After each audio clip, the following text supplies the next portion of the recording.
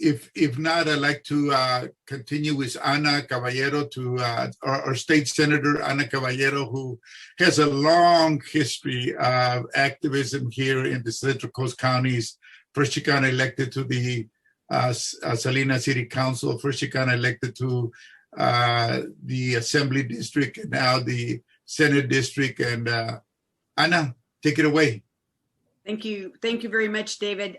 Really appreciate the opportunity to be here today. And I want to thank MPC as well as you personally for coordinating this get together and the opportunity to hear the voices of Chicanos and Chicanas that have been on the front line for a really long time. And you're absolutely right. The history gets written by the victor.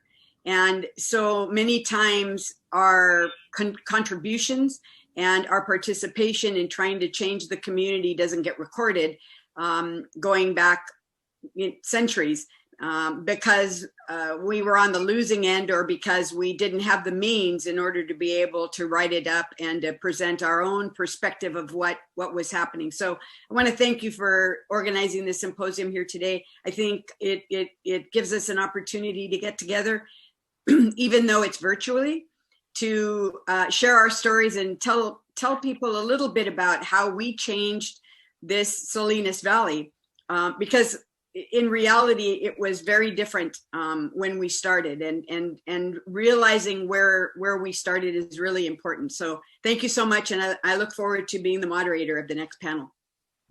Thank you very much, Ana. David Martin, can we hear from you? Yes, David, thank you very much, and good morning and welcome to this very special event. We're very excited to welcome the MPC Lobos that are with us, the community members, as well as the community leaders that are going to be participating and joining with us on this very special day. MPC, as well as the entire community, is excited to have the individuals joining us that we'll see this afternoon. And we're thrilled to learn about our history, our community, and most importantly, our culture. So we're very excited, Professor Serrano, to spend this time not only with the panelists, but with the community as well. So I just wanted to take a moment and really thank all the members of the panels that will be joining us this afternoon, members of the MPC support team, members of the MPC Social Sciences Division, and lastly, Professor David Serrano, I'd like to just thank you for bringing us all together on this very important day, on this very important occasion, and I look forward to learning with you all. I hope we all have a great day. Thank you. Thank you. Thank you, David Martin. David Martin is our superintendent president here at MPC. He's a very progressive individual. We are really happy to have him here. And as you can tell, he's been very supportive of the symposium. And also, I want to thank all the faculty who have participated, the staff who have participated in putting this program together. I'd like to especially thank Kendra Cabrera, Elizabeth Mullins, Lauren Blanchard, Anthony Garcia, Anthony Villarreal, Steve Albert, and all the faculty members, Elizabeth Mullins, that will be helping out with the panels. Thank you all very much. So now we're going to listen. Bill Manning was not able to be present with us, but he sent a recording, and I'd like to ask Frank to play that recording now. Well, good morning. I'm former State Senator Bill Manning. I want to welcome all of you today and especially thank David Serrano for his leadership in organizing the symposium to recognize and honor the first generation of Chicano leaders in Las Voces del Pueblo. For me, it's indeed an honor to see many friends and allies leading today's panels and sharing the history that has formed a new level of political power in the Salinas Valley and Monterey County that has been transformed in large measure because of the leadership of the Chicano movement in our communities. I want to welcome those for whom this is maybe a new exposure to some of the history of this region, and hope that by capturing, sharing, and preserving the history of the Chicano movement in this region. It will serve to inspire the continued fight and struggle to achieve equality and justice throughout not only the central coast of California, but our entire state, nation, and planet. For me as an ally, and I think I speak for many other allies of the Chicano movement, I gained so much from my work with the United Farm Workers Union, with California Rural Legal Assistance, and with other local struggles in education, healthcare, worker safety, that I've carried with me in the privilege and honor I've had of representing residents of this region in the California State Legislature with my good friend and ally, Ana Caballero, and so many others. I'll just close by wishing you all the best in today's sessions and deliberations, and by just memorializing a few of those whose names David captured in the preliminary program, some of those I worked with and whose spirits live with me as we move forward. Ricardo Villapando, Hector de la Rosa, Maria Coralejo, Jean Martinez, and so many others. We are guided and inspired by their spirits, by their sacrifice. And again, I thank all of you for this opportunity to join in this greeting and wish you all the best for a great session, and more importantly, to struggle on in the future. I look forward to seeing you on the picket lines. Si se puede, mil gracias. Adelante. Thank you, Bill, for those comments. As always, you have always been a very inspiring individual, and I want to thank you for all the years of service that you have provided for the Chicano community here in the Central Coast counties. Thank you so much, Bill. I also want to thank all the panelists, because it's the panelists, the ones who have made the history. I want to thank them for the time they have spent in preparing for these presentations, and especially the faculty who attended a lot of the meetings, and the rest of the people. So at this point, I pass it on to the first panel. And so Frank will take care of setting up the next panel for the City of Salinas. Thank you, everybody. So you can take it away anytime, Ana. Okay, sounds good. I was waiting for pictures, but that's what we can get it started. Let me just say a big thank you. I know that Senator Emeritus Monning is not on the line, but it was very moving to recognize individuals that have been extremely important in organizing efforts in the Salinas Valley, and their spirit and their heart really does live within us. This panel, let me just start off by doing introductions.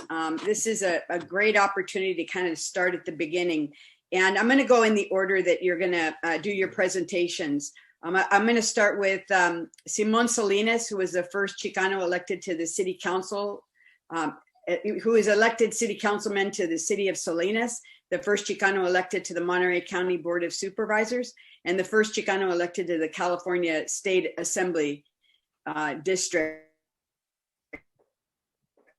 He was the mover and shaker that got us all started, and that cracked open that door that allowed the rest of us to kind of walk through.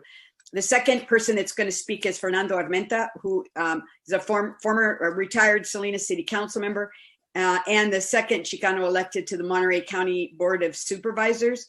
He and I were elected at the same time to the City Council. And then introduce Roberto Ocampo, who was the third Chicano elected to the Salinas City Council. And when Robert got to the council, we had a majority in the council for the first time in Salinas's history. So we're going to talk a little bit about that effort. And what I've been asked to do is to keep us on time. We have about 12 minutes, 12 or 13 minutes. I'll give you a 1 minute prompt, and we want to make sure we have enough time at the end to have questions, to have interaction with the listeners out there. So Simon, I'm going to turn the mic over to you and take it away. You can set the stage so that people understand how we, what it was we were doing and how we were doing it. And the really important thing is that we had set up a number of ways to be able to get representation from East Salinas, but we couldn't get people elected. And so that's where your election comes in. Thank you, Ana. Can you hear me? Yep. Can you hear me? Thank you. And thank you, David Serena, for organizing this, and certainly all the listeners, MPC, faculty, staff, and also the students. Important to, I hear from the voices of those people that were involved in the front line. And my perspective is that it's been a collective effort. It was an effort for all of us to come together and recognize what it is that we were facing in Salinas. And, a little bit of a brief background, because we all look at policy and feel passionate about certain policy areas because of our background, because of who we are and our upbringing. And so my background was certainly as a farm worker, as a migrant farm worker from Texas all the way to the Salinas Valley harvesting crops. So I tell everybody, by the age of 14, I was already a seasoned farm worker. I had already picked cotton, citruses in Texas, and then strawberries, bushberries, cucumbers, apples, you named it. And farmers planted it, we harvested it, family of 12. And so that, growing up, one of the areas that always surprised me was the lack of healthcare for my family, and seeing your parents in pain sometimes because they didn't have healthcare was certainly a motivator for me, and an incentive to figure out what's going on here. Why is our community's history, why are the contributions of our community not being told? And so that was always in the back of my mind. How do we get our history? And to be able to now have all of this panelists who are proud to say we were Chicano activists, Chicano folks that had a passion for having certain goals and how to improve the quality of life for our community. So in Salinas, I had come back and I was an elementary school teacher at Barden Elementary School in the East Side area in LSL. And there had always been talk of how do we get into the table? How do we become part of that table so that we can provide input in terms of what are the needs, the goals, the aspirations of the Chicano Mexicano community here in Salinas. And, there had been elections, people have tried. I know you had been also working at CRLA and the Planning Commission and trying to get into that, talking to the powers that be to say, look, you either accept us and let us be part of the discussion, part of the decision-making process here in the city, or there's other ways coming. So Cruz v. Gomez happened right before we had Joaquin Avila, the late civil rights, voting rights expert, had come in and told us about communities of interest, about polarized voting, and about how to change the electoral process here in Salinas. For those that don't know the community here in Salinas, the east side was mostly Mexican-American Chicano community, almost 80-90%, I'd say, was East Salinas. And we had the problems that a lot of segregated communities feel, the lack of resources, parks, a lot of density, but very little parks. We had streets that were very unsafe with pedestrians, our families crossing 4 lanes, getting killed out on those intersections.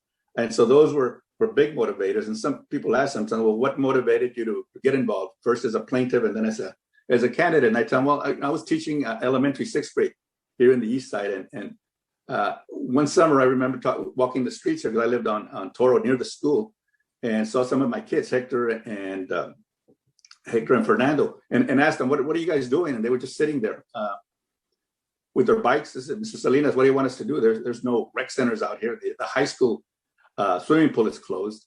Our parents are working out in the field. So that stuck with me. And so when this came up and Joaquin asked to find some plaintiffs, that's what they wanted, was sympathetic plaintiffs, right? That if this case had to go all the way to the Supreme Court, that the courts would look at who were the plaintiffs that understood the needs and the wants of the community. So I became a plaintiff. Fernando Armenta, who's a social worker, former veteran, working in Natividad Medical Center, became a plaintiff.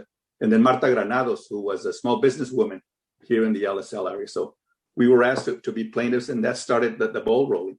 Joaquin had told us that we had a very good case. He had looked at the data here in Salinas and found that candidates had run but hadn't been able to win, that we had a lot of people in the east side, but we didn't have a lot of voters. A lot of our residents were legal residents, or many were undocumented. And so we couldn't elect a candidate of our choice.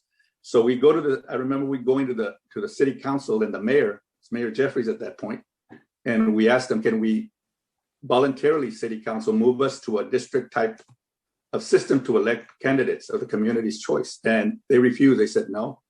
why don't you do it the old-fashioned way like everybody else? Why don't you run citywide? I said, well, we've tried. Unfortunately for us, sometimes Chicanos don't have the resources to run a citywide campaign, or we don't have the votes to be able to get elected because of polarized voting. Where South Salinas voted for white candidates, East Salinas tended to vote for Latino candidates, but we couldn't get elected. And so there was discussion, and then we reached a compromise. We didn't have the vote back then to get the council to voluntarily switch over to a district type of electoral system. So they said, tell you what, we'll let the community decide. If the community decides to go to districts, then so be it. The council was willing to accept that. And so the community acted, we had a discussion. We said, what do we have to lose? I mean, if we lose, we still got the legal process. We still, Joaquin Avila is saying he's prepared to take this case to the Supreme Court, U.S. Supreme Court. And so the community, we talked, we lobbied the LSL community. We talked to parents. We talked to the voters from the east side and said, here's an opportunity, community, for us to be able to elect candidates, people that you want to put on the city council, but we have to change the system. We have to vote.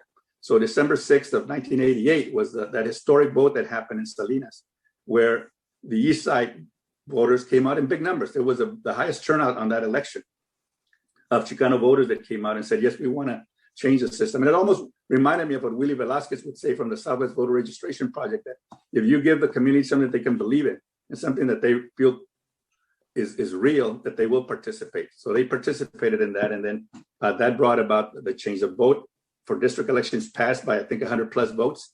And that changed the way that council members would be elected to the city council. But we had a hybrid system because the mayor would continue to run at large. And we were okay with that. We figured first we get into the council and we get enough candidates at that level. And certainly you came in and then later became the first Chicana to be elected to the city of Salinas. And so that was the genesis, a lot of work, a lot of collective effort to try to change the makeup of the city council. And so that had a very positive. So then in 89, we had the elections. We had an election. I ran, got elected in 89. And became the process of understanding as Chicanos. Okay, we changed the system. Now what? And a lot of times we hear where you think that change is going to happen instantaneously. Well, it's not. It's sometimes it's incremental. Sometimes, and I know you and I have commented, when we get in, there's no money in the coffers. We come in and there's no money. You got to deal with very tough issues. But at the end, I think because we were at the table, we were able to bring forth some of the issues that were so critical and so important for our community. And I tell the story of one of the first things that I get in, and I had said on the committee to bring in Dave Mora, who became our city manager. And I want to build parks. I want to build little tot lots. I want to take care of signal lights for intersections and bring more amenities, quality of life amenities in the community. And there wasn't a lot of funds available, so I had to build a little tot lot. But empowering the community, I think, was what, as Chicanos and that effort made it worthwhile, was that they could participate. We went back to them. Because a lot of people can talk about community, but for me, community was the kids here, Agustin, Fernando, and those that needed a little recreational center. So we work on recreational centers.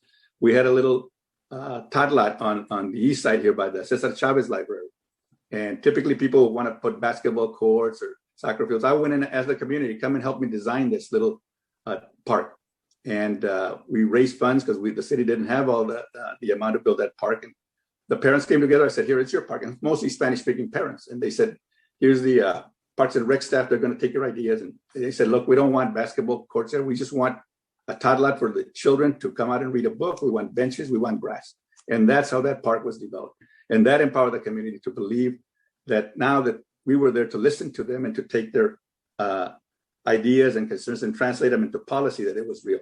One of the other issues, because people always ask, well, what changed? What happened? Well, we also had and I remember the discussion we had in the east side, we had too many outlets, too many alcohol outlets, too many stores selling a lot. So there's a shopping center right here across the Cesar Chavez Library where they don't sell beer. The parents there organized, and I said, I tried hard, and I asked Safeway, I asked some of the big chains, can you come in without selling? Nope, we can't. That's about 10-15% of our profits. So, but we finally found some stores that were willing to come in, and it's still there, it's operating. So those were real changes that I think let the community know that change was important, that district vote meant that now they could elect candidates of their choice and candidates that could be respectful of their ideas and be able to reflect those values in those decisions. making process. So that to me was a genesis, an effort to say, we're going to bring about change. We'll do it the legal way. I mean, sometimes there was discussion, we ought to do more marching, more protesting. I said, let's get inside and then let's figure out how do we start making the change? How do we form allies, as Senator Manning was saying?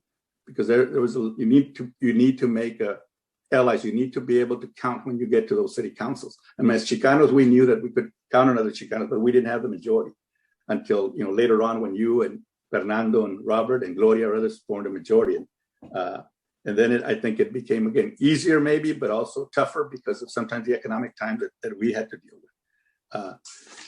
So we went through that, and then on the Board of Supervisors also, another area that was affected by the district elections, by the district movement. And those, when people ask about what was the impact, I said, look, the Chicano movement has done a lot for this, and we have to recognize it. Because I remember, as I indicated before, my parents, we had no health insurance. We had no dental insurance. So now when I tell people, if somebody's sick, you can go to Natividad. They're providing quality medical care. A lot of you in this panels know that the fight that we had there for building a quality medical facility here for the Central Coast. So that if somebody is underinsured or uninsured or undocumented, whether they can go there and get quality care. So those were real changes. And housing, I think we've had our impact, making sure that we push for those type of projects and developments. Got a minute. Mm-hmm. So it has been real. So what I'd like to just leave the students is to believe in themselves, to believe that small groups can make change, and work on the foundation that has been laid by others before you, and be able to learn that the changes you're going to effectuate are incremental. But now you're on the table. You're on that table, and your voice of your community can be taken into account and can be listened to. There's still barriers, there's still challenges, but I think, and I am hopeful with the new generation of Chicanas that are out there, that we'll continue to make sure that we leave this place a better place than we found it. And I think that's what we all did when we started this district movement back in the early 90s. Thank you, Simon. Great job. And you're right on the money. Let me just say that there was a chat comment, and I really want to honor that chat comment. And the comment was from Mo Jardine, who said basically that we should be dedicating this symposium to Justice Cruz Reynoso. Right. Unbeknownst to me, he passed yesterday. Yes. His family at his side, and so Mo is absolutely right. He has been one of the bright lights, not necessarily in the political world when he was a judge, but certainly afterwards. He has been pushing us all to do as much as we can for the Latino community, and he was really instrumental at CRLA in bringing Latinos into rural California to represent farm workers. So, you mentioned Joaquin Avila, and we need to honor him as well, because he was the attorney that made it possible for us to push for district elections. And so thank you for reminding us. Okay, Fernando, the floor is yours. Take it away. So now we have one Latino on the city council, and then here's Fernando. Oops. Good morning. My timer. Morning. Morning. Want to thank everybody, and Simon, you did a very, very outstanding presentation. I almost feel like I need to get off. You said everything. Everything that was critical, very important, very specific. And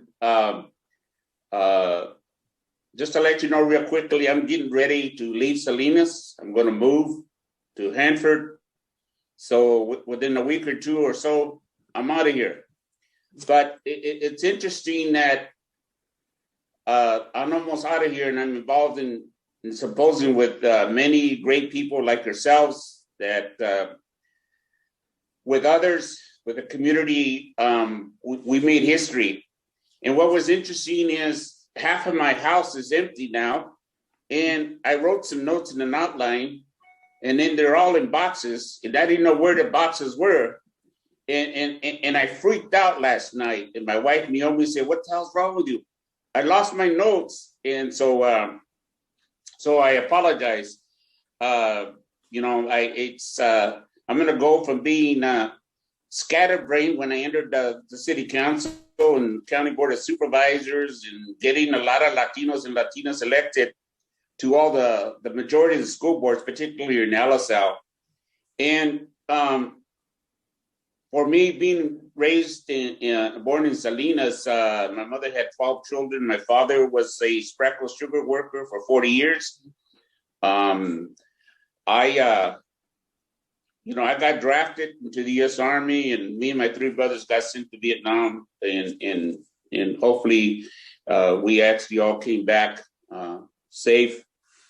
And so for me, is at 8 years old, I had tuberculosis. I was at the sanitarium in Natividad Medical Center for 4 months, and I think that laid a very good impact on me in terms of that I needed to do something or figure out how to do something. So all of us have lived in poverty. We grew up with racial and economic discrimination. For me, is coming back from Vietnam, I had someone talk me into, my cousin, you should go to Hartnell College. I said, look, man, I barely graduated from high school. I'm not interested in going to class, and I'm just interested in getting a job and just having a way to support myself. So I entered Hartnell College in 1972, graduated in 1974, got involved in the United Farm Workers Movement March in Salinas, got involved with MECHA, and then I went to San Diego State University in 1974, got involved with MECHA. But something significant happened in San Diego for the farm workers in the Farm Workers Union. And something very significant happened to me personally. As I was looking for a way to get inspired and motivated, I got asked by Scott Washburn of the UFW to come and work for the UFW full-time in Logan Heights, to work full-time on a boycott. And I did that not very long as Mr. David Serena. I took a whole summer off full-time, and we were very effective. We were very persistent. I weighed 120 pounds in, getting $20 a week, and got very motivated, very inspired, and it just changed me forever. I came back to Salinas, and the very first thing is coming back is a great pioneer, one of the greatest founding political leaders in Salinas. I consider the world. For us, it's Salinas. For us, even better, it's Alizal. It's East Salinas. And our great fan and great supporter that passed away, many years ago, 1995, was the Honorable Jesse Sanchez. We all worked real good. He helped coordinate and lead the city council campaign in 1989 for Mr. Simon Salinas. But even more so is, to me, it's always been the FW, okay, you want to be a Chicano, or you want to get inspired, or you want to get motivated, then you need to do something with it. So what we did is, me and Simon Salinas, Marta Granados, and others of you, we had just gotten off the Michael Dukakis campaign, November of 1988, presidential election, with Mr. Juan Uranga, Ernesto Gonzalez, and several others. And within a month, we went to having, like Simon said, and I have one of the very few framed district elections yard signs that say December 6, 1988.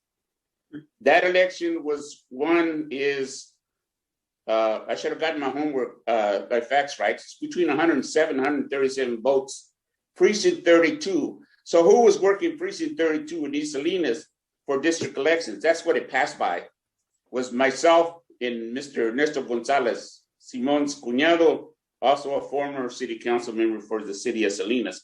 That was very significant. I felt like that was enough for me. I needed to leave politics for the first time. It was going to happen. I'd done my work, done my homework. Maybe it's time for me to retire. And then, so, we had an election. We had, obviously good work was done by Simon. Good work, hard work was done by Mr. Juan Uranga. He was part of helping and others getting there. So for me the message is that if you want to create and develop change, you need to understand that change ain't going to be given. Political power, I learned a long time ago with the farm workers, it's not given, and it's taken and it's earned. And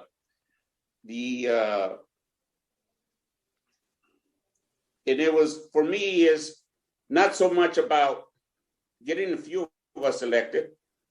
It was trying to, and very effectively, supporting and working on campaigns to not only get Latinos elected to school board, city council, assembly, state senate now with Yana Ana Caballero, was to support and work on campaigns to get Latinas to elected office. For me, that was very important. In terms of accomplishments, my recommendation message to everyone out there, whether you're a student or not, it is to get more Latinos registered to vote, get more Latinos and Latinas trained and ready to make change, making sure that we identify Latinos and Latinas that are really interested in representing their community. Holding city and county government, like when we were there, it was not easy, holding them accountable. And I remember one time, Assembly member then, Honorable Simon Salinas, giving me a call one Saturday afternoon. He says, Fernando, Juan Martinez is calling me about San Gerardo Cooperativa. Do you know that they have water that contaminates your skin? They can't bathe, they can't drink the water. And is it okay for Mr. Amesquia out there, general manager of San Gerardo, to call you? Will you meet with him? Of course, my district then was District 1.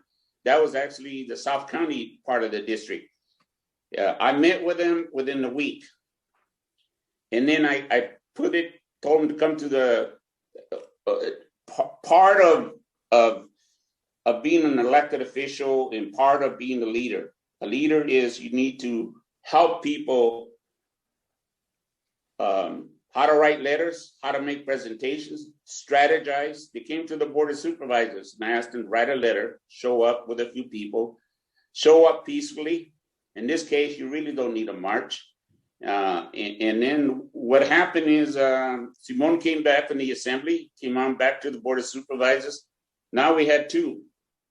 Now we were making movement. We were having meetings. We were getting state and federal grants for interim water systems, water filtration systems, using CDBG, community block grant money. And before you know it, we had to do the hard thing. If we wanted to make permanent significant change for clean and safe water, because the majority, if not all of them in San Antonio, son campesinos. So we created an assessment district, and they have one of the best water Cadillac version systems in the whole county, and that was done. The other thing is sometimes is we need to step out, and all of us have and continue to do. We got to step out of our district. We got to step out of our box. And sometimes a lot of our people not only live in our district, they voted for us, but there's other people that don't have the kind of tenacity and the inspiration and the motivation and the will to help others in other areas of the city or the county.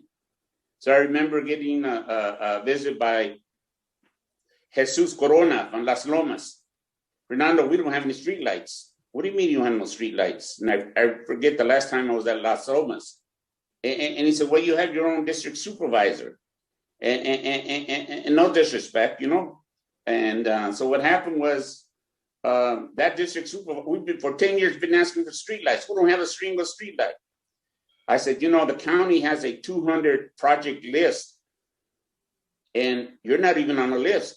You need to get on the list first. Well, we'll start attending the budget committees. I worked myself up in the county board of supervisors on budget. End up when I left in 2017, I was chair of the budget committee. What happens is I told them, you need to go lobby the other county supervisors. You need to show up at the budget committee meeting, show up peacefully, make your case. And that was the last time I chaired the board of supervisors in 2013. The budget hearings came up. And you have a minute, Fernando, sorry. So what happened, the result, 100 and streetlights were done. $1.8 million was done. We got new soccer fields. We got a state-of-the-art transit system by the help of many of you, and specifically Senator Ana Caballero. And we also have the Natividad Creek Park. There's a lot of things, but I would say keep the ball rolling, keep it moving, work with each other, stay positive with each other, stay healthy, and stay united. And we can continue to get this, what I call the Plan del Pueblo done. Eventually, it takes more time and effort. And so thank you for having me. Thank you, Fernando. That's a great recitation. Thank you for all your hard work. We're going to be sad to see you leave, but we'll keep planning things, so you have to come back and visit us. And I know that your son and your grandsons are going to really enjoy having you in Hanford, and so we're sad to see you go. Right. Thank you. Next, turn the mic over to Robert Ocampo. Robert came onto the council, and so we have Simon in 89, Fernando in 91, and here it is, a mere 5 years later, and Robert Ocampo is elected to the city council. Take it away, Robert.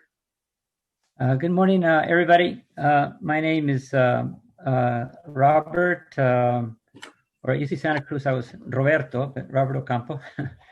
I'm a retired high school counselor. I worked 40 years as a high school counselor. And as Ana indicated, I served on the city council for 13 years, from 1993 to 2006. Presently, I'm the president of the Board of Education for the Alisal Union School District, and that's I consider that a one in a lifetime opportunity to do something that I've never done before.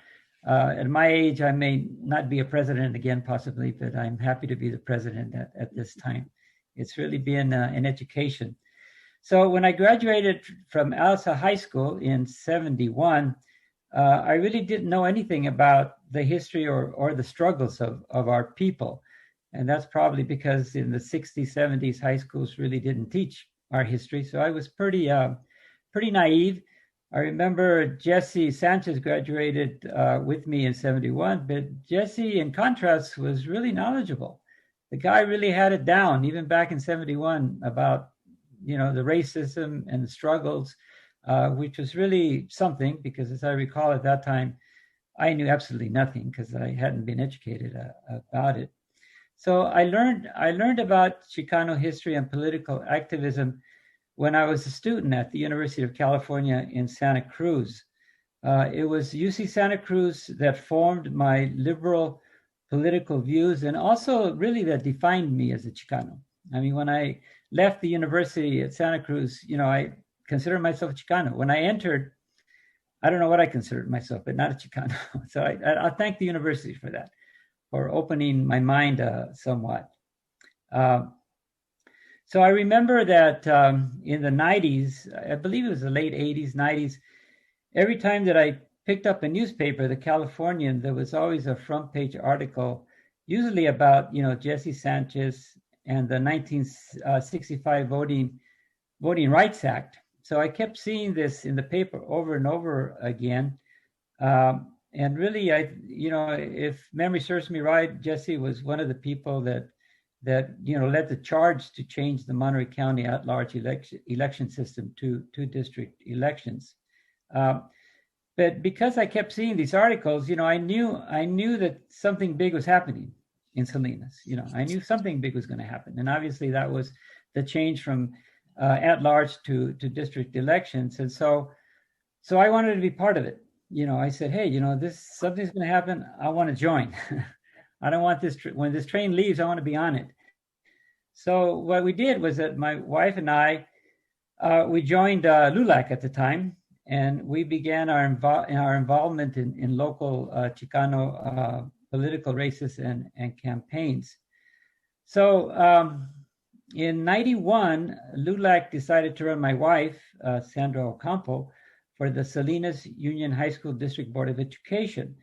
And she won the election and was the first Latinx woman elected to this position. So the second campaign we worked on was a campaign to elect Jesse Sanchez to the Monterey County Board of Supervisors. Jesse lost the election to Simon Salinas. So Simon was the first Latinx elected to serve on the Monterey County Board of Education in over 100 years, which was really, really quite an accomplishment. You know, it had been 100 years since any Latinx or Chicano sat on that board, and Simon took that position, which is, you know, it's a great moment in history that one of our own, you know, got on the board. So what happened was that Salinas left his seat on the Salinas City Council in 1993 to become a supervisor with the County of Monterey. So this obviously left a vacancy on the Salinas City Council. Now, at the time, LULAC wanted to run my wife, Sandra Ocampo, for this vacancy. You know, my wife was sort of the chosen one, right, for LULAC to become the next city council person. But my wife convinced LULAC to run me for the position. You know, so consequently, I was elected to the Salinas City Council in 1993, you know, in large part thanks to the wife. And it's interesting that through our history, it's Sandra who's always been the first and I've been the second to follow. For example, she was the president of the high school board last year. And then after she was the president, then I became the president of the Alice Elementary. Similarly, you know, she was elected first, and then after her, then I was elected. So I seem to be following her, right? You know, whatever she does, I do, you know. So thank goodness for the wife, right? You know, what can you say? Women know what's up, right? So anyway, I believe that it was in the late 90s. Well, I'm not sure about the dates. I guess, well, I believe it was the late 90s, or that the Salinas City Council, you know, became a majority Chicano Latinx city council. And again, this was also historic because it was the first time in the history of Salinas that the majority of people sitting on the council were all, you know, Chicano, were all Latinx students. And, you know, I believe that today we have, for example, we have Cesar Chavez Library, we have Cesar Chavez Park in Salinas. And this is because of the Latinx presence on the Salinas City Council. And this is our way of honoring, I think, both the history of Chavez and also honoring our community. It was our way of saying that the Latinx community matters and that it is important.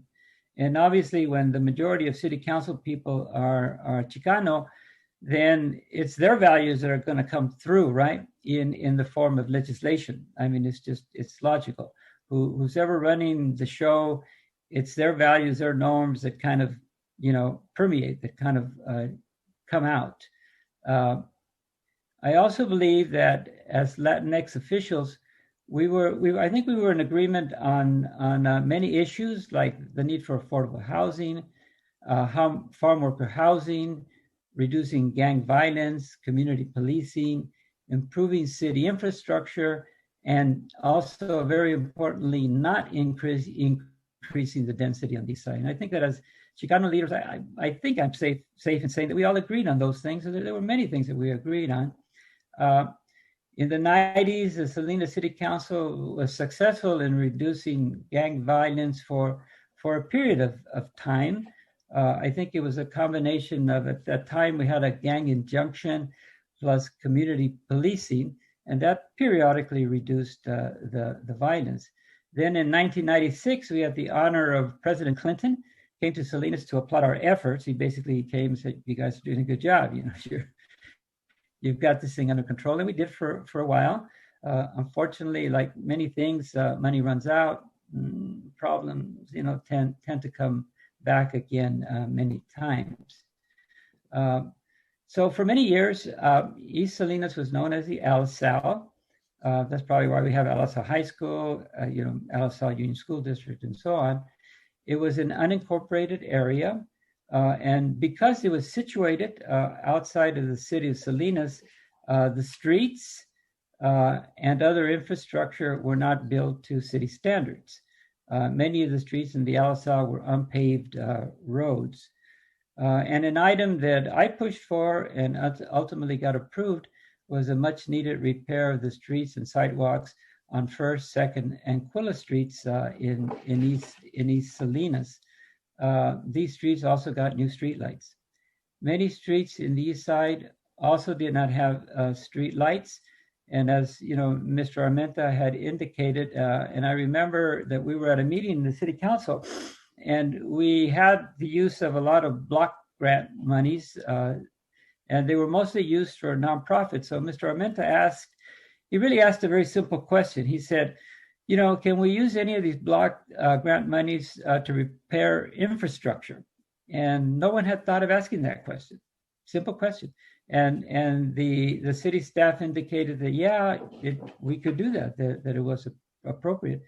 Consequently, streetlights were installed throughout the east side of Salinas, as Fernando Armenta indicated, and this helped to increase safety in the east side, because obviously when there's more light, there's going to be more safety. So, I guess in closing, my advice to students is really kind of simple. Just work hard, dream big. It's important to have big dreams, and always remember to give back to your community, because sometimes things that appear to be impossible to do, you discover that they're not impossible, that they can actually be done. I can think of many examples in my life where I thought that's not going to happen. And you know what? It happened. I won't go into details, but I'll just tell you that it did in fact happen. So don't think that things can't be done. I think it's when we don't get things done, it's because we're not dreaming enough. Our ideas are not big enough. So don't be afraid, to go out there and do what appears to be impossible. I'm 67, and life has taught me that very little is impossible, really, if you have the dream and you have the will to do it. So that's it. And I thank you very much for listening to this old man. And I hope that you young people out there will, go forth and do great things. I know that you will go forth and do great things. So thank you very much. It's an honor to speak to all of you. Perfect timing, Robert. You've got 12 minutes down. You can tell. Oh, thank you very much for all of that. I think what you're hearing from all of us is that we got a lot of things done because we did it together, and that's really critically important. As an elected official, you really don't do anything all by yourself. You do it together with others. You need the votes in order to do it. Let me start this timer on myself too. So let me just say that you heard from 3 individuals who grew up in Salinas, and whose life was formed because of their experiences growing up in Salinas. My story is a little bit different. I grew up in Southern California, but my family is a family of copper miners. And so blue collar, hardworking people. And I moved to Salinas to work farm workers at CRLA. And I went to law school because I wanted to provide legal service to people who had no access to an attorney. And I saw a lot of injustices when I was growing up. And I wanted to be able to help people to make decisions in their lives that would help them to improve their lives. So I moved to Salinas to work here for a couple of years, fell in love with the community, and decided to stay. And I bought a house in East Salinas. As a matter of fact, I was right next door to Robert Ocampo. We were neighbors. And I ended up getting involved in the political arena because I looked out the door and we were organizing neighbors around community cleanups and safety in the neighborhood. And I started asking questions. How come there's not a crosswalk to be able to get to the library? How come there's no sidewalks for kids to be able to get to school? And so I got involved in neighborhood organizing and realized that in many ways you can. I had became an attorney to be able to help people improve their lives, and in politics you can do the same. Being an elected leader, you're a community servant, and if you do it right, you can really tremendously impact the lives of people that live in your community. What happened is that my family got larger, and I moved to Creek Bridge, and I again got involved in another neighborhood organization to beautify the area and make sure that neighbors got to know each other. And I had been on the planning commission. And so they asked me, we had been very involved, all of us in the Alisal Betterment Committee, trying to improve Alisal, and had become politically involved. So I was asked to run for the city council. It was a non-Latino district. This is after district election. Simon won the district election first, and then Fernando and I think we both ran in the same year in 91. And but I was running in a non-Latino district, and the reason I mention that is because we had set up the districts to be able to have Latinos be able to run in a district, and takes less money. You can walk a whole district, and you can encourage our residents to get involved, and they can see it. And so I wanted to try to do the same thing in a district that was a little bit different than I had just moved into, frankly. And I have to tell you that my major opponent was an individual that had been very active, had lived in Salinas his whole life. And he went around telling people that he shouldn't vote for me because I had young children and I should stay home. And I got phone calls from neighbors telling me that they thought he was a real jerk, and that they were offended because most of the people that lived in my neighborhood, most of the women worked, and they were offended that someone would go around and say that kind of thing. By the time I got on the council, I was the first Latina elected to the city council. We ended up with a majority in a very short period of time. So, Simon ran, and he was the first, and it really was history in the making. And then we ended up with a number of us all at the same time, and it was a bloodless revolution. We were able to change the whole the power system in the city, because we were able to walk our districts, knock on doors, talk to people, and convince them that we were the most qualified. And that fundamentally changed politics in Salinas and gave us the opportunity to make our cases, right? To be able to say, I know what I'm talking about. Here are the issues I'm concerned about. And then listen to our residents and say, what are you concerned about? How can I be helpful? Salinas, I think the demographics are probably very similar today than they were then, but we have a very young population. The median age always has been around 27, 28, which means that half of our population is very young, a lot of little kids. It's heavily Latino, working families. And so the kinds of things that we focused on were the things that could help our families to be able to be successful. And as I said before, none of this happened because one person made it happen. We worked together. We ended up, as we were building new homes, we ended up putting a library fee on every single home that gets built so that we could expand our library space. And now the library space is doubled. We have big libraries that really can much better meet the needs of the city.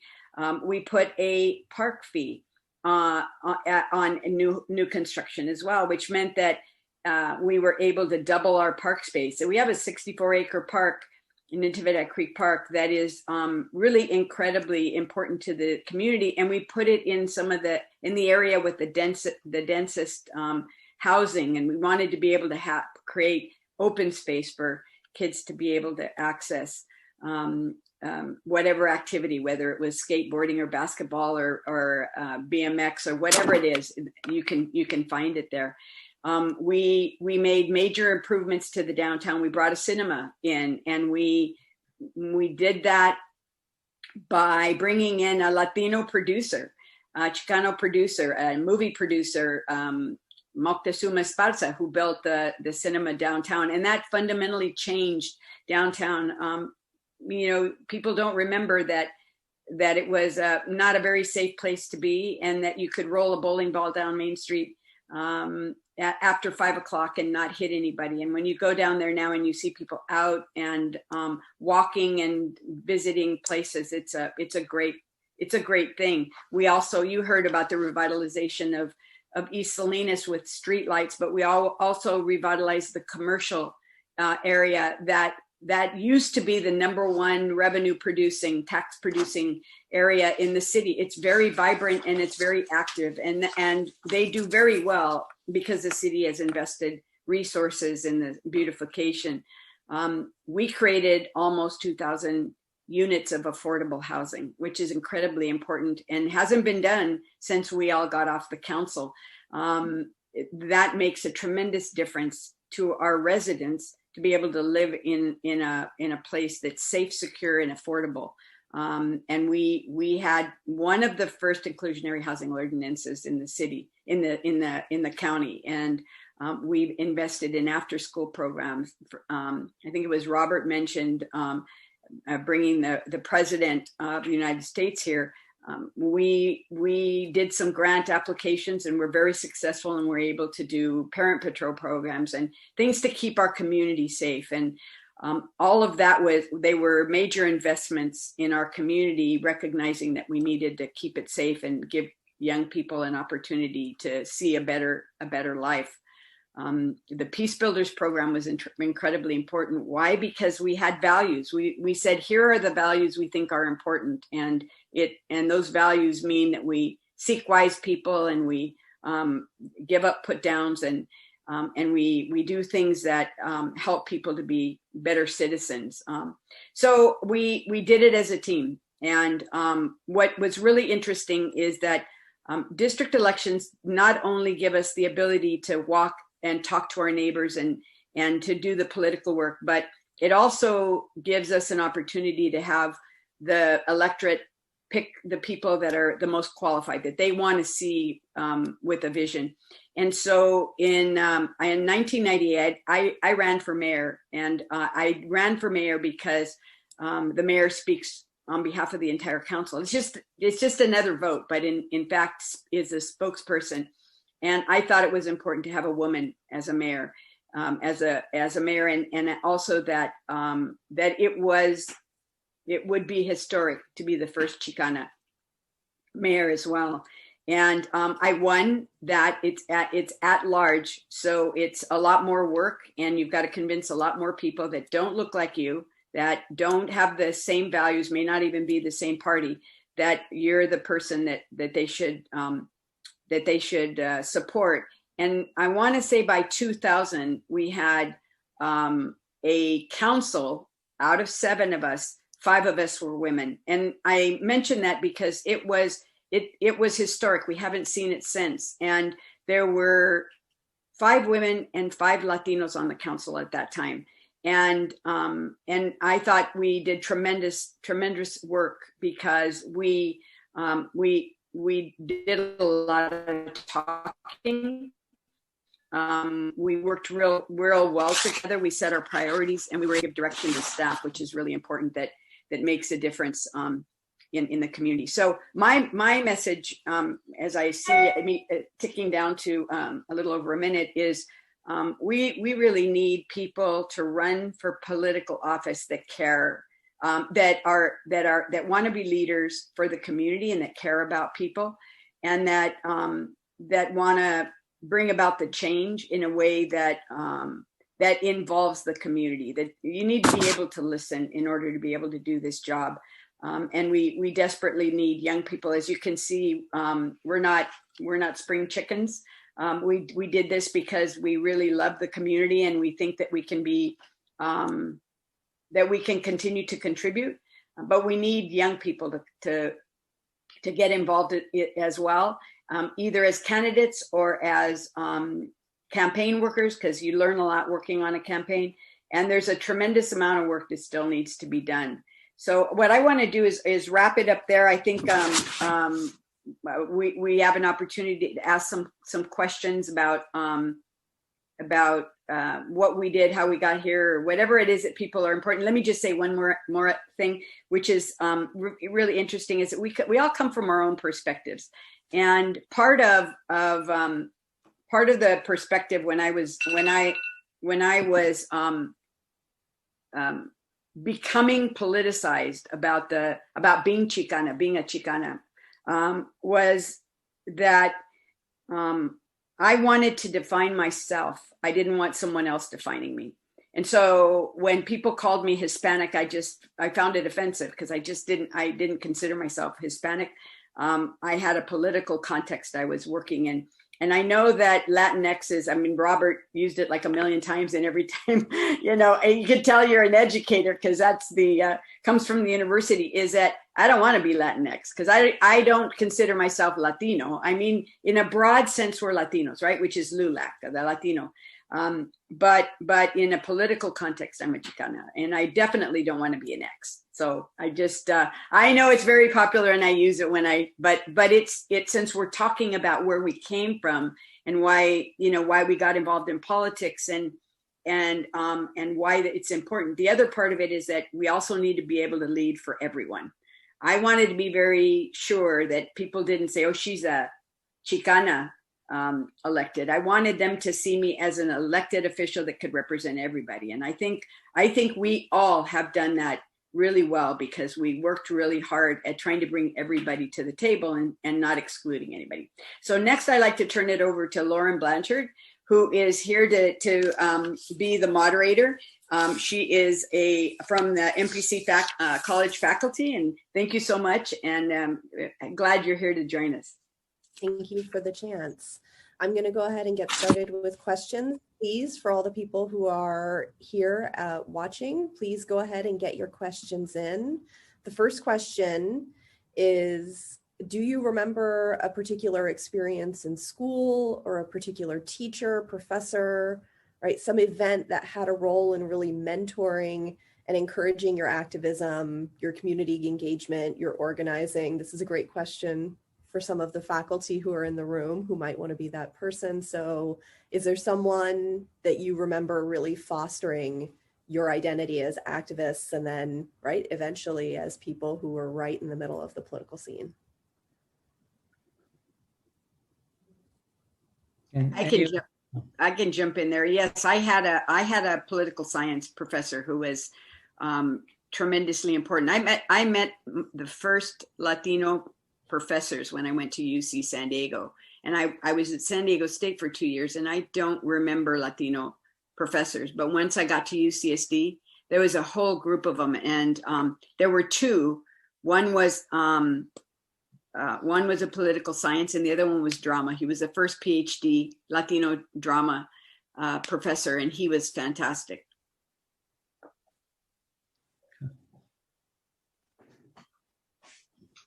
Robert? Oh, yes. I think for me, when I was a student at UC Santa Cruz, I had an instructor by the name of Katia Panas, who passed away a few years back. But she taught a course on Chicano history, which was a very small class, maybe 10 or 11 of us.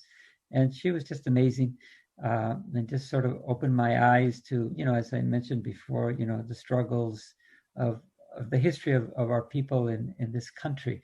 And I kind of walked away thinking, wow, that was phenomenal. And she was a very nice lady. She would, back then, back in the 70s, Merrill College, the classrooms were always open. They never locked them.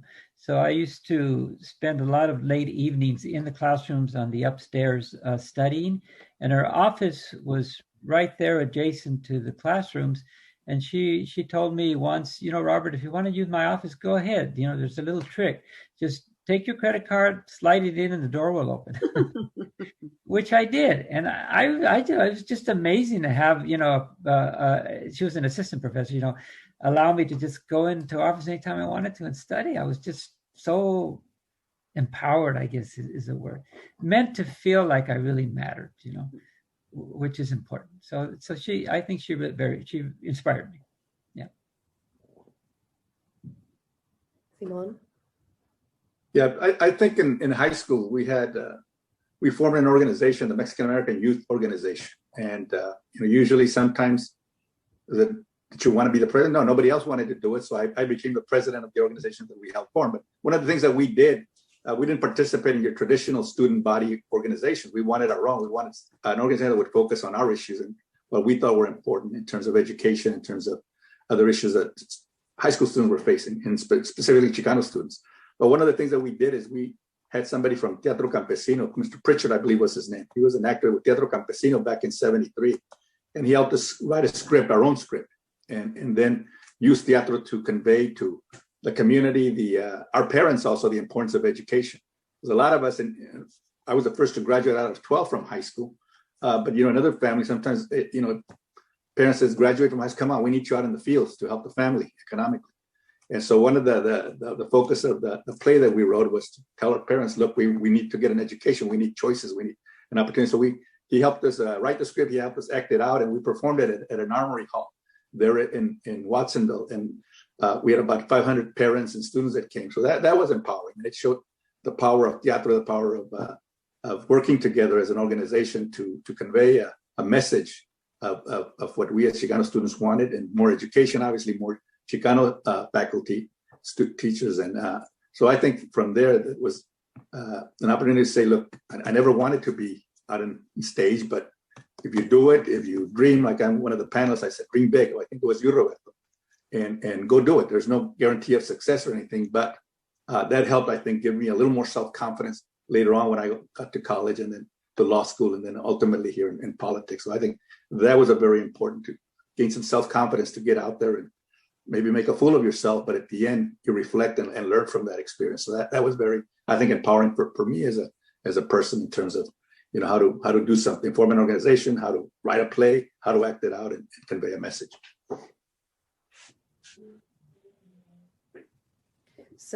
So then there's a related question, right? Kind of forward looking.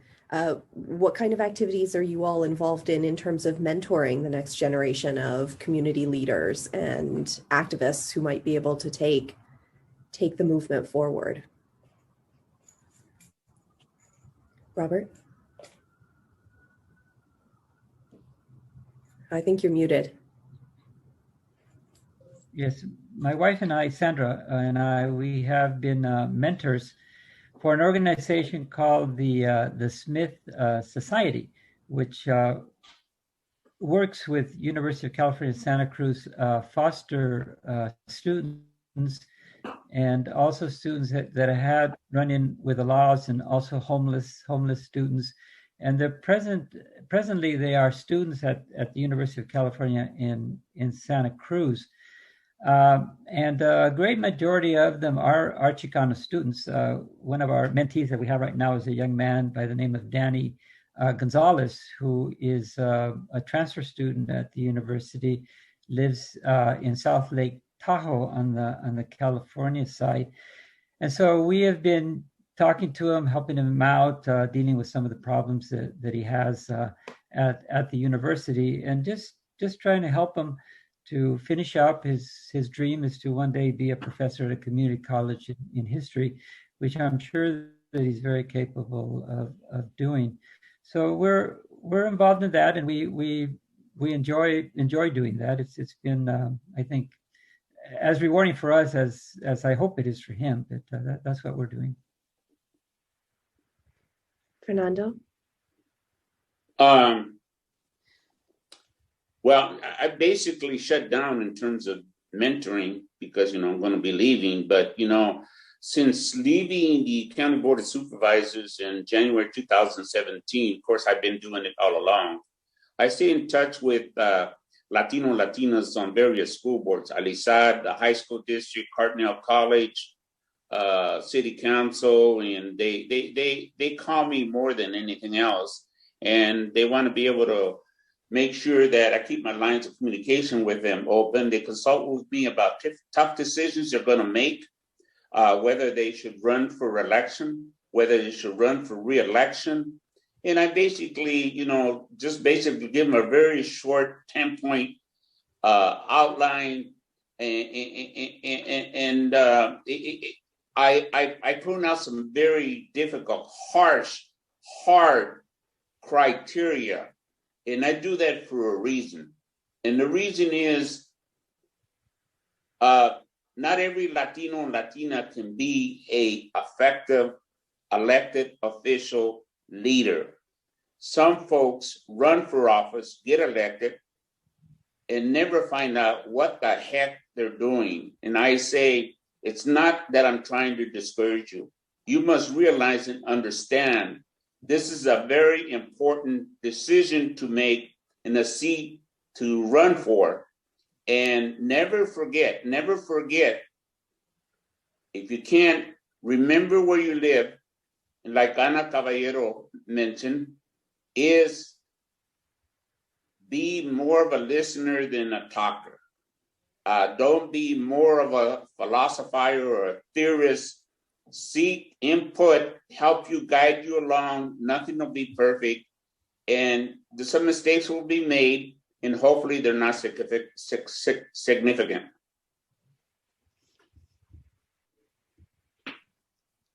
Anna, and then Simone, you can wrap it up. Okay. It's been hard. It's been hard this last year plus to, mentoring usually involves getting together. I mean, if you're going to be a good mentor.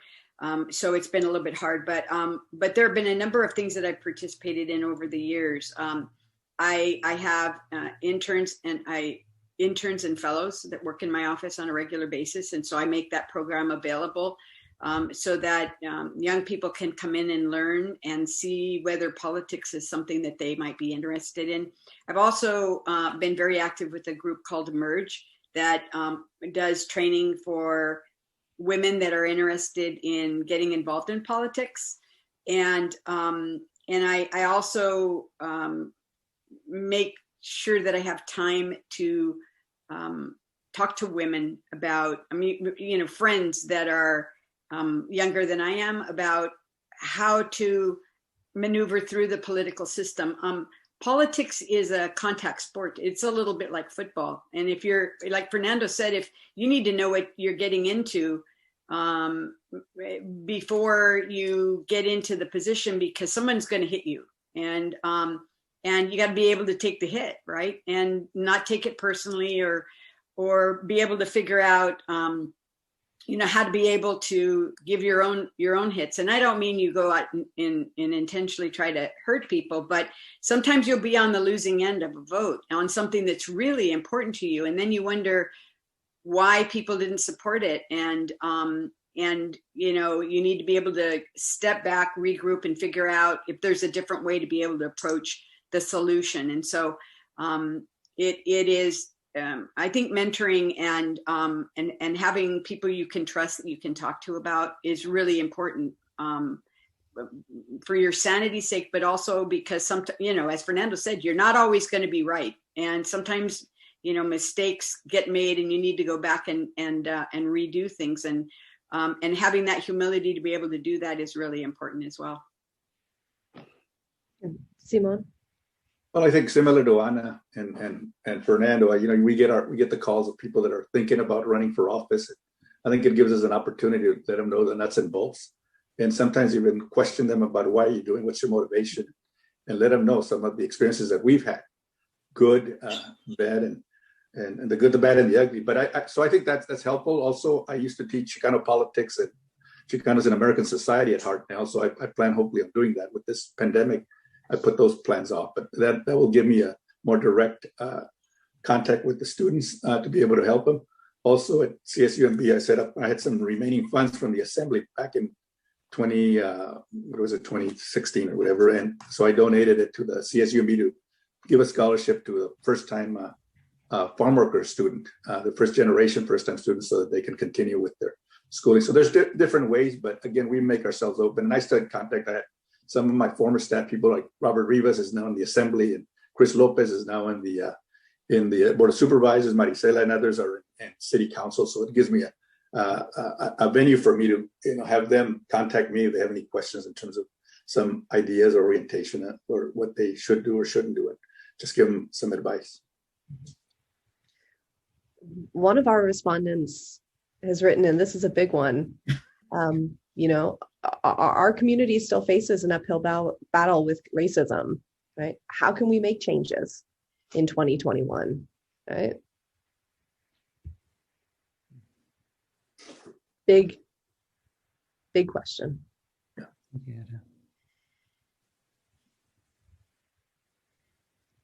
All right, Robert, and then Fernando. Simon. Yeah, I mean, I don't know. I mean, it certainly is a tough question. I mean, I'd be lying if I told you any of the answers, right? But I think there is kind of a ray of hope, like maybe take an example from what is being done with Black Lives Matters movement. That's been very effective. Maybe take some lessons from that, possibly. We have people like Wilkerson, who recently wrote a best-selling book called Caste, The Origins of Our Discontent. And she's sort of, she's not really reframing the concept of racism, because this idea of looking at racism not as racism, but as a problem of caste has actually been around for many, many, many years. And it's been quoted for decades by anthropologists and sociologists. But for some reason, in our education at the university, nobody ever talked about racism in terms of caste. They always talked about it in terms of racism. Caste being the idea that you have whites at the top, Chicanos maybe in the middle, blacks at the bottom, and it's kind of roles that are assigned to people based on their position in a caste system. So in a sense, we're all sort of brainwashed, to think that we're inferior because of the roles that the caste system has given to us. And Wilkerson does a phenomenal job of describing this process. Maybe that's part of the solution, is getting a better understanding of what's going on. But also legislatively, there's always a possibility. The civil rights movement obviously passed a lot of new laws that tried to do away with racism, successful to some degree, not totally, but maybe we need to continue at looking at new forms of legislations that can more effectively try to do away with the racism. But there certainly is a lot of work to be done in the political arena, because even though we pass laws against racism, there always seems to be a way to go around those laws, as we all know. So very difficult concept, very difficult fight that we have ahead in front of us, but one that's important, that we have to, take the bull by the horns, so to speak. So I know Fernando said, don't be too theoretical, but I kind of, I'm sort of in education, but that would be my response. Yeah. Fernando? Well, something that I'm not sure in every jurisdiction, city, county, whatever, school districts, but I remember on the board of supervisors, I remember that Latino parks employees were being mistreated. The only ones of color were getting mistreated, mishandled. And I remember Latinas in the county human resources development were getting mistreated. They were fired, they were let go. Their input, they were not put in critical positions. So what I did is took the lead with the help of Simon Salinas and other members of the Board of Supervisors, and I pushed to initiate an investigation of both of these situations, both of the departments. And what it really came down to that applies now is holding our elected officials to take the lead to not pass legislation or anything else that really sometimes it doesn't get enforced at the local level, the school board level, the city council level. So encouraging and moving our elected officials on school boards and city council and board of supervisors and so on to hold individual employees, providers of service, department heads, city manager, the county administrative office, your legal team on the city, your legal team on the board of supervisors, hold them accountable for making change. And one way is having people that are on the forefront of that have demonstrated models of having people appreciate a different walk of life in holding them accountable to do so. And many times it has to do with having enough bilingual workers on any level, having people that at the leadership level represent the ethnic makeup of our communities. Simon? Well, yeah, Fernando's right. I mean, I think you got to call it out. I mean, if there's overt acts of racism, you have to call them out. Here locally, as Fernando was indicated, we started training so that our staff, sometimes even our white department heads or managers, didn't realize that their body language or what they were saying was racist, and that they had to do some introspection in terms of how they were doing it. And at the end, it's about treating everybody with respect, understanding what those values are for the communities. One of the things that I know Fernando was very, very strong about was that we made sure that every Spanish-speaking constituent that came before the board had access to translation services, so that the board could understand what they were saying in Spanish, and they could understand what the board was saying. So that was very important to open up a more welcoming environment for our Spanish-speaking constituents. There's local issues that we can do to try to change that, make sure we're aware of it. As Roberto was saying, in our days, I mean, it could be overt, and that's the way it was. I remember in 7th grade when I won a spelling contest there in the classroom, and the white kid said, "You a stupid Mexican, why are you giving him the trophy?" And the teacher sends me outside, says, "Simon, let him cool down, go outside the classroom." So what the hell's wrong with this picture here? I was the one that was offended, and yet I was the one that was sent outside to let the white kid cool down. And to make those kind of comments that were very racist. It's changing now. I mean, again, as a migrant student, I also remember being made to feel unwanted. When we would come to middle school and they would say, "Oh, here come those Mexican kids, they just want free lunch." I said, "Bullshit, I don't even like your lunch. I don't like sugar in my beans. I like salted beans and all that stuff." So all that stays with you and in your mind and psychology. So when we're in there as elected officials, we make sure that we are going to welcome everybody, treat them with respect and dignity, and not allow those types of racist embedded attitudes continue to pass policies on behalf of our communities. So that is the importance of having Chicanos and Chicanas in our school boards or city council, so that they're vigilant about how we start changing that culture and that behavior. Not easy. I mean, unfortunately, we had an administration in Washington that sort of made it cool to be racist. And it's changed now. And fortunately, thank God that President Biden and Kamala Harris are there now, that they, I think, can help nationwide to start changing that culture and not have it change. I mean, it is not easy. It is, again, embedded there. But I think with the younger generation, they're opening their eyes. They're understanding the importance of treating each other with respect and getting rid of some of that systemic racism that's in there. Again, you got to change the system so that types of attitudes are extricated from our thought processes and also from our policy-making processes.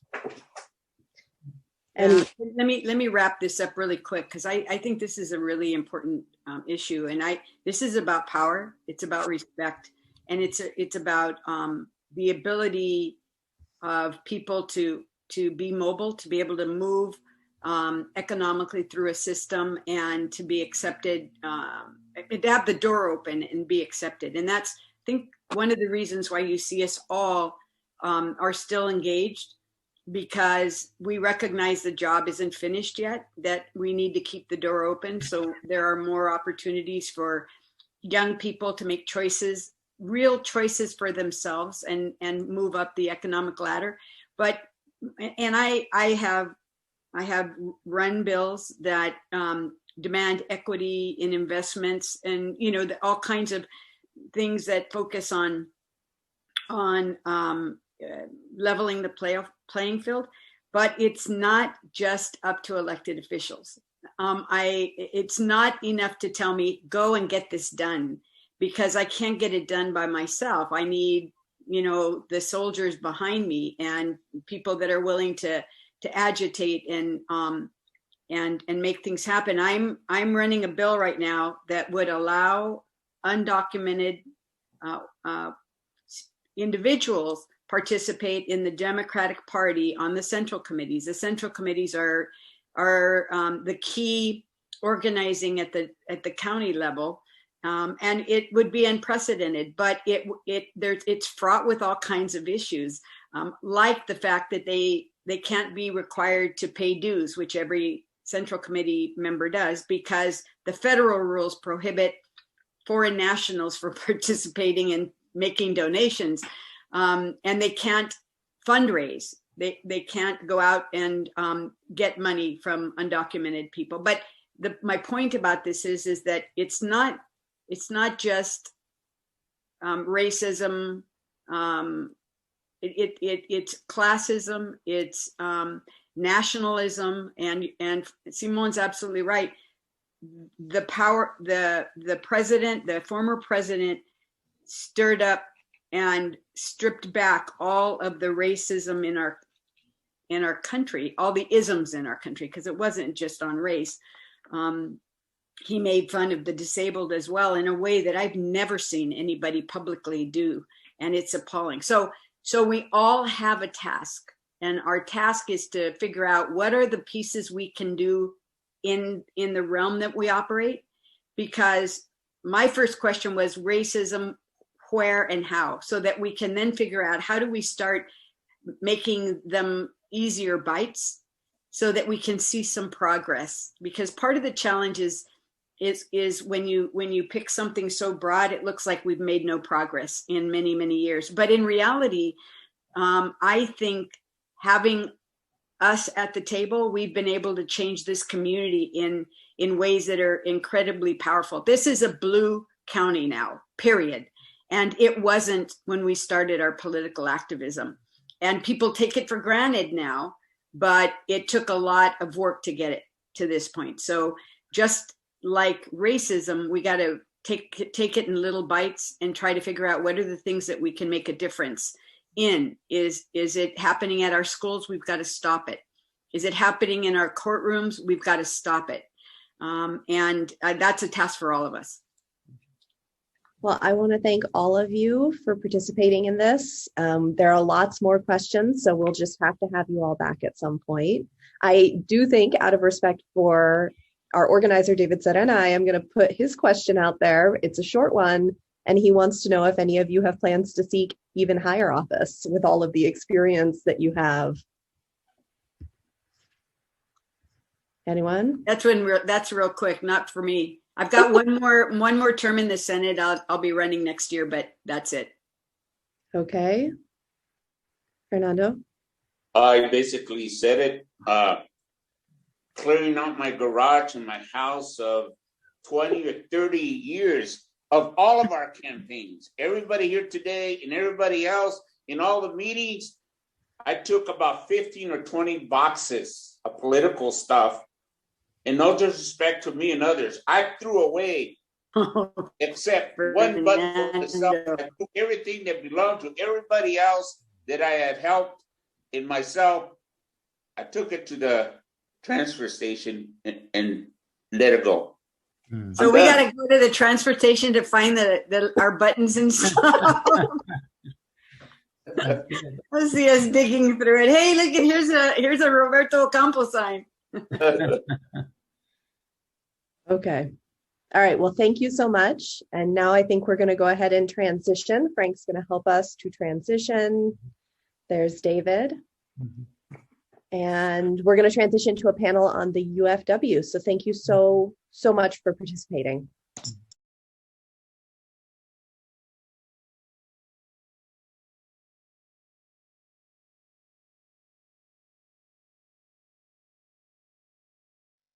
All right, welcome. See people popping in here.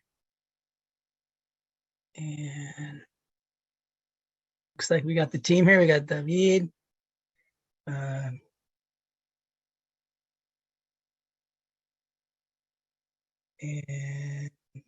Chava. And who else is? Hey, Anthony. How are you doing? Good to have everyone. I'm having a little trouble with my monitor, and I just see a few squares. I'm trying to get the bigger view. My understanding is that both Jose and Savino are also connected to the webinar, but they need to be transferred to. Okay, great. They are here. Good to hear. Yeah. And then and Roberto, Chava, you're the moderator, and I'll let you take it at the beginning, and then at the end I'll kind of monitor the questions and you know. Yep. And if you need any help keeping us on time or anything, let me know. All right. Chava, you said that Robert and Sabino are present in the webinar. Is that correct? Jose Renteria and Savino Lopez. Robert, I haven't heard from Robert. Okay, so I'm getting Jose in there, and then you said Sabino as well. Right. Would that be under a different name? Sometimes Zoom joins the users under a different name. I'm not seeing Sabino. Savino is connected through his phone. Okay. Yeah. And Jose is saying that he can see us, but there's Jose. Welcome, Jose. There's one phone call listener, so I'll allow them to talk, and we'll see if that's Sabino.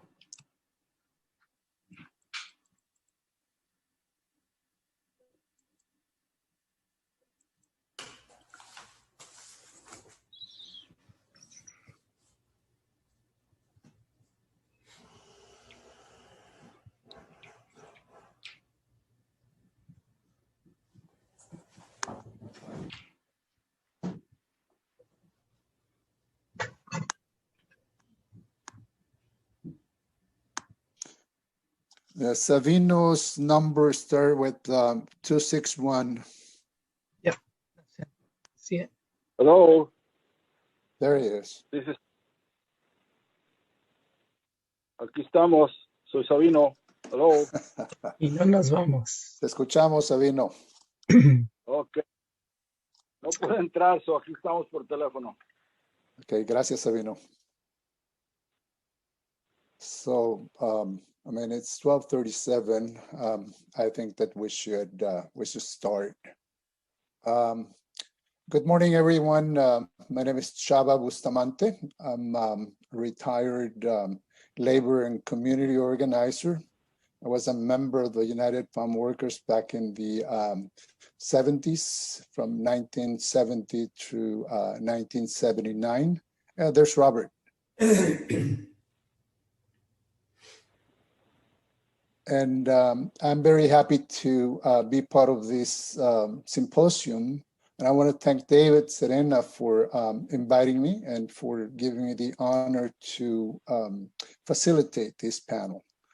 I have, very good friends with me today, Jose Renteria, Roberto, who has changed his name to Salvador Bustamante, and Sabino Lopez.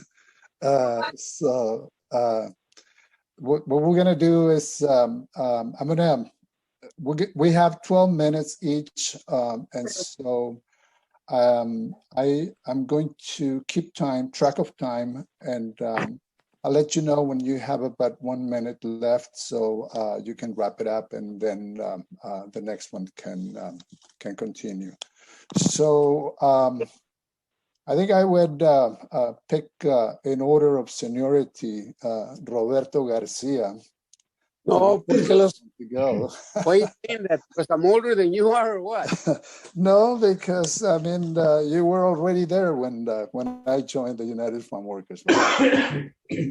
Dalegas, talk to us about your experience with the union, what motivated you to join, and then a little bit about lessons and things that you learned through your association with United Farm Workers, Robert.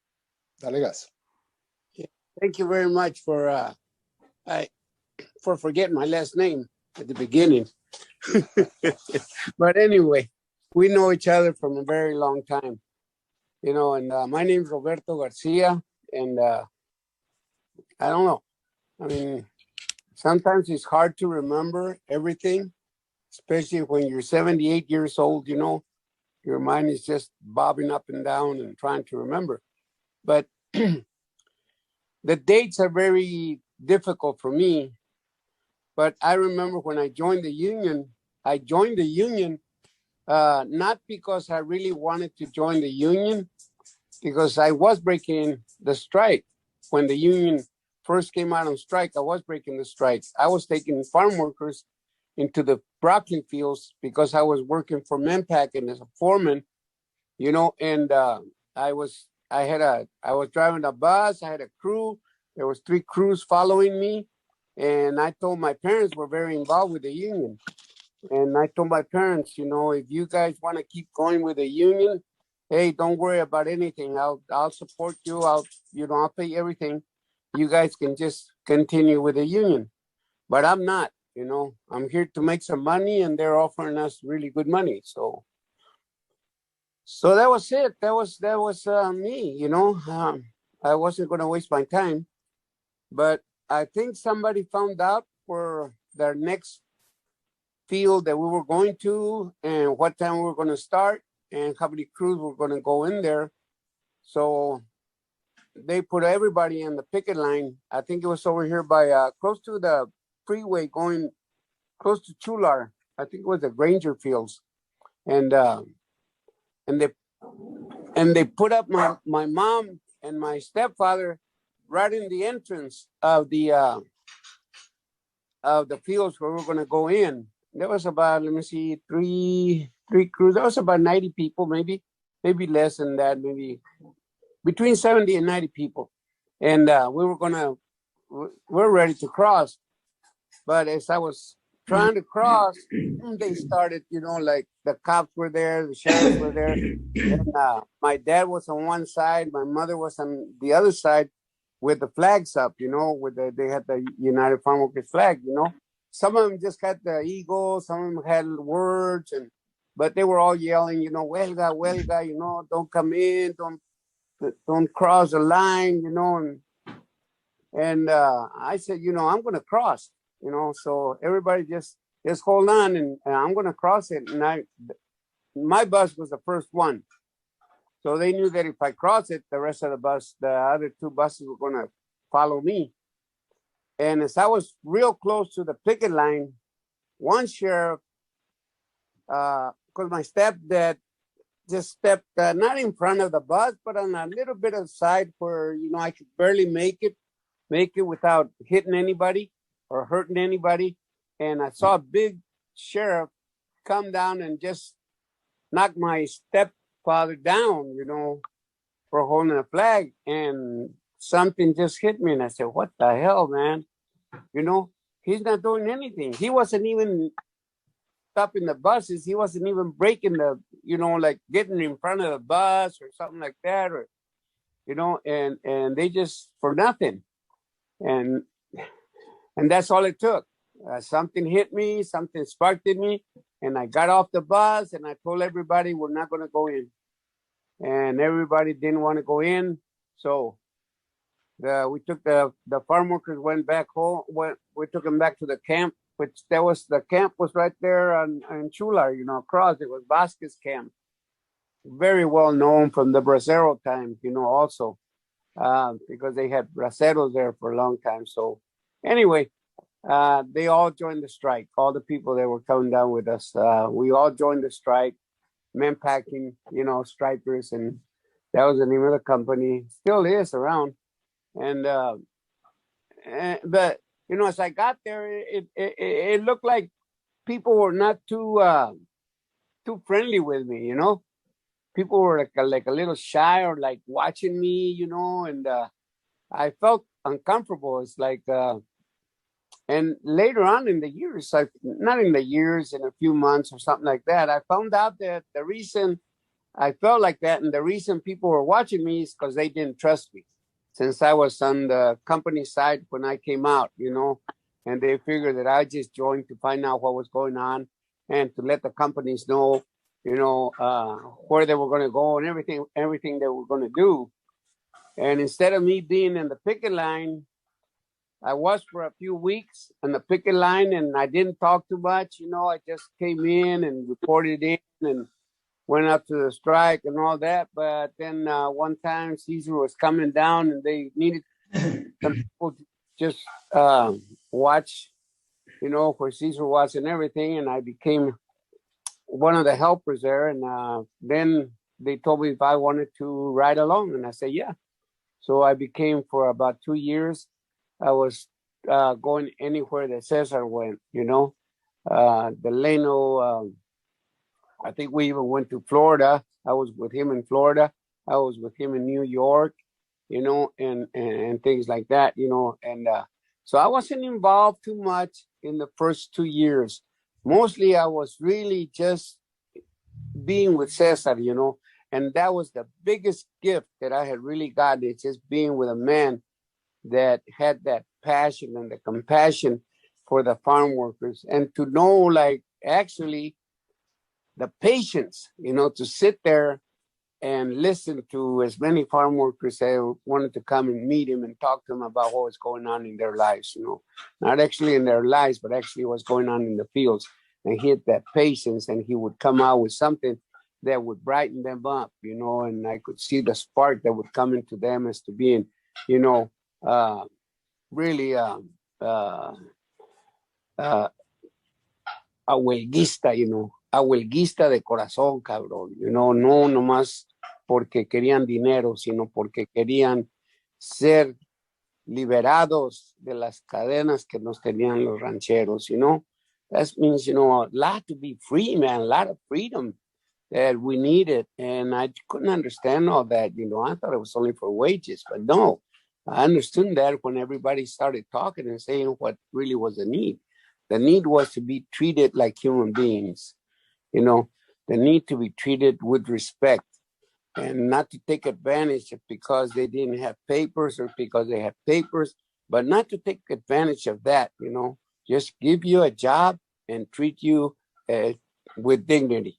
And that was what it was about. And so I, you know, I traveled for about 2 years. Then they made me the director of Salinas here, and I mean, you know, I didn't have too much education, but to be somebody that would be in the front of about 3,000-4,000, maybe less than that, farm workers in the lettuce fields, you know, and to direct an office and become a director.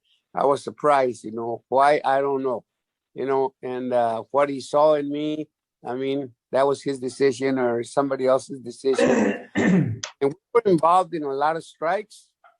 We were involved in the marches, you know, all the marches. I mean, there was marches here, over 20,000 people, you know, and 10,000. And we had to set all that up. But I mean, the heart was there.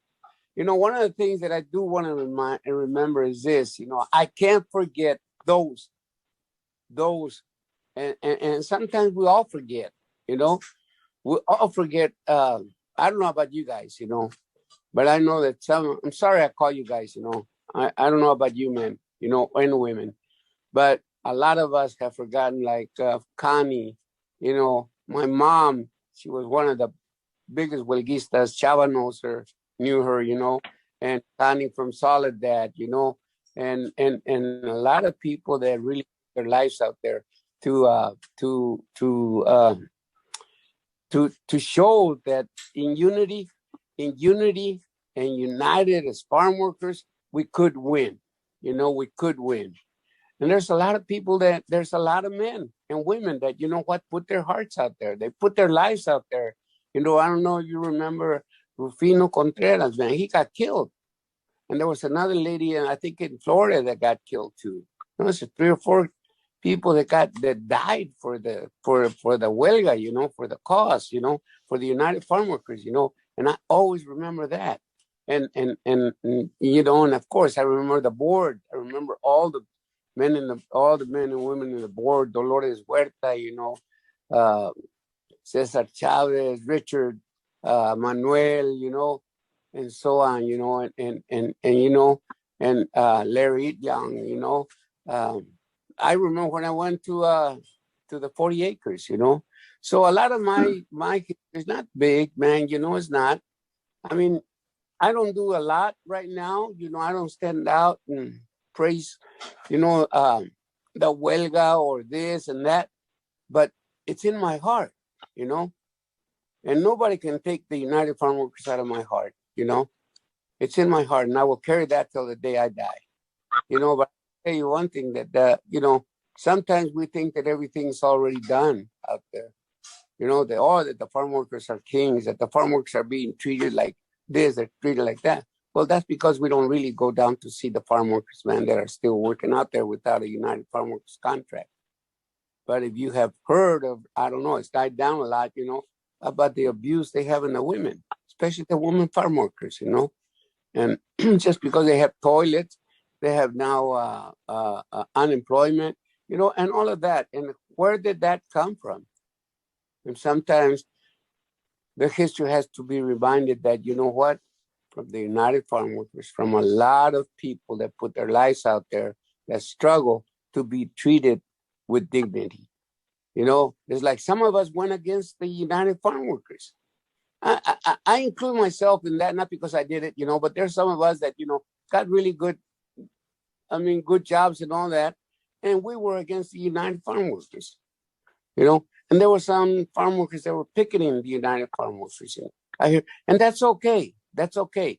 Because of thousands, you have 10, 15, 20 people, and sometimes, hey, sometimes we do make mistakes, United Farm Workers, and all that. But it doesn't mean that we have to talk against the farm workers.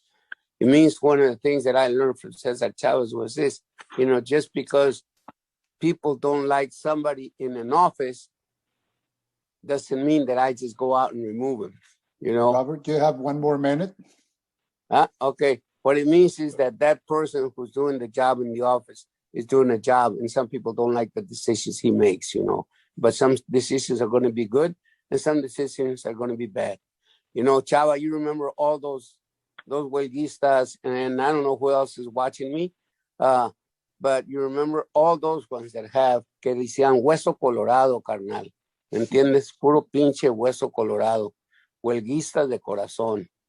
Your dad, remember your dad, your brother, Chava, and so on, okay? So anyway, I just hope that something really good comes out of this symposium, that men and women, especially in the schools, get educated of the struggle, and there's some people that died, that have passed without being recognized or without being even known as huelguistas. But you also have to remember there was a train that killed 32 or 33 braceros at one point, and a long time ago. I think it's 60 something. All right. So, and then also remember, and that there was a strike in Fireball. It's a strike, the melon strike. That for the first time there wasn't a melon festival because there were no melons to celebrate about. They were all rotted in the fields, and you could smell from when you came down Pacheco Pass all the way down. You could smell the melon, rotting in the fields because everybody came out and strike there. And I remember that very well. The other, I'd just like to mention one thing.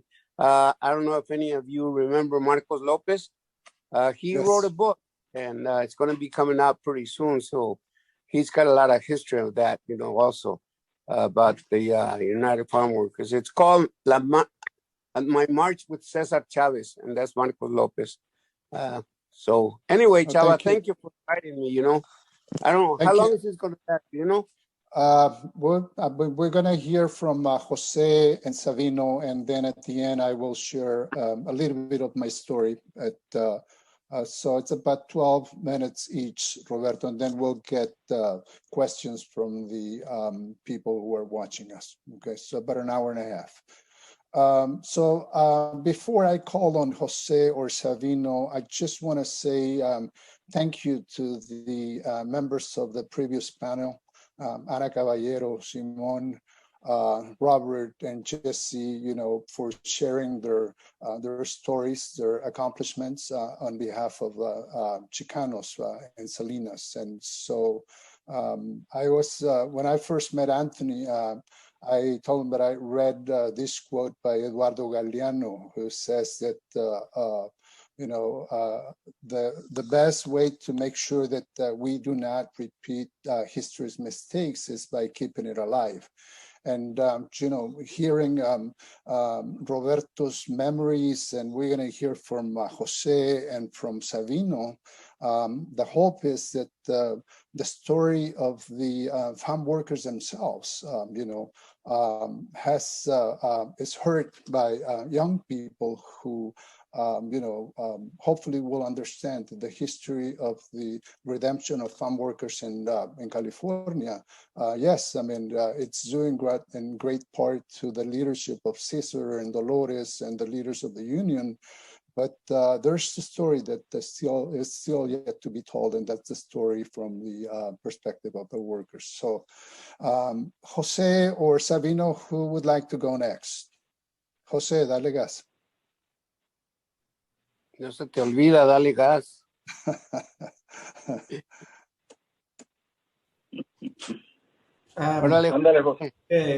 Good morning. My name is Jose Renteria, and I am now working from home. I have my home office. I'm a tax preparer in North Republic. But before, in the 1970s, I was a farm worker. And I started with the UFW movement as early as 1970. And during those years, I was working with my father, along with my father, and not with my father, along with him, in a vegetable company. They had broccoli with celery and lettuce. And at that time, in 1970, I was 16 years old, and I was a full-time farm worker, working 10, 11 hours a day, 6, 7 days a week. I first heard from my neighbor about Cesar Chavez movement, and I was very interested and started going to their meetings. And back then we were talking about getting unemployment for farm workers. And nobody this day realized that a few years ago, farm workers didn't have any unemployment insurance. And even though that the farm work is the most seasonal job, for most farm workers, it's only 6, 7 months out of the year, and then the rest of the year is raining and there's no work in the fields. But back then there was no unemployment, and so people had to live with eating potatoes. Sometimes most people in those days to go back to Mexico, there was nothing to do here. So the big talk was about, oh yeah, let's fight for that. We should have unemployment like the same as everybody else. We didn't have any medical insurance, and we have the lowest wages where we're getting paid a minimum wage, and we have no job security, no union representation. So the owners of the companies were, like Robert was saying, they were very rude to workers, because they say, if you don't like it, just go home, but take the white line. They used to say that, take the white line, go walk home. We don't need you if you don't want to. You don't want to work for us. So it was very rough, the treatment. So when the union of Caesar came to Watson, I was living in Watson at that time in 1970. Caesar came to Watsonville and they started talking about dignity, work with dignity, work with security, job security, good wages, medical insurance. They start talking about all those benefits that farm workers did not have. Of course, sounded like a great idea. So that year, 1970, in September, I remember the exact day, but it was very close to Labor Day. There was a meeting in Salinas with farm workers, and Cesar and Dolores called for a general strike for all the vegetable growers in the area. So the next Monday morning, I went to my coworker to say, hey, you know what? I spent my day yesterday making flags. Here's the flag. We're going to strike. And we're going to form a picket line, and nobody's going to work. So that's how we started the general strike for vegetable strike in Salinas in 1970. Of course, if we didn't have the law to support us, we wouldn't have much political support. So we ended up losing the strike, except for a few companies in Salinas that signed a union contract. Most of the companies did not sign a union contract, and we had to go back to work. And we continue talking and going to meetings every time Cesar was in town or in the area of rallies, and we continue participating with the union. And in 1973, I remember 1973, I was still working alongside with my father in the same company, and the same vegetable company. In the foreman called for a meeting.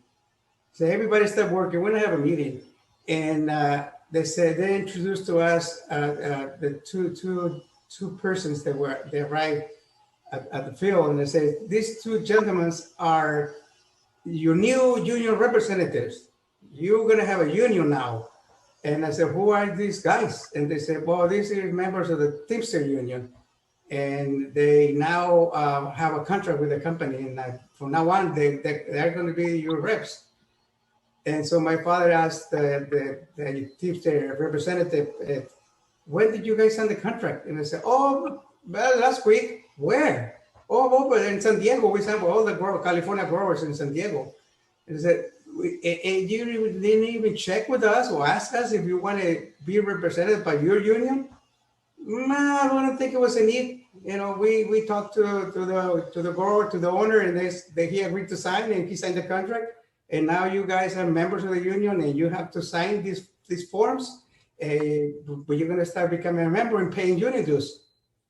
And so my father said, well, I'm not going to sign, because you never asked me if I wanted to be part of the union.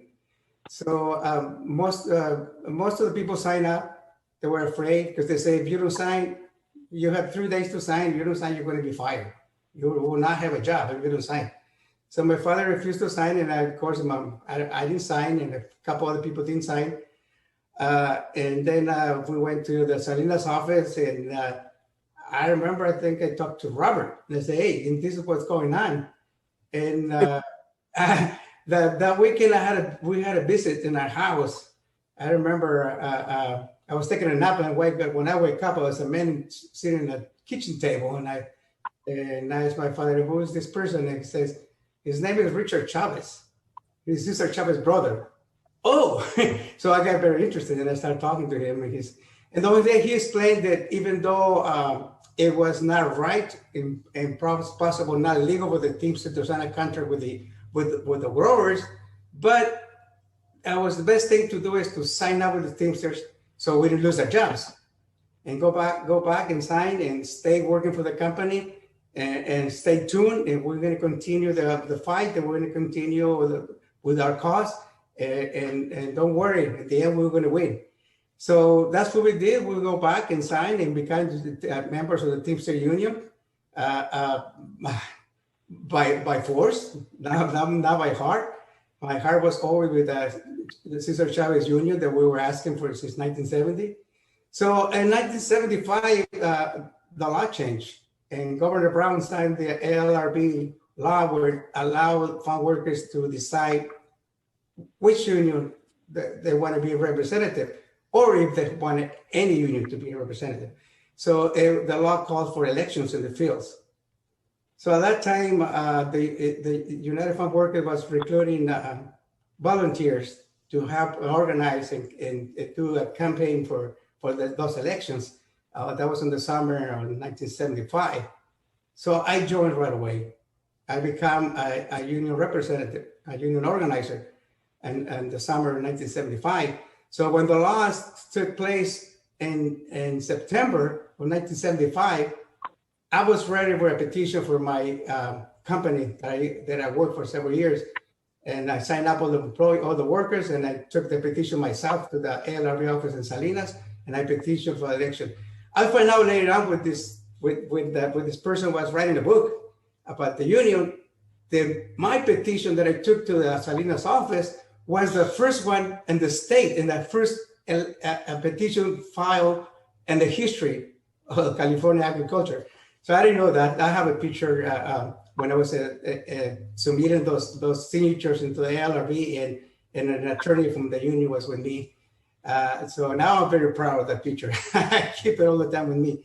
Anyway, the election, of course, took place 7 days after we filed a petition, and a few days after, and the election was won, and my company, Chicana company, was now represented by the United Farm Workers. And that was the start point of me with the UFW, with the Farm Workers Union, 1975. Later on, the next year, I became the Watsonville Field Office Director, and I was there for a few years. We negotiated contracts, and we actually signed 20 contracts in Watsonville, and then several of the major lettuce companies in Salinas also signed a contract with the UFW. So the farm workers in the Salinas area become unionized and become represented for the union of the farm workers' choice, not some union that was imposed to them. And those contracts were for 3 years, contracts. So they expired 3 years later in 1979.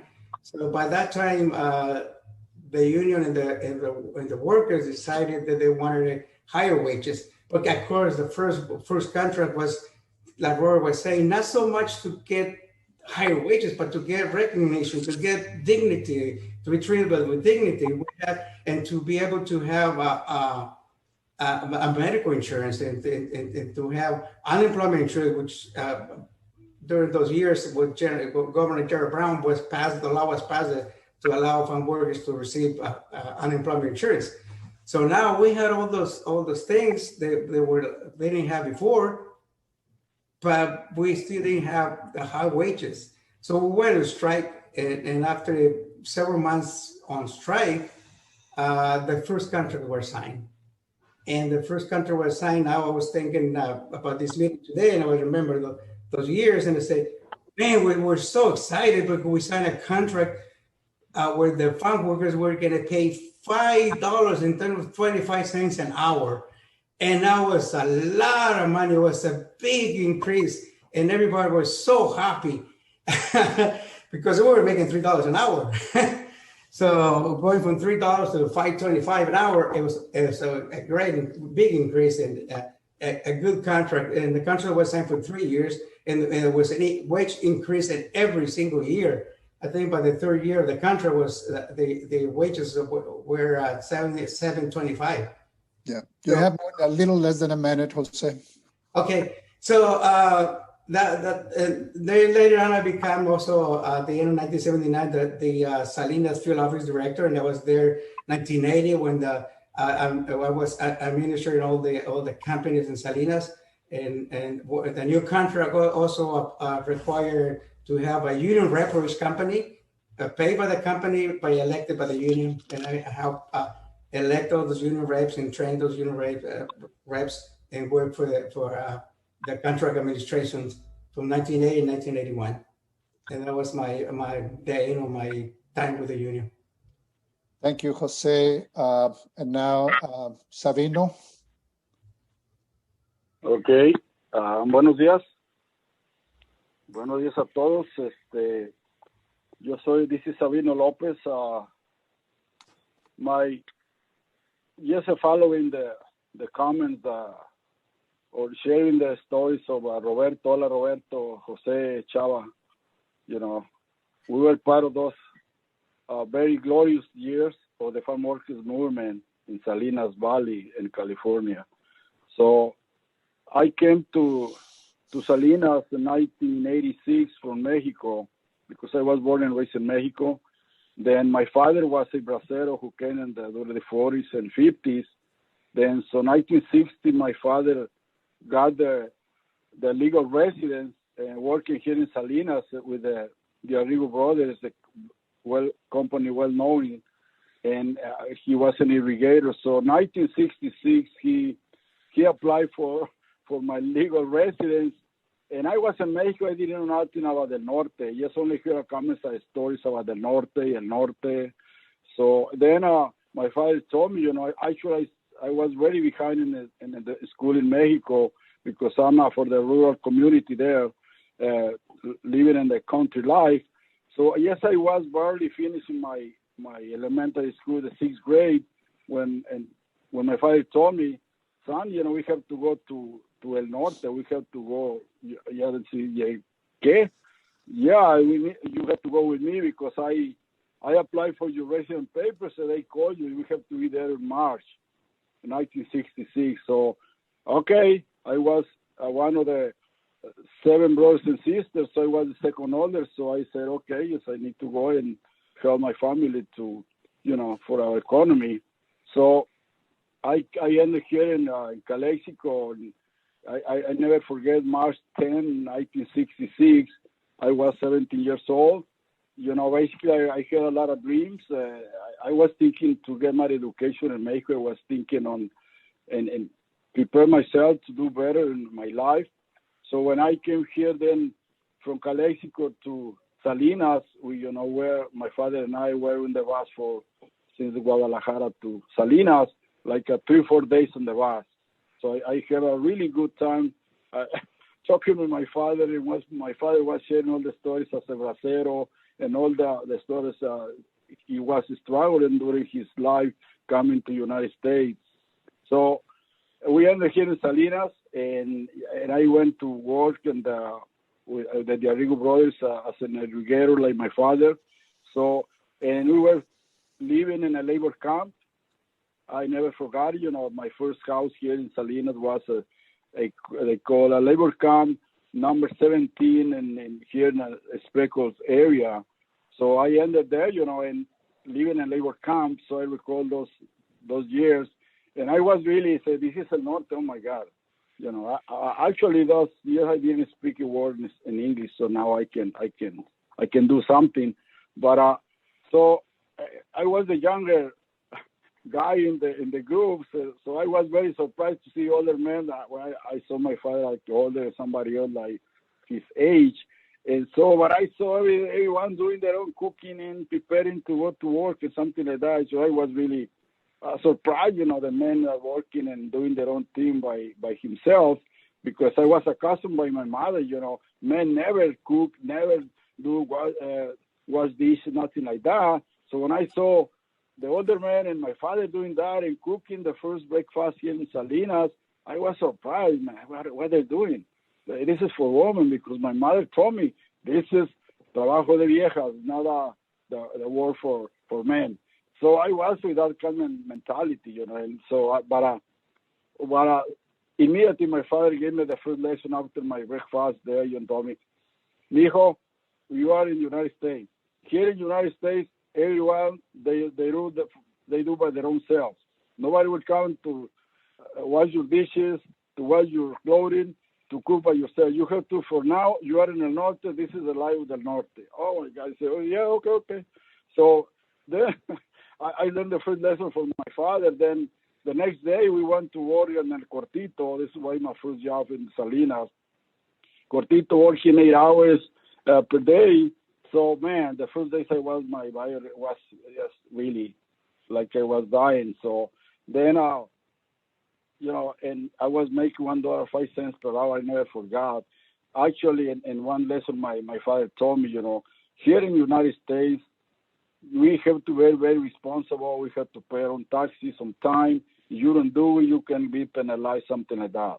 So keep your check stubs and take care, because at the end of the year we have to report our taxes and you have to pay your shares or whatever. So we have to do it. So when I was recording, I was working one Sunday, because we were working from Monday to Sunday every day, but they got a day to rest in 6 months. So I was walking through South Main and I saw a sign saying, we make income tax and we speak Spanish. I said, oh my God, I voy aquí a que hablan español. Then I was a Chicano, and this kind of Chicano that I learned later, the people was born and raised here, they have a movement Chicano or something like that.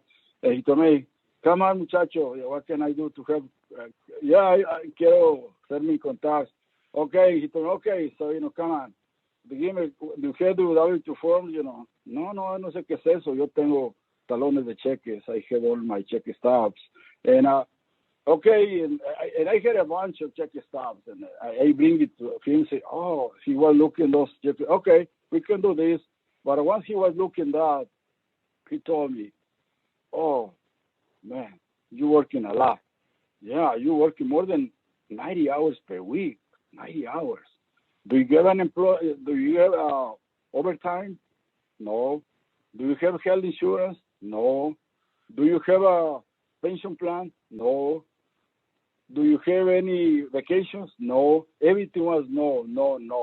And he said, oh man, this is really unfair. It's unfair deal, But let me tell you, there's something that's coming to Salinas. Yeah, what's going on? Say, there is a man they call Cesar Chavez. They will come to Salinas to help farm workers. Oh man, once he said that, I say, okay, I'll be waiting for this guy, because really we need this guy. And as a young, I was, I felt I didn't have any future here in this country. Working in the fields from 12 to 14 hours per day, and so and living in a labor camp, a single labor camp, yes, very isolated. So, man, when I hear those, I receive a sign of hope, basically, and then say, oh, my God, hopefully they're going to come here, because, I was thinking and connecting the union to the idea, what is the union in Mexico in those years in my little town, Ameca, Jalisco, where I come from. I have relatives, they were in the union. There is a big factory in Ameca that is a sugar factory, that, my relatives are working on that. They have a union, they have benefits, they have vacations, they have pensions. I saw them living very well. When they told me about the union here, I connect that image to myself. Say, okay, if we want to have a union here, I can do better. I can live well with my family, and then we'll work with dignity. So, man, this is I got a hope. Since that point, I started really thinking about that. What's going to come? But yes, in the early, in the 60s, before the 70s, yes, at that point I was working at Mero Farms, another anti-union company that never signed a contract to the union till now. So I was working with them. Then I, like Jose was sharing, or Roberto, we were at that time we were picking broccoli and cauliflower, because it was the season, it was part of the winter, not too much to irrigate with the vegetables. So the supervisor called us and said, come, take a break. Come on, go to the bus. Yeah, and we call us everyone, and they say, I want to introduce one guy really well known from Los Angeles. They call it Consultante. This guy, is coming to explain that now you're going to have a union with the Teamsters. And he introduced this Chicano guy too, and very, very well prepared. And he started talking about his why he was there, and explaining what is the union, what the union does, what is the best union to represent the workers and everything. But actually, he was talking when I was interrupted by a different farm worker, say, like a Jose thinks so, share, yeah, why you do, so I know it's something on those and that time we heard that Cesar was coming. It was a rumor, nothing really sure. But we were listening about the union, the UFW movement, and so we were waiting something. We were talking internally in the crew, about the union and the union, so we were really thinking about that. When this guy came and talked about us, immediately people just say, hey, we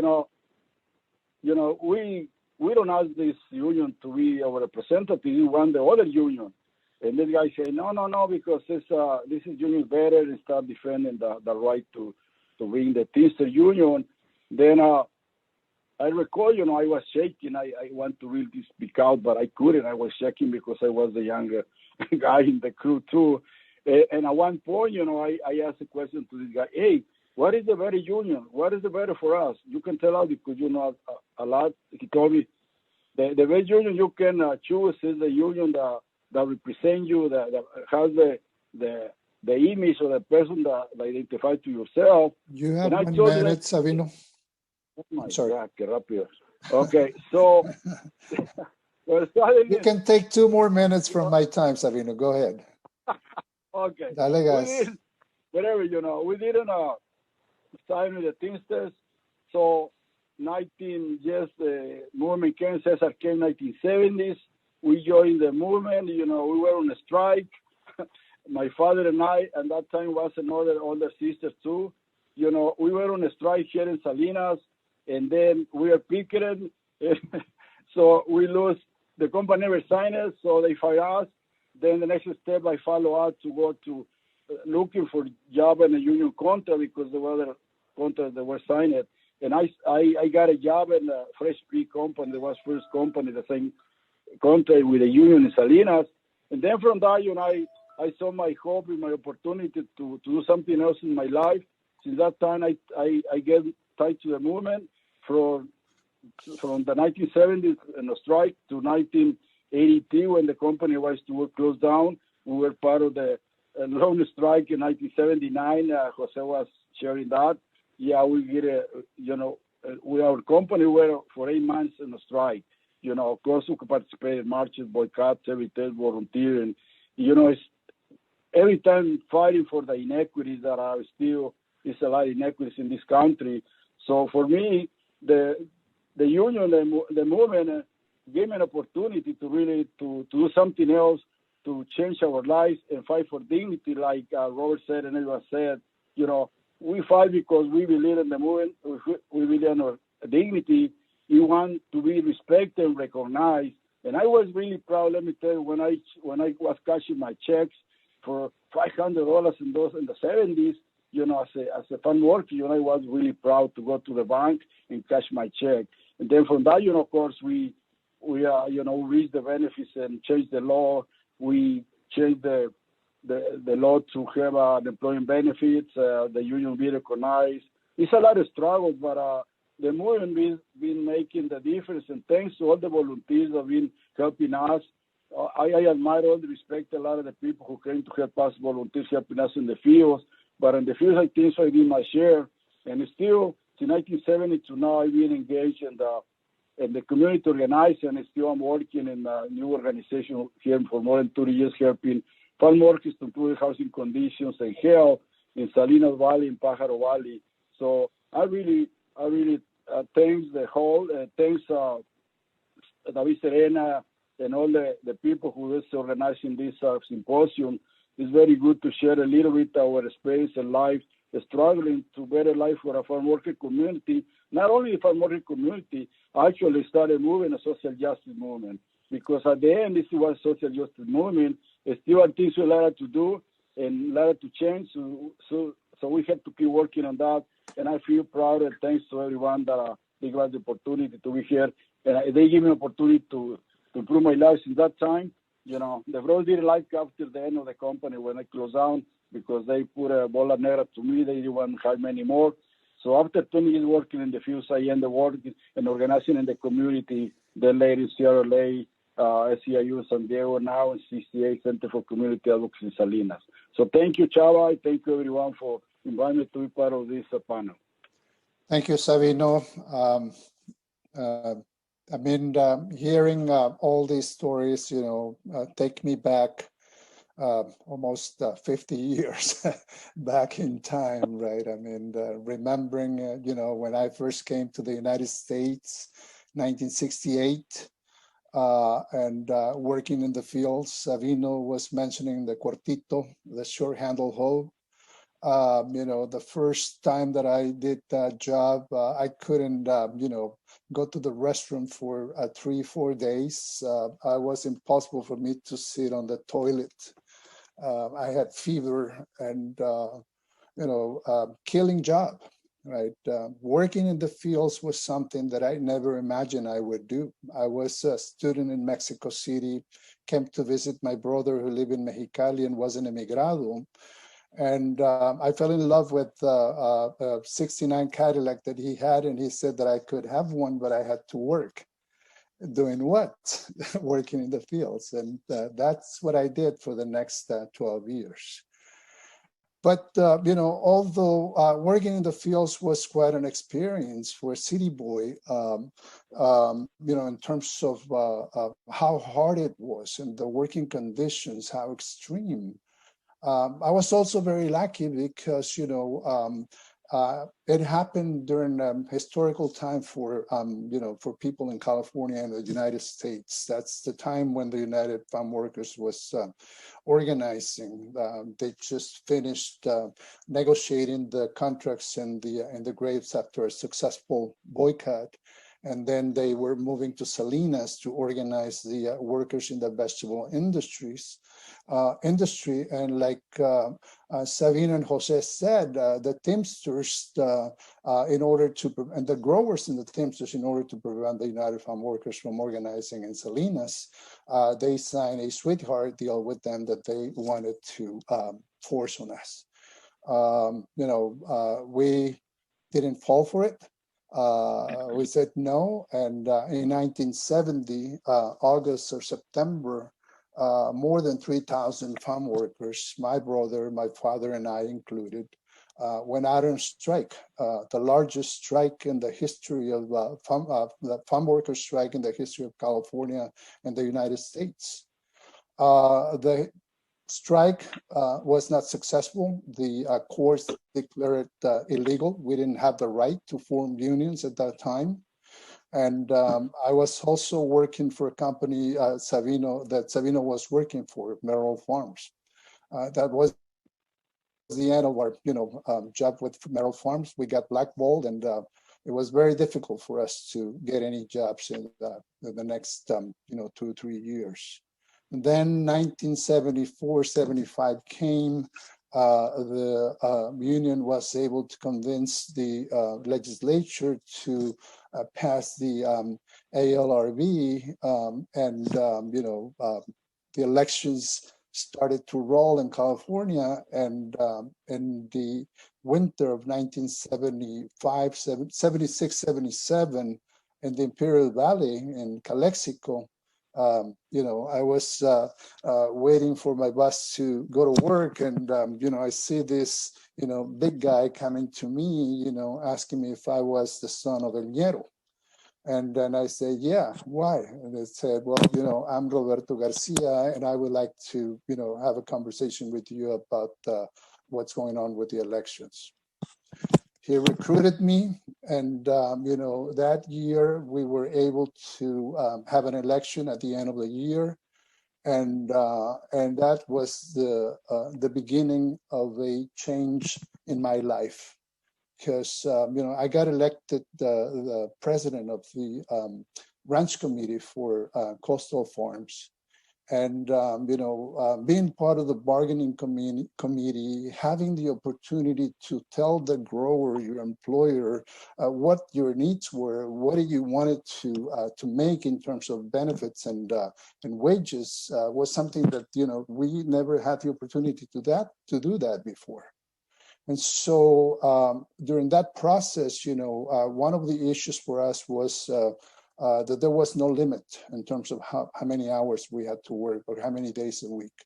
And that company was famous because we worked 7 days a week and, 8, 9, 10, 12 hours a day. There was no limit. And so we, that was the issue for us. We didn't care about increases. We didn't care about benefits. We wanted to stop that practice. And so I remember this day outside of Soledad at around 3 o'clock, we already had talk. I mean, there were 3 crews, about 100 farm workers, lechugueros. And we already said at 3 o'clock, we'll sit down and no more work. And we did. And shit, that felt very powerful, that we had the power to, to stop working. And then the following day we had negotiations, and the owner of the company was so furious that he said, next time you do this, I will fire you. And I said, if you can, go ahead and do it. And we signed a contract, and we forced the company to pay overtime after 8 hours a day. And we forced the company to agree to pay overtime after 4 hours on Saturdays and double time on Sundays. And that to me was, what really, started to change my perspective about myself and about what was going on around me. So 2 more years went by, and we, 1979, we said we got to go for the gold. And we negotiated with the companies. We had an industry committee, negotiated for several months. February of 1979, it was clear to us that there wasn't going to be any agreement. And so we decided to go out and strike. February 19 in the Imperial Valley, 1979. Cal Coastal was one of the last companies to sign. We were 11 months out on strike. And, for me, the lessons, the last 3 of those 11 months I spent in the Monterey County Jail in Salinas because of my strike activities. And that to me was what forced me to decide what did I need to do with my life. And so I decided, the day after I was released from jail, to become an organizer. And so on the way home, I made that decision. And for the next 42 years, that's what I've been doing, right? The union changed my life. I recently retired from an organization that I funded, Latinos United for a New America. I did that as a volunteer for 8 years. I was part of the Justice for Janitors campaign. And like Roberto and like Sabino and like Jose, I think that the best lesson for us was to learn that we had power ourselves. We joined that power with other people collectively. We had the power to, create changes that we never imagined in our lives. And so to me, I'm about to be 70 years old in November. And although I retired, from my position as an executive director of Latinos United in February, I continued to be involved in other issues in San Jose because to me, really doesn't make any sense for anyone who has been able to get a conscience that if they see a situation where an injustice has been committed, to walk away from it, because then we become accomplices. And so, I continue to do that, I give credit to the United Farm Workers, for touching me, and people like Roberto and people like Marshall Gans, people like Gilbert Padilla, for encouraging me to do something else with my life, and that's where we are. So thank you for listening to us. So Anthony. Okay, I really appreciate all of your contributions. I want to say thank you for taking this time out of your weekend to present this important link to the past. And I think our audience might be interested in, some of your thoughts about how to continue the work, right? As we heard in the earlier panel, la lucha continua, right? La lucha sigue. And so how to keep the fight going, workers in this state, in this country, have still so far to go in terms of, equitable working conditions, fair wages, collective bargaining rights, et cetera. So I'd like to open it up to questions. Please, audience members, feel free to type your questions in. I can moderate those a little bit and pull out a couple of good questions for our panel. And I'd also like to thank David Serena while I have a chance for organizing this. It's turning out to be a great event. It's clear that we need to do it again because I can tell that all of you have so much more to say that we need to kind of collect, I believe, for future generations. So as questions come in, go ahead and send those in. Great. So we've got a question here that is, at the time that the UFW was forming, did you have a sense of the historic importance of what you were doing, or were you more, oriented in the moment? How would you express that question of, did you realize it was historic at that time? Roberto, Sabino, you want to do it? I mean, I have an answer, but I like to give. All right. So, no, the answer is no. I mean, the answer was no. I didn't realize that until I was able to step away from that circle, right? I was able to really take a look at what had happened in the past 12 years, right? That's when I decided, 1979, I decided to leave the fields.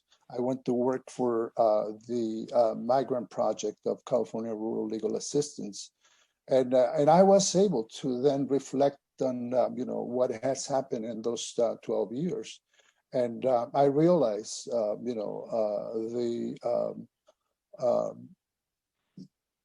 how, the magnitude of, the events that I was able to be part of. But not at the moment, Anthony. Yeah, I'm just can I? Please, Roberto. Yeah, please, Roberto. My name is Roberto. One of the things that for me, my parents were wetbacks, they crossed the Rio Grande River, and all of that. So I've been through the discrimination for many years. I had gone through discrimination for many years. The only place that I didn't see that much discrimination was in the Army when I went into the Army, But when I got out of the Army, I wasn't educated, so I did a lot of farm work. I did, I traveled with my parents, with my stepdad, my mom, to follow where they had the fields going on and where the harvesting was going on. But one of the things that hit me was because of the discrimination, I always had problems with cops. Okay, I always had problems with cops. So when I saw that, what the cop was doing to my stepfather and my mother was on the other side, I think what hit me was thinking about the hate that I had for the policemen, and thinking about, how can they treat the farm workers this way when they're only holding a flag, And so I thought that for me to do something was going against the law, And like I said, I'm a rebel, I don't know. I always had something against the cops in those times. And so I'm not one of the, hey man, I'm proud of what Sabino and what Jose Renteria and what Chava has done, I'm not, I'm of me, of myself, because I'm like the black sheep of the whole group, even of the United Farm Workers. I'm not a successful person. I'm alive because of the grace of God, but I've done my tours in other ways, and, but I'm still alive and I still believe in a power greater than myself. And I still believe that, that thank God for Cesar Chavez, that he came and woke us up. And at least, when I started organizing, now I feel the power that it had to go and organize with only a promise of, unemployment, a promise of medical benefits, a promise of things that were not there yet. But I thank the lettuce guys and the farm workers here in Salinas because they taught me a big lesson. And the biggest one was be treated with dignity, you know, and that was a big word for me because as a farm worker, I was never treated that way, and after the United Farm Workers came here, that was a big word, be treated like a human being, and so I think that for me stuck in my head, and so, I mean, like I said, Cesar Chavez and the United Farm Workers are in my heart, and they'll live there forever until I die, probably. Okay. So I just wanted to add that for a lot of us, struggle made us strong, How about Jose or Sabino? Any thoughts about feeling the history of the period, or was it? Yeah, this is Sabino. Gracias, Roberto. Roberto era parte importante en Salinas para nosotros. So, yes, for me, as I say, for me, the union was a hope. And because I felt like, I usually say, yo me sentía como Dios mira a los conejos, chiquitos y orejones. I don't know how you can translate that, Chava, in English, but I felt like I was I was not a human being. I felt like I was treated like a tool. So when we started this, myself really felt that we want to make history. I felt like that in my heart. Because why? Coming to this powerful country, United States, powerful country of the world, I felt like a small, but when did something, we start doing our strikes and moving and marches and protests and boycotts and everything, I felt that I was making a story myself and the whole hard working community. That's the reason I felt proud, because I felt, I'm making history. Now people see us, I think I felt more respected, with more dignity. They saw us with respect. Lleno de lodo, on duty, working in the fields, but I felt really proud. So for me, I saw that it was a part of the history, a big change, and a big lesson that a farm workers community, the most, say, maybe poor sector of the community, we were making history, showing how we can do the, changes, how can do example, how to fight and struggle for justice. For me, it was a really moment, really proudly, that made me part of the history. I feel very proud to be part of this movement. Of course, thanks to everything, again, the volunteers, and during the time I was part of everything doing the volunteers here in Salinas and outside, and like everyone you did. So thank you. Thank you so much, Sabino. How about Jose? Any thoughts on this experience? I just want to say that during that time, I did not have a feeling that we're making history, but I were aware that we're making history because Cesar Chavez he used to say all the time, hey, we're making history. Look here, farm workers are raising up, farm workers are organizing, farm workers are calling for election. Farm workers, for the first time in life in California, they're having a union election.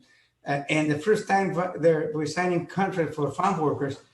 Farm workers going to have their own union. So he always keeps saying that we're making history. So at the back of my mind, you say, oh yeah, we're making history. But myself, I didn't feel like it until now that I look back and say, oh man, we did make history in those years. Thanks so much. And I think, right, we're all in the moment. To be in the moment, probably a great lesson to all of us, right, to do the work now. There's a few questions that have come in that are similar. They're wondering about, have you inspired your children to keep the movement going, maybe people younger than you? And that's connected to the question of sort of how much is going on now. There's a couple of questions where people realize that the growers are pushing back, trying to maybe, keep wages low, worsen working conditions that people fought for. So to what degree can you talk about maybe some of the people you've inspired to keep going, including your own children? I just want to say that I have 4 kids, two daughters and 2 sons, and they're not farm workers. They have never worked in the fields. but they admire me for my work with Cesar Chavez, and the all four are very liberal in their ideas, political ideas. They're all active voting every election, and of course they're all Democrat, voting Democrat. And I really feel that yeah, I influence my kids on my views on life.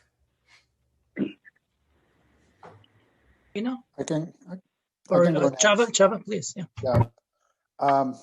None of my children have become organizers. I mean, I have 5 of them, but I would say that they have a very high sense of justice, and they're very progressive and their thinking, right? They're also, very proud in terms of the saying that they don't take shit from anyone, especially when there's a situation that it's cutting against, the issue of respect to their personas.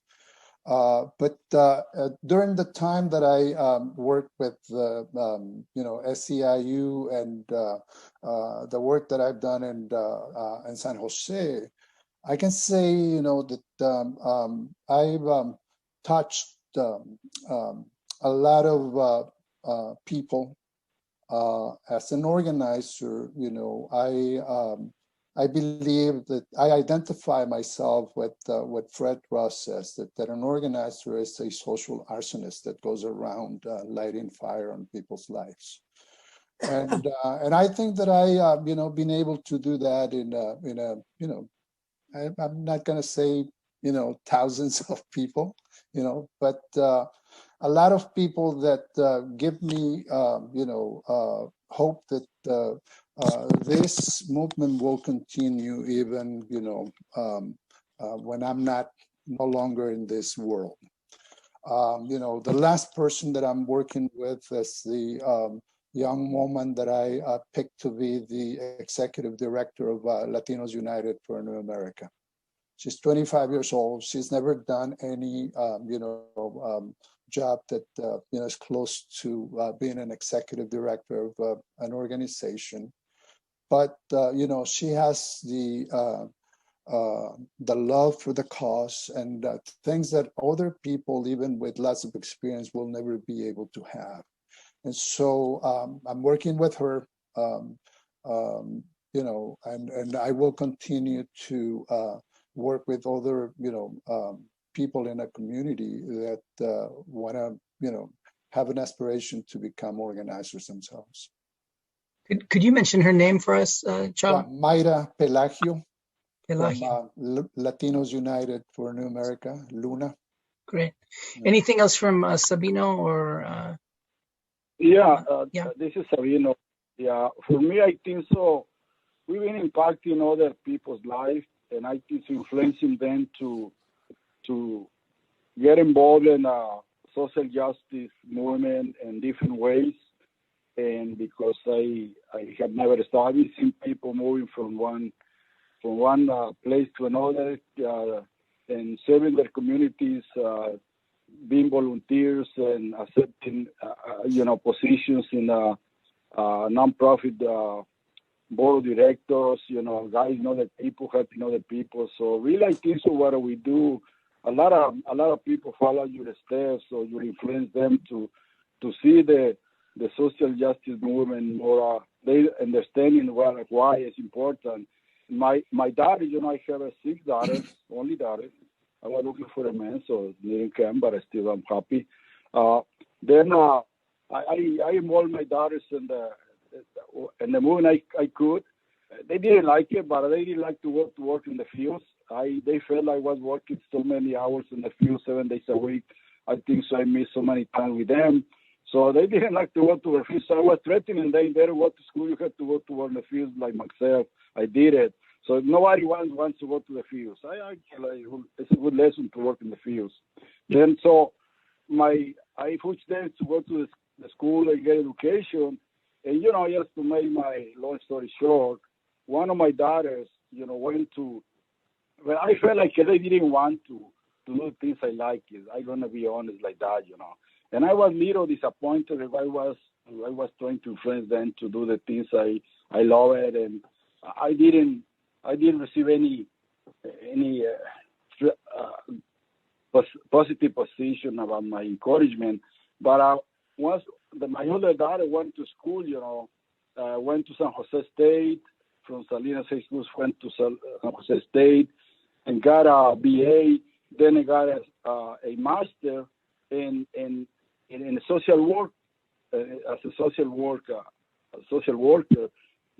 And then I saw her, helping kids and older people, and basically helping them, to improve their life. And one time I recall I asked her, I was ending my comment with that, I told, why are you doing that? You look, you're doing so many things I've been doing in my life. You're helping people. You're trying to improve their lives in different ways.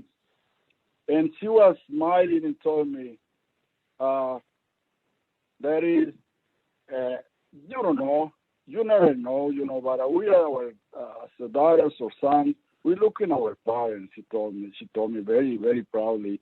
You never think, but we saw what you do in your life, and we are following our way, do something like you like to do, and I love it. So I enjoy my profession now, but I'm helping the people, the community in different way, but with a better education. So thanks to all your examples being struggle. I never noticed that. I was thinking I was failing, but I know at the end, everyone's giving me lessons that they learn from my influence. They do something now in their lives, touching people, helping people in different ways, and of course they got education, so they can do better than myself. So I feel proud for that, and actually I've been proud to see so many farm workers that I've been working in my work here in the CCA. I saw how they've been helping other people. I think we influence people doing this job. Absolutely, it's very good to keep doing it. Great. Appreciate all your answers. And I have to say, as a sociology instructor, we do see statewide a disproportionate number of young Latinos, young Chicanos come into the caring professions. They want to be social workers. They want to be teachers. They want to be, activist-oriented students, because they have this sense of giving back. And so many times they mention their parents as the reason for that. So I think appreciate your comments in that regard. We have a few minutes left before lunch. I want to do two things. One is a quick question that combines, again, some of the interests of the audience. What would you describe as the keys to organizing, to continuing the work today? How do you sort of work, what are the secrets to organizing, the best tactics for organizing? And then we also have David Martin, our campus president superintendent, is present, and I think he might want to say a few words to kind of finish things off to get us towards lunch. But before we close out, maybe a few last words on your secrets to organizing to pass the torch forward. I can go. Please, Java, start us off. Yeah, for me, it's very basic, Anthony. One thing that I learned from Marshall Gans is that, you have to be able to make people feel that they can relate to you.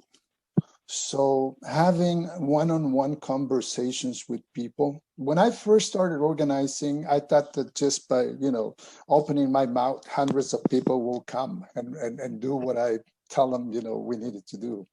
And that's not true, okay? Organizing is, it's a one-by-one activity.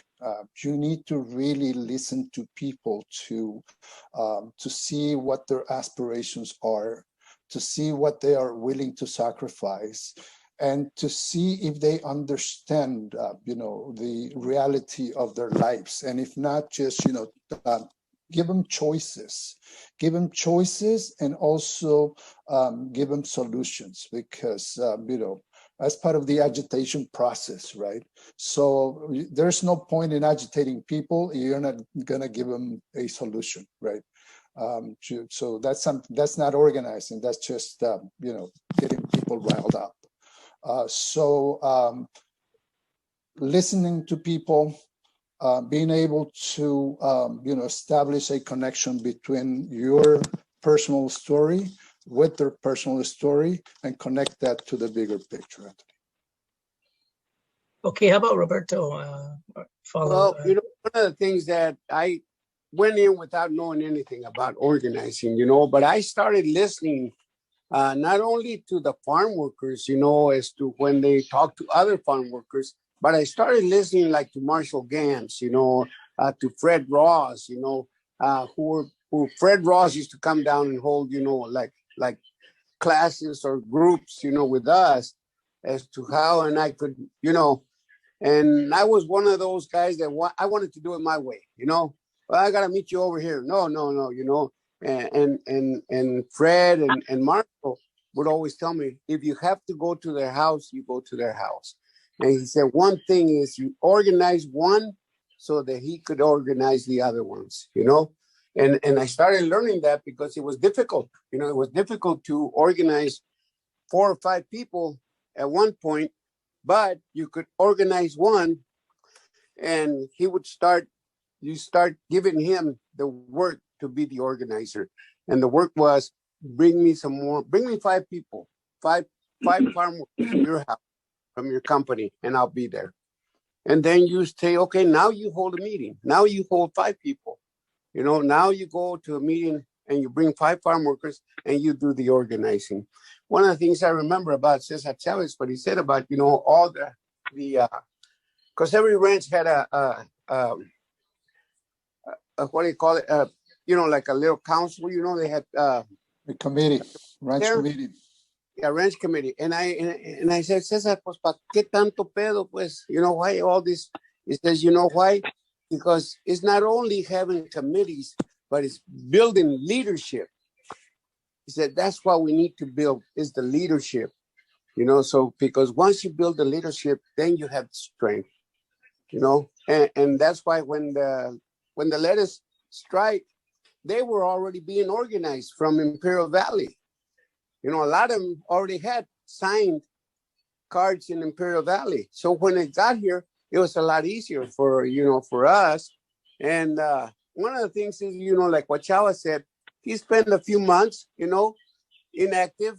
And I don't know how many counties I got jailed because of not breaking the strike, not breaking the injunction, because there was no injunction, but showing the farm workers, don't fear, But then also, like Cesar Chavez, you do things that you can do, but do not use violence to do it, And man, that really, I said, well, what the hell, man? This guy's got bats and I ain't got nothing, and I'm going to walk in there and I'm not going to do anything. So I learned one of the things is that, you know what? It is true. Nonviolence helped us a lot and it was seen all over the world that it was a nonviolent strike, And like I said, mistakes were made. Hey, but there were also corrections, And the solution is talk about your experience and then let them talk about their experience. That's what I think, I don't know. I'm not thinking that I'm much of an organizer. I'm still not much of an organizer. It all depends what the men and women want, or what they need also. That's what organizes them. I just thinking about it, for me, for quite a while I think the growers were the best organizers for the United Farm Workers, because of all the mistakes, of all the treatment, of no bathrooms, no breaks, no medical plan, none of that, and now you hear there's medical plan, there's bathrooms, there's this, there's that, but we have to remind the farm workers that they didn't come just because they wanted to put them out there. They came with the struggle of the United Farm Workers having a big strike here in Salinas, and that's the history. Appreciate that, Roberto. Those are really great nuggets of wisdom. How about to finish this off? We've got a couple minutes. Sabino or Jose, any final thoughts on the secrets to organizing? Okay. Te doy chance, Jose. Okay. Yeah, I think the secret to organize is, like Cha was saying, Roberto was saying, is listen to people. listen to their needs and listen to their complaints, listen to their grievances, because things change. And there's not the same as 1970 or 1980. Now it's different. They're not the same complaints or the same needs now. And we have to listen. What are the needs right now? What are the complaints right now? What are the grievances right now? And look for the leadership. One of the things that I learned from Cesar, from Febro, is that you look for the leadership, look for the ones that are the leaders, and talk to them, and give them the information they need to know, so they can talk to other people and organize other people. But the key thing is to listen to them, to find out what are their needs right now, not 20 years ago or 50 years ago, and right now, what are their needs? What are their complaints? What are their grievances? That's what that, to me, that's the key to organize. That was excellent, Jose. Okay, Sabino, a couple final words, and then we'll okay. transition. Yes, for me, organizing is first you have to be motivated to get involved with this one. You don't have to have experience, but you want to do it, and with good information, and you can join any organization, any movement that is doing something to improve your community, your neighborhood. You can join it, and you can learn from those lessons, and then you can develop yourself as a leadership. One way to do it is attending meetings, listening, get information, and make decisions, and volunteering. You can develop yourself, and then you want to keep organizing other people. It is house meetings we're talking about when you meet in them house. They call juntas caseras. Used to call that in the movement juntas caseras. Then one family organize one family, and the next family is you can keep organizing. I think so. For me, everyone can do it. Yes, you need to do it. If you want to do it, it's a lot of resources everywhere you can learn. And of course, now with the YouTube and technologies, many tools you can learn and develop yourself. But all the time is needed to get involved. And I feel very confident. If you want to do it, we can do it. That's the reason, the slogan in the farm worker movement, Si Se Puede. Hey, that's a nice final thought, I think, the Si Se Puede. And I just want to extend, there's a number of audience members really pouring out heartfelt thanks to your passion and your willingness to share today. Again, I really want to encourage us to think about doing this again. I know David Serena wants to keep this going in terms of a oral history preservation. Your advice that we listen is beautiful advice, and I want to close on that thought that we need to listen to people's problems and listen to people's needs, and the work you've done is really inspiring. And it is time for lunch, and just out of respect for the time schedule, I'm going to say thanks to everybody for being here, and hope to see you all again soon. And yeah, please, final thought. Mm-hmm. Real quick. Yeah. I think that maybe one of these, it can be done if we put something together. Maybe have something big for the farm workers here, and invite all the old and the new farm workers, like the old huelguistas, the old timers that are out there that have been forgotten. Have a good mariachi band or something, a good gathering. Carne asada. And hey, it looks like David Serena has popped in, and he's the organizer. And so a little round of applause for David for getting this together. And any thoughts, David? El mero mero. Yeah. Gracias. El mero mero petatero. El que reparte el queso. You're muted, David. Yeah, David, you're muted. David Serena, you're muted. He's muted? I am? No. Well, I just wanted to say thank you to you guys. I mean, I've known Jose and Roberto and Chava and Sabino. I think probably. I mean, I just want to thank you guys. You guys are great contributors to history. We need to record this more. We need to make more of this because we need to pass it on to the next generation. You guys have just made tremendous amount of work, and that needs to be recorded. It needs to be passed on down. Thank you very much, all of you. Thank you, guys. Great to see everyone. Thanks, everyone. And we'll go ahead. We'll see you next time. I Adios. appreciate it. Yeah. Adios. Órale. Que se Bye. cuiden. Ajá. Gusto en oírlos. Well, I would just want to, great hand of applause for the first symposium with, the City of Salinas to Ana Caballero and Simon Salinas and Fernando Armenta, Roberto Campo, and Lawrence Blanchard for just doing a great job. I thought that they did just a tremendously good job and made it really worthwhile. And then also to the United Farm Workers Union panel, which was Chava Bustamante.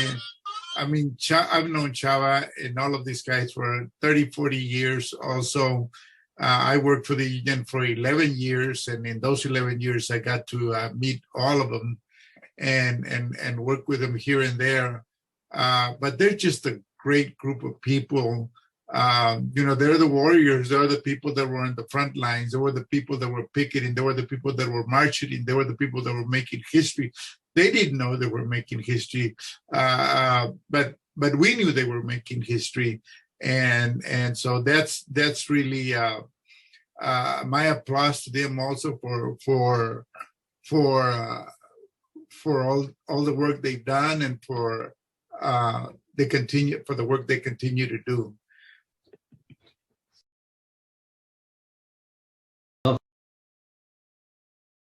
How far, Shirley? Yes, I'm ready. Ready to start. You're on. Can they hear you? Hello, my name is Shirley Trevino, and our presentation today is on the Agriculture Labor Relations Board, which was implemented in the state of California in 1975. And so we have Mo Jourdain here, who was a previous attorney with the ALRB, who's going to give us a little bit of background about the ALRB. But first of all, let me tell you, as students and other people that may be interested, he's written 3 wonderful and amazing books. One is called The Struggle for the Health and Legal Protections of Farm Workers, Waves of Recovery, and The Soledad Children. So he'll tell you a little bit more about himself and the ALRB. Mo? Okay. Yeah, thanks, Shirley. But before we start, let me just say that I want to dedicate whatever we're doing, and I hope that y'all do, to Cruz Reynoso, who died yesterday. And Cruz was the leader of the Mexicano community, was a Supreme Court justice, was a director of California Rural Legal Assistance during its formative years. And I think we all, especially because this is really a Latino conference, there ought to be a recognition that we're doing it really for Cesar Chavez. For Cruz Reynoso. Thank you. If we could just take a moment of silence, and I'll make it a very brief moment because I know we're busy. To think of him. Yeah, if you could all just think of Cruz, Cruz and the things he did during this moment. I'm going to go ahead and give a little bit of the history. And I'm really from LA, so I'm not Salinas Valley native, which I regret because it's an incredible place. I came to Salinas Valley after going to San Jose State as a lawyer for California Rural Legal Assistance. And I'll talk what led me into that afterwards. But before I do that, about this same time, the United Farm Workers was being formed in mostly the Delano area. It started out when Cesar and Dolores Huerta were with CSO and I think in Oxnard. And they decided really to do anything for farm workers, they had to form a union. And so they went back to Delano and started what was the AFWOC at that time, became the UFW. The ALRB came along 10 years later, really. But before that, Cesar what happened was the UFW won the boycott in Delano.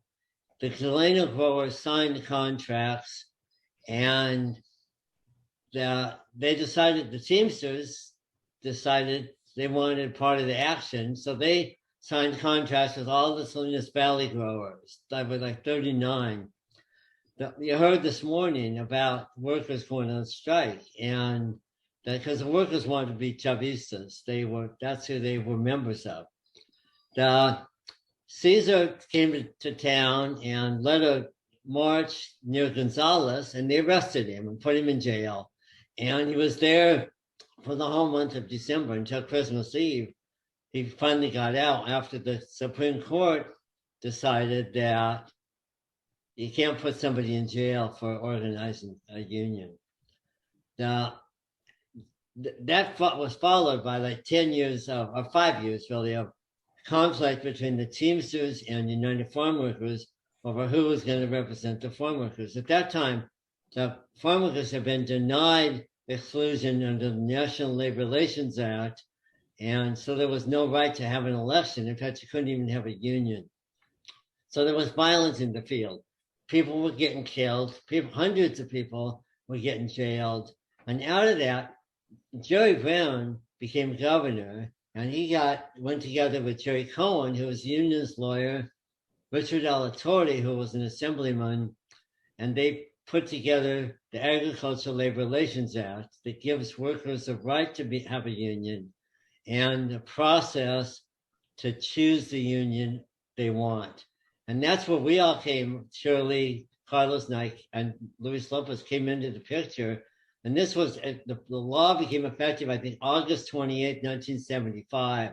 So I'm going to jump ahead to 1975, and that's really what we're here to talk to you about. And with that, probably Luis Lopez, I would suggest, he was in Salinas, and he saw the chaos that followed.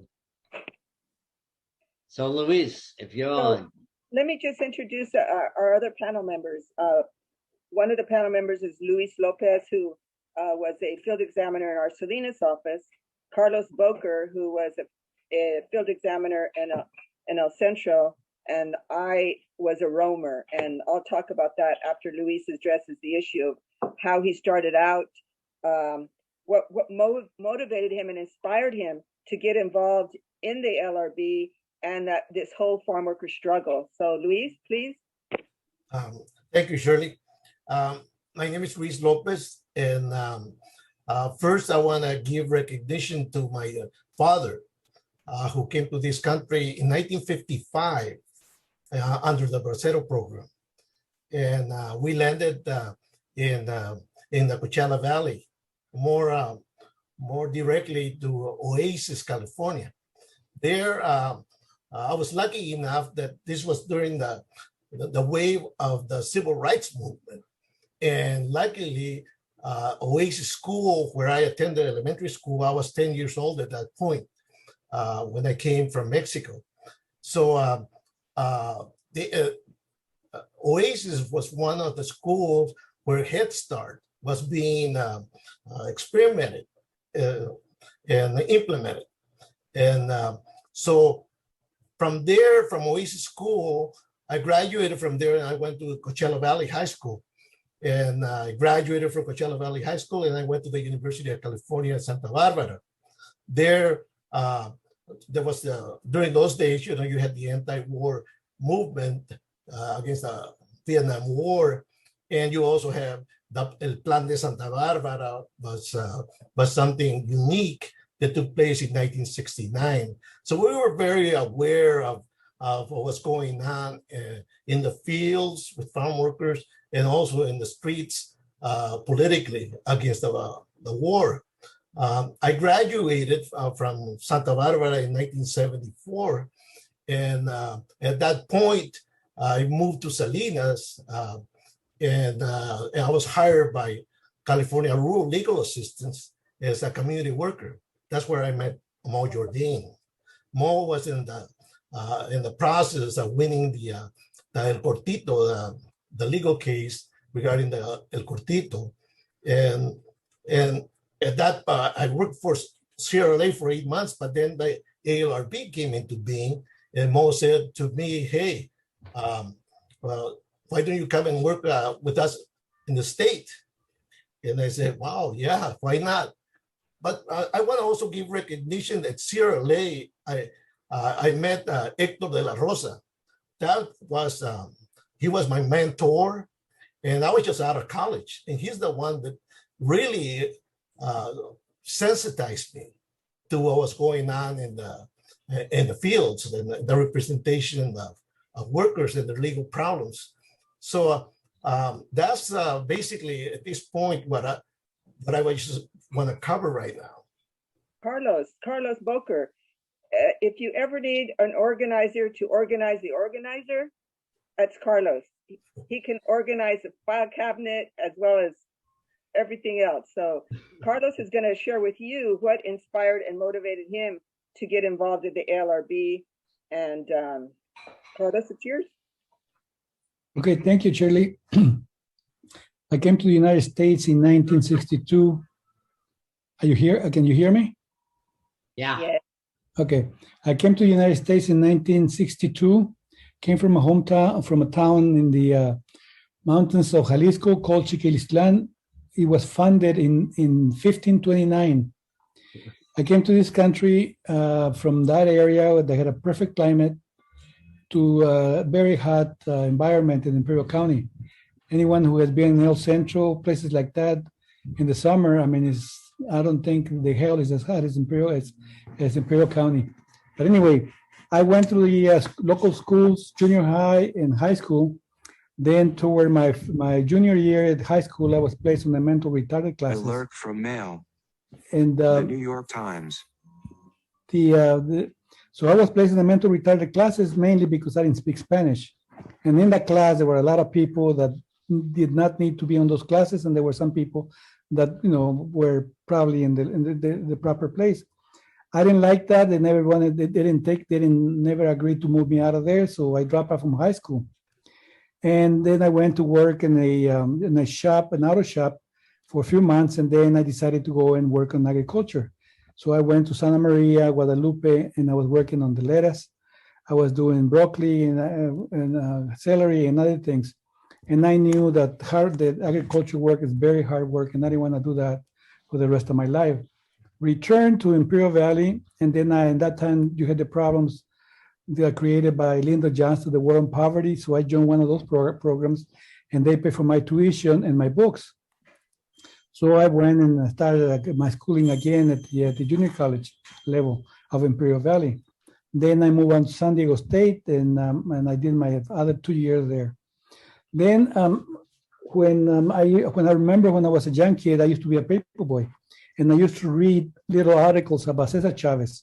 And I used to feel very comfortable, and I enjoyed reading about those kind of stuff because I knew it was not a perfect system. And certain people were not given a fair share. So that in itself got me motivated to start doing something about things that related to community abuse, low wages, mistreatment of workers and stuff like that. So I got hired by Sierra Leone, where I met Mo Jourdain. As you can tell, Mo is a link to many of us here, where I met Mo Jourdain, and he was doing the short handle haul investigation, the hearings, because that short handle haul was causing a lot of damage to people, to farm workers' backs, including me, because I worked the short handle haul for about 4 days, and I said, no, this is not for me. Enough is enough. And it was very painful. I mean, you come up with temperature, you messed up your back and your legs, and it's horrible.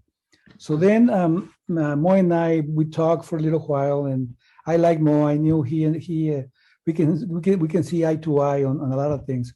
So then a few months later, I saw that Mo Jourdain, I called him in Salinas because of the ALRB, and some people in the office told me that Mo was working for the ALRB. And at that time, I was reading a lot. There were some articles about the inefficiency and the problems that they were having conducting the elections and investigations in Salinas Valley. So then I called Mo. I told him, hey, Mo, is there a possibility I can get a job with you guys at the ALRB? He said, well, I'll call you later. Well, he never called me back. So about 2-3 weeks later, I decided to go to Salinas. And I told another friend of mine, I said, you want to go to Salinas? We might end up with a job or not a job, but at least we get away from Imperial Valley, enjoy the coast. And if we don't get a job, we're going to be at least 3 or 4 days free to do things out there. So we decided to go. So I called, when I got to Salinas, to the office. I called Mo. I said, "Hey Mo, I'm at Salinas ALRB. I mean, at Salinas CRLA." And he said, "What are you doing there?" And I said, "Hey Mo, I came to get my job." And then Mo thought about it for a minute. He said, "You know what? Wait there. I'll get back to you." I said, "Wait a minute. I'm not the only one. There's another guy that came with me that he can also be helpful with this process." So it's okay. So then he called, and I didn't hear from him for about half an hour, 45 minutes. Came back and he says, "Sandra Perry, the director, wants to interview you and your friend. So go to the office, the ALRB office." We went in there. She interviewed us and everything else, and we were hired on the spot. So during that time, the office was having a lot of problems. Everybody was complaining about the way they were running things, and I observed the disorganization that was taking place in that office. So I was there for about a month and a half, and then they moved. Then Jerry Brown formed the task force that was supposed to come into the agency and straighten things up. So I will stop right there, and then I'll continue with some other stuff later on. So as you can tell, I was the only woman initially in this group of men and so what inspired me and what motivated me, I think that all of us at some point come from the fields. Our parents come from the fields, our aunts and uncles come from the fields. We've worked with farm workers. I grew up in the Central Valley around some big growers that were challenging the UFW, Jamara and Gallo and DeRigo. And so when I left Bakersfield and started at Santa Clara University, we led the first boycott. We were a few Chicanos that were there at the university, and we led the first boycott and closed down Safeway down in East Side San Jose because of the strength that we had fighting the growers and the lettuce boycott that we were boycotting. So we closed that Safeway down. We started to picket the Safeway around Santa Clara University where I went. So that motivated me to say, I'm going to go and help farm workers at some point. And so I was getting ready to go to law school, and I was working at Casa Legal in San Jose, and they called for male law students to go and help at the LRB. And so then I said, wait a minute, will you take a woman? And they said, surely, I didn't ever think that you would leave San Jose because of all the political work and that you're doing there. And I says, no, where do I sign up? And they said, well, this was like Thursday, and they said, can you start on Monday? So I became part of a task force because throughout the state of California, wherever the UFW was organizing, things were falling apart because bureaucrats had gone in to do the work. And so I got hired through a task force to go and kind of clean up wherever there was elections not moving or unfair labor practices that were not being investigated. And so Cesar Chavez motivated me. My mother as a farm worker motivated me. And that's what inspired me to join the LRB in 1975 to go help farm workers make sure that they could have a union and vote for a union free of intimidation, coercion, and those other kinds of things. So you need to find somebody in your life as students, and even if you're not a student, you have to find somebody in your life that motivates you to keep that struggle going. So to the next question, Mo, what were some of the challenges and barriers that you encountered in your involvement? Yeah, a lot, Shirley. Before I do that, let me just add something to the motivation. I was from LA, and I grew up in Huntington Park, which was mostly Mexicanos and immigrants, and I was going to be a surfer, not a lawyer. And I went to law school, I went to San Jose State and law school at Hastings. And my second year, they talked me into going to Delano to represent some Ivy League lawyers who were there to help farm workers. Cesar and Dolores were just starting. So on the 4th of July, I went to the Central Park in Delano and met Cesar, and we talked about it. And I remember he talked about someday if you ever do anything, if you decide to be a lawyer, for farm. I was still in law school. He said, if you want to be a lawyer for farm workers, then you got to do something about stoop labor. And I go, well, yeah, well, if I ever am a lawyer, I will. And my plan was still to go back to Southern California, be a surfer mostly. A couple of days later, I'm sitting in the COLA office in McFarland, and an attractive Latina comes in and says she wants to see a lawyer. And I said, well, nobody's here but me, and I'm only a law student. And she grabs my arm and says, come with me, law student. And we go outside and we get into a car, a white Dodge Dart, which is the key. It's a UFW car. And so I introduced myself and she introduced herself and it was Dolores Huerta. So on the way to the field where she wants to show me what's going on, she told me all about her and Caesar and CSO and trying to start the union. And I was the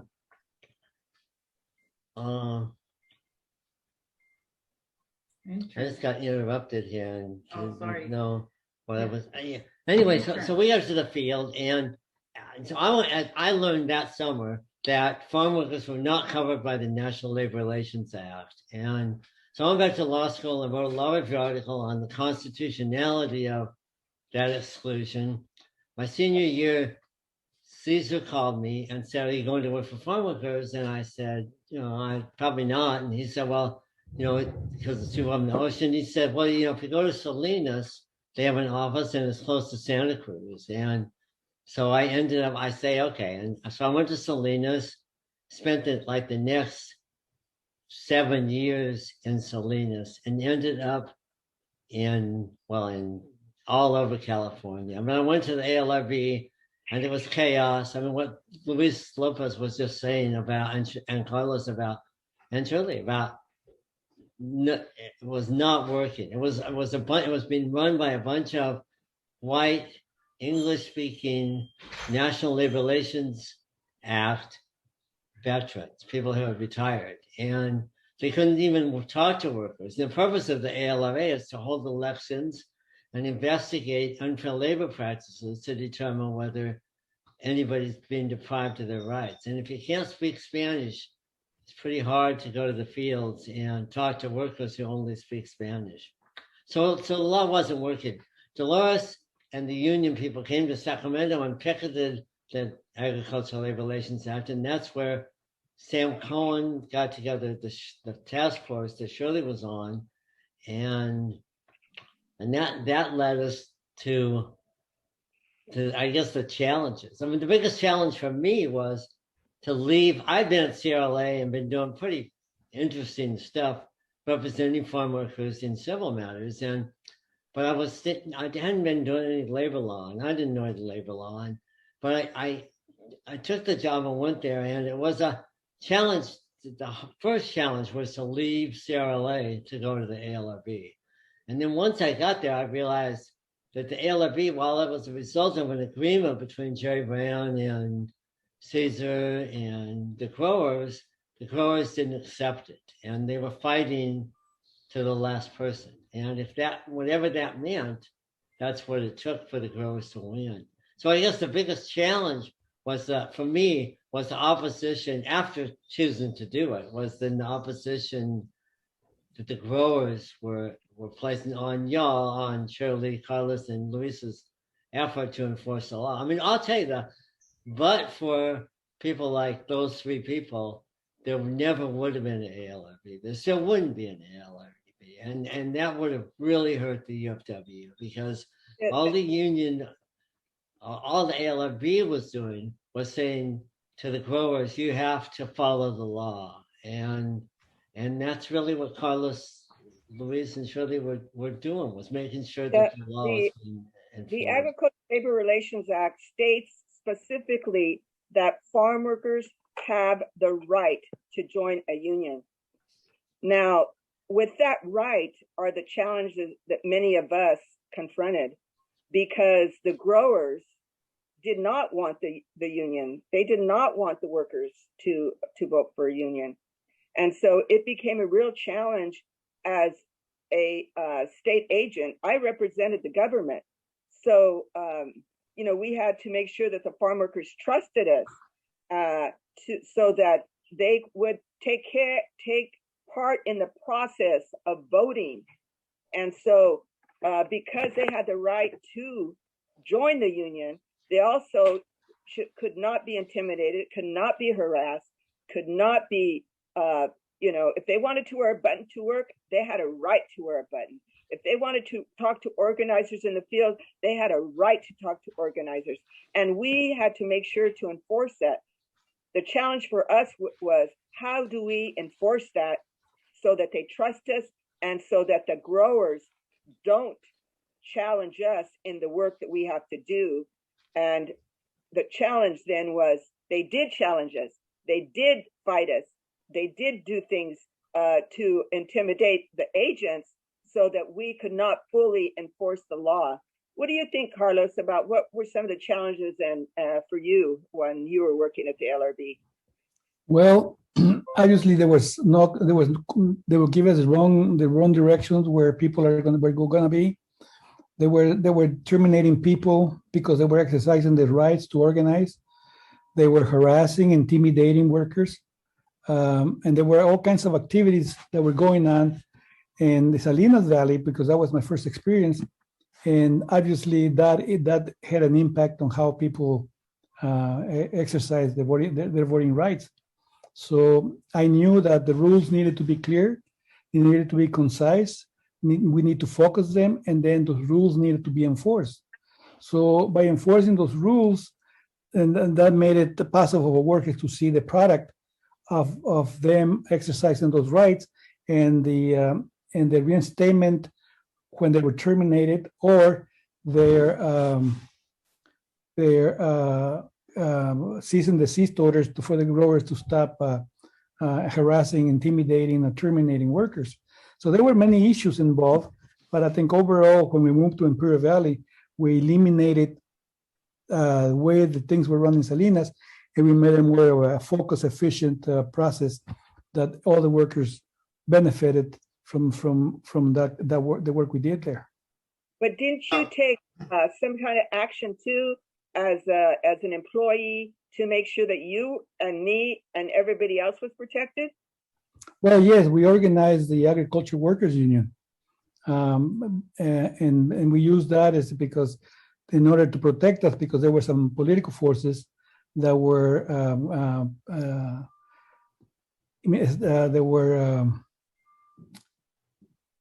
exercising their power in the activities that we were having in the LRB.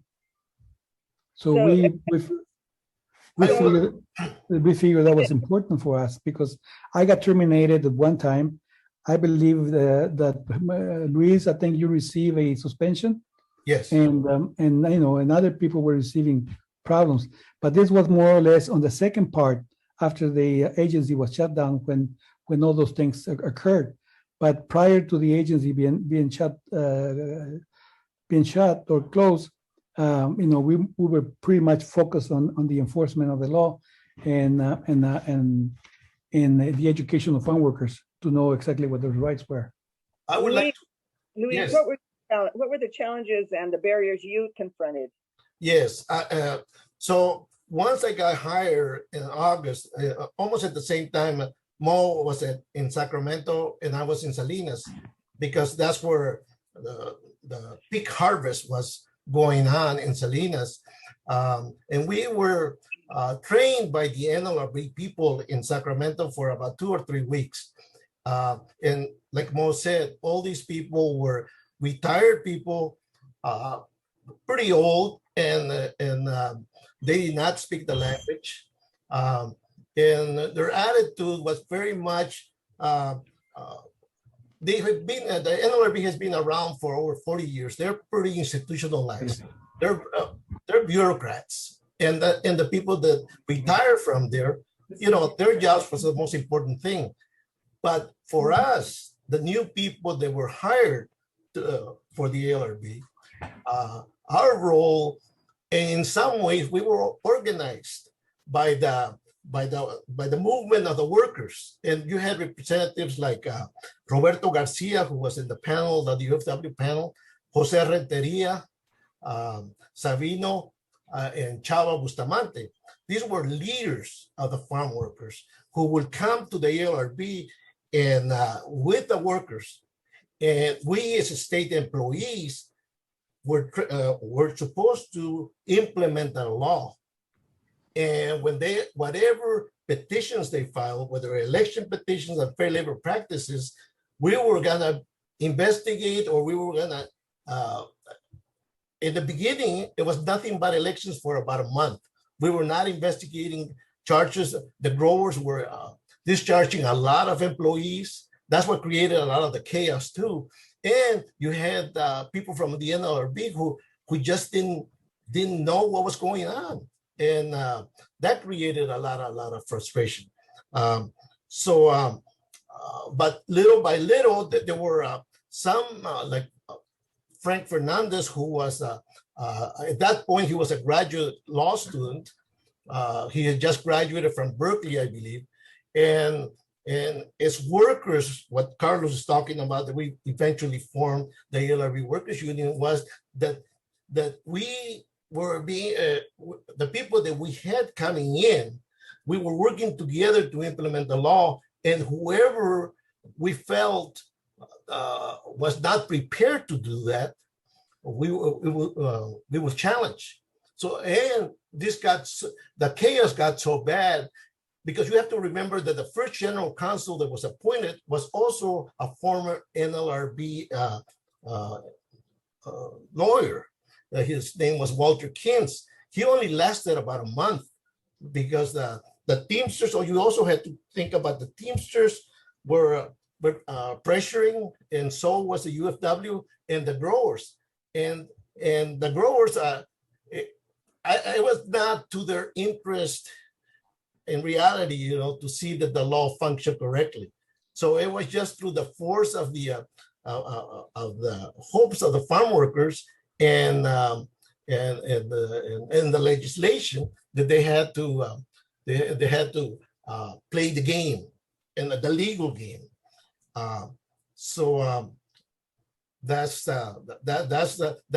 Those were challenges, in the sense that we also had the NLRBs whose attitude was, some of them were racist, some of them just didn't know any better, but trying to use us who were college educated as just interpreters.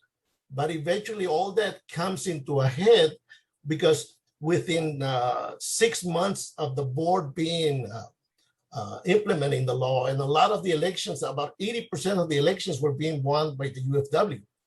And the Teamsters, as you heard this morning from the UFW, they had a sweetheart contract with the growers, where the growers had brought in the Teamsters. That was a pretty sad history of the Teamsters Union, when they allowed themselves to be used like that. But that's what was going on during that time, and that created a lot of chaos. I just want to reinforce that the ALRA, the Agricultural Labor Relations Act, specifically said to encourage and protect the right of workers.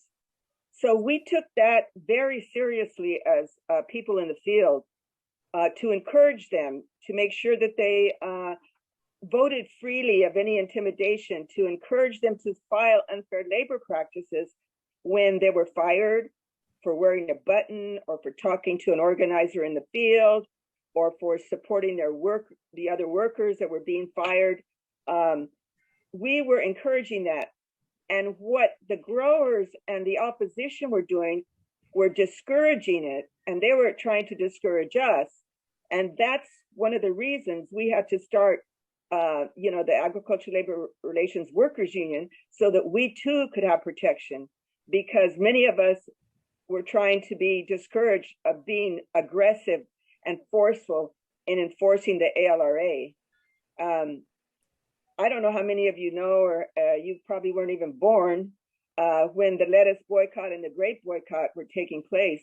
As a result of those boycotts, they forced the growers to come to the table to sign the Agricultural Labor Relations Act, and to be in partnership with a union to make sure that they could enact the ALRA and the ALRB.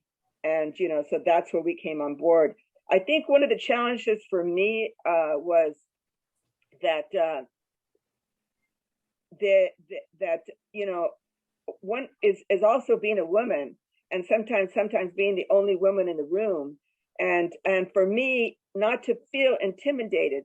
I know one time I was in a meeting in Salinas, and all the board came, and they said, "We want to know who is Shirley Trevino." And so I stood up, and they go, "Oh, we thought you were taller," because I was forceful and I was aggressive about it, and I guess they assumed that I was 6 foot tall because of that aggressiveness.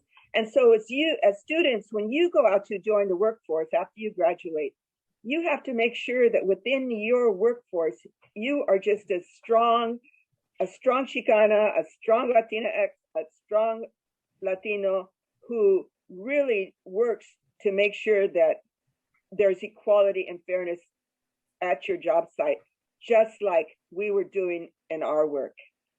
You have anything to add, Mo?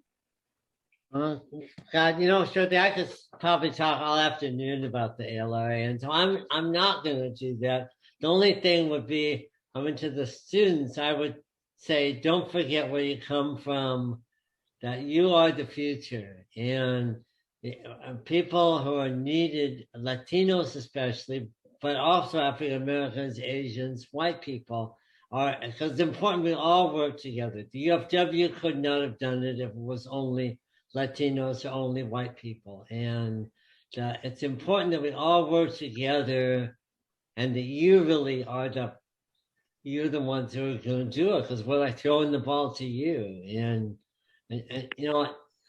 as I said, I could go on for a long time, but I'm not going to do that. I just want to thank everybody for listening to that little bit that we have to say. It's like, especially the students, because you're the future. I would like to address the issue of working for the state, for an institution like the state. And what was the beauty of the challenge that we had was that here was a new law. No one really knew how it was going to be implemented. But we all started with Mo, Byron Giorgio, Tom Tostel, all these great lawyers. And then you also had the UFW legal department, who was very, very competent attorneys filing the unfair labor practice charges. And then you had people like Chava, who led the workers in petitioning for elections. So it was, these are the people that made the whole thing work. People who were implementing this law in good faith, and those that were against us, well, we confronted them, and we were not afraid. We were not afraid. I think that Luis is right. What we got was a blank slate. It was clean. Yes. And I think the wonderful part of having been part of the LRA in its inception was that we were able to structure it in such a way that it became effective. Initially, it wasn't. Like Luis said, in Salinas, there was all kinds of chaos. NLRB, the National Labor Relations Board, had been doing this for many, many years. So when they brought their people, they brought bureaucracy. We tore down that bureaucracy and said that we're going to structure the LRB in a way that encourages farm workers, that they feel confident that they can come to the offices and file unfair labor practices, that file their petitions to have an election. And I think that was the beauty of being young and aggressive and a fighter for those rights. Because if we had been regular bureaucrats, it would have become the National Labor Relations Board. But let me tell you, ALRB now is like a bureaucracy. The good people have gone and moved on to other things. But so I think that, we had a big and beautiful impact on that. And farm workers were able to vote 90% of the time or more for the UFW. They were not afraid to challenge the Teamsters, who were also trying to organize them, but they also had the courage. One time I did Carlos did an election, and the farm worker voted in blood. I guess he had cut his finger and he put an X in blood. So for the last part of our presentation, we're going to talk about what we felt were some of the major accomplishments that we achieved, as well as other people within the whole parameters of agricultural work. What did we achieve, Carlos? Well, when the harvesting moved to Imperial County, I mean, that's when I met you in Salinas, and that's when we decided to organize an approach to make the ALRA more focused, more responsive, and obviously to conduct investigations as fast as we could in order for us to return workers that were terminated back to their jobs. So what we did, there was a flyer that was developed, and that flyer had all the rights the workers had. We got up at 2 o'clock in the morning. We went and visited the Calexico area where 10,000 farm workers congregate between 2 o'clock in the morning and 6 o'clock in the morning to look for work. So we went and hit every bus, every group of workers, and we told them, I mean, the fact that we have a new law that guarantees the workers the right to vote, to elect or not elect a union. So we went and we asked the farm labor contractors or their foreman or the company foreman to move to the side so we can talk to the workers alone on the bus or on wherever they were. And then we informed the farm labor contractors and the foreman actually of what the rights the workers had and how can they exercise it during the time they're working for the company. So we enforce those, we pass out those flyers morning after morning. We keep repeating and letting workers know that they had those rights and they had a choice of electing a union or not electing one. So we all work collectively in doing this kind of work. We were all given the same message. We were all making sure that whoever got unjustly demoted or terminated, whatever it is, that the case will be investigated in the fastest way possible. So we'll have a hearing or negotiate a settlement with the growers. At one time, I mean, I remember in the Calexico Armory, we give away, I don't know, a lot of checks to farm workers that had been terminated and they were reinstated. So we were giving the checks to them, and other workers were noticing that actually we were responding to those violations very fast. So when the elections started taking place in the Imperial Valley, the UFW cleaned up slate. They won all the elections that happened in Imperial County, and that happened because, I mean, you tell the workers what rights do they have. We enforce those rights when those rights were violated, and I think that had a very strong impact on the workers, but not only on the workers, but it also impacted the grower community because they refused to refund the agency towards the end of, I think in March, I believe it was, and they cut us the funding. So we didn't have any money to continue working. So, I mean, obviously, somebody panicky about it and stopped the enforcement of the law. That's it. Yeah. Luis, what about you? What do you think were some of the major accomplishments that took place while we were at the LRB? Well, we through the chaos, we learned a lot. And as long as you had organizing in the fields and leadership like Salvador Bustamante and Jose Renteria pushing us to do our job. Because what Cesar and the UFW, Dolores Huerta, said to us as board agents was they didn't need any favors from us. What they wanted was a professional implementation of the law. And that's exactly what we were doing. And that's why as we moved along, because as you will know, elections can be challenged. And if they can prove that the board agent was biased, that election can be overturned. But we were training the people that we hired, because when we were funded again, we were able to be involved in the hiring of more competent people.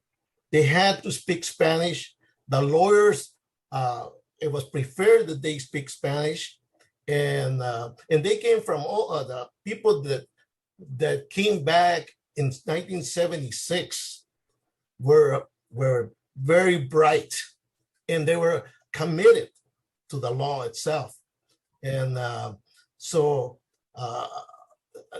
the rest was, as long as there was organizing from the bottom, we could continue to improve the implementation of the law. And we were successful at what we used to call worker education, which was to go to the companies, even if there wasn't an election, just organizing taking place. We could go and tell the workers what their rights were. And the right was that if a union organizer came in, they could talk to him and be protected. That if those rights were not respected, they could file unfair labor practices. Both either the unions, here we had the Teamsters in the beginning, and then you had the UFW, but the biggest complaints by the workers was always the foremen, the employers' agents who were doing the illegal activities, trying to prevent the union from coming in. And as we all know, once you have a union contract, it's going to cost the growers some money that they have never had to spend before. So that is the status quo, and the status quo is not satisfactory when workers are organized and they want to have a medical plan, pension, and all the protections that are necessary for them to live with dignity. Mo, what about you? What do you think were some of the biggest accomplishments that you feel you did or the agency overall accomplished? Thanks, Shirley. Yeah, number one, I didn't do anything. We did stuff together, and I mean the three of you and the people with the union and all the people who did it. When the day I met Cesar, when I was still a law student, we were talking about farm workers, and he said, well, the most important problem we have is, more important than the low pay, is that no dignity. And I heard that this morning from, I think, Java and maybe with Roberto saying the same thing, basically. There was no dignity for farm workers. The people who put food on our table were just considered something less than normal. So that was the most important thing. The CRLA was able to instill in workers' dignity, that if they had rights, and those rights would be enforced. The other thing that I was able, and we were able to do, was when the law was first passed, the UFW organizers were being arrested for going into the fields to talk to workers. And so the ALRB, the board, passed a rule called the access rule that guaranteed organizers the right to go talk with workers. Now, I know some of even Carlos and at least and Luis got either arrested or hassled for going into the field to talk to workers. But anyways, so the growers attacked that rule. We were taking their property without due process. We went to the California Supreme Court and we won. And California Supreme Court said workers have a right to have the union people come to talk to them in the fields. Now, 45 years later, the United States Supreme Court, which are the Bush appointees, or the Trump appointees, have agreed to grant a writ of certiorari, which means they're going to maybe get rid of that law. And even though we argued to the United States Supreme Court now, that our only hope is that we get the states' rights people to go with us, is that they'll say the states have a right. We passed the California Real Legal Assistance passed the access rule to stop the violence in the field between the Teamsters and DFW. And it worked. For 45 years, that violence ended because we were able to hold elections instead of and because Caesar was nonviolent, that we were able to to have law California work. And now that may all change. So that was one thing I was involved in. And I say I mean we. I didn't do the access case by myself, and we didn't do any of it by ourselves. And I suppose for those of you who, if there are college students who are hearing this, it's we, man. I don't care what Trump says about Ronald Reagan, about we have to do stuff to change, and that's all of us. And Shirley, that's it. Okay, I think one of the other big accomplishments is that we didn't look at our position in isolation. We believed that it was important. When you filed an unfair labor practice, Carlos, Luis, or me would investigate it. Then it goes to the lawyer to review all the factual data, them to get the witnesses together, to prepare for the hearing. And then the next level is it goes before a hearing officer. So you need a good investigator, you need a good lawyer, and you need a good hearing officer. Because without those three elements, you could lose your case. How many of you have gone to court and had a horrible judge? It's the same thing with the LOD. They had hearing officers that reviewed our cases. I don't know how many unfair labor practices I investigated and sent to the hearing officer. I didn't lose one case, not one, because we had good lawyers and we had good hearing officers. And so those people became important part of what it took to make sure that the law was effective. Additionally, we made sure that if a company lost their unfair labor practice, they had to put the workers back to work. They had to make sure that they paid them for all those lost wages.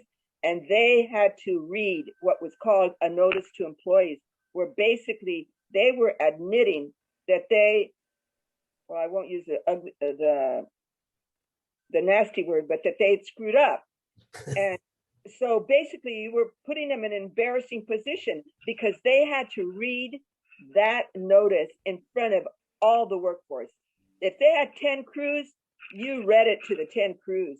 And so that served as an important organizing tool, because then the worker said, ay, fulano de tal, he got reinstated. So, and he was fired because he tried to join the union or he wore a button.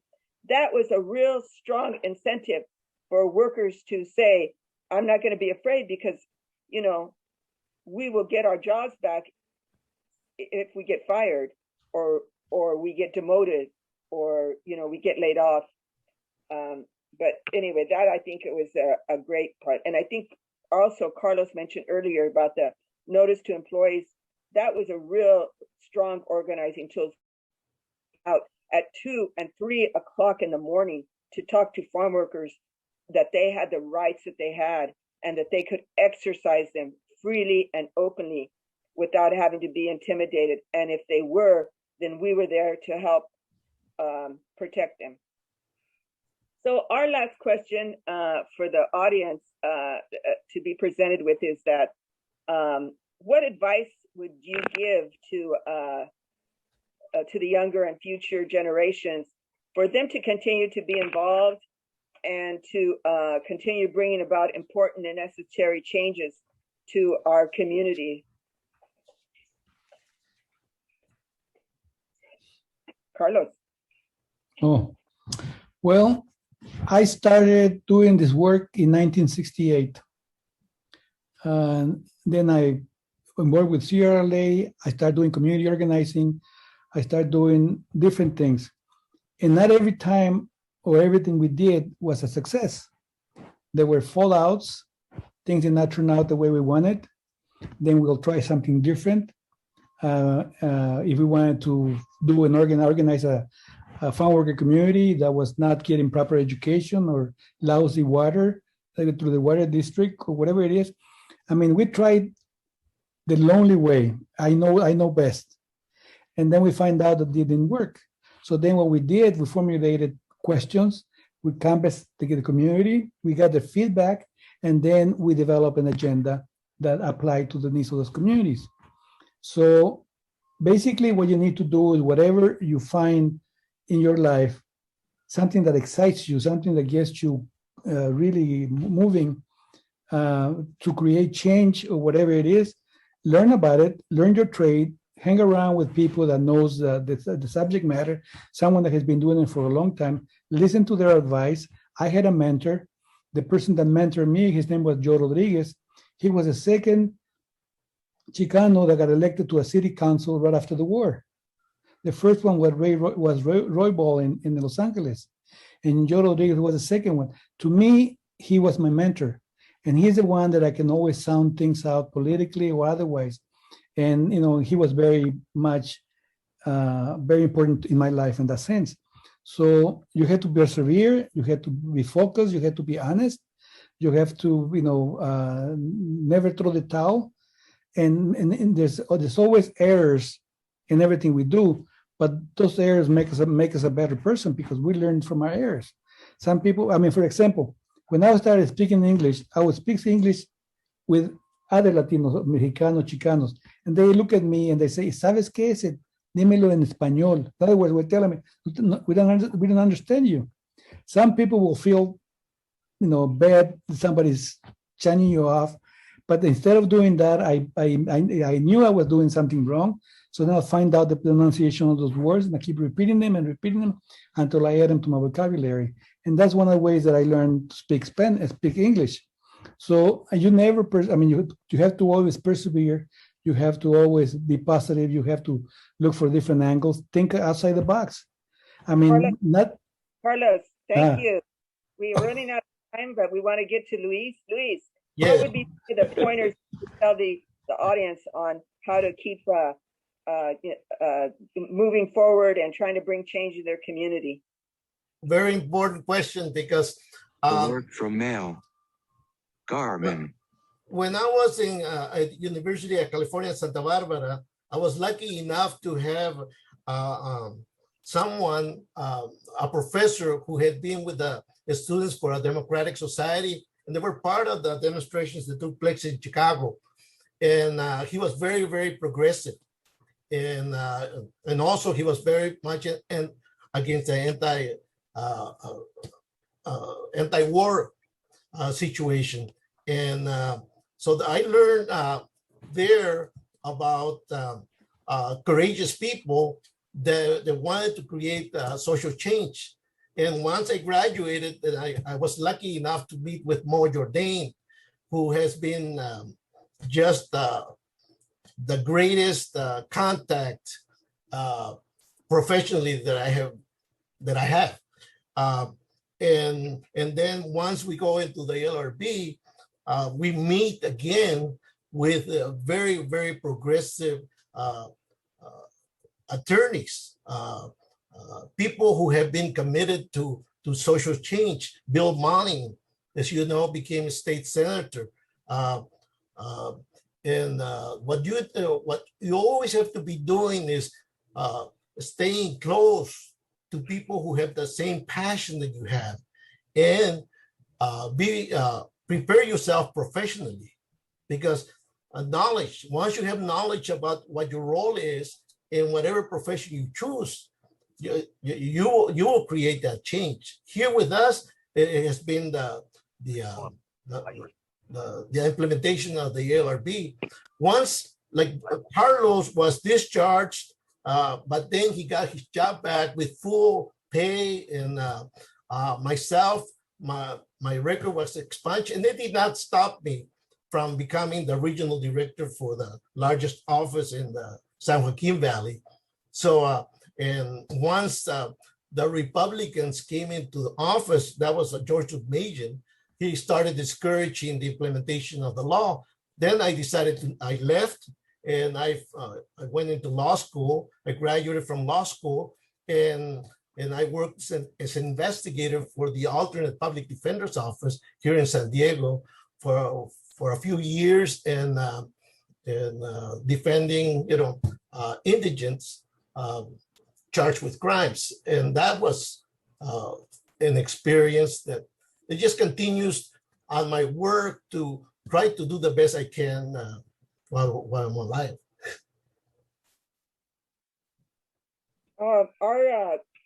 We have 1 minute left before our hour, and I just want to say that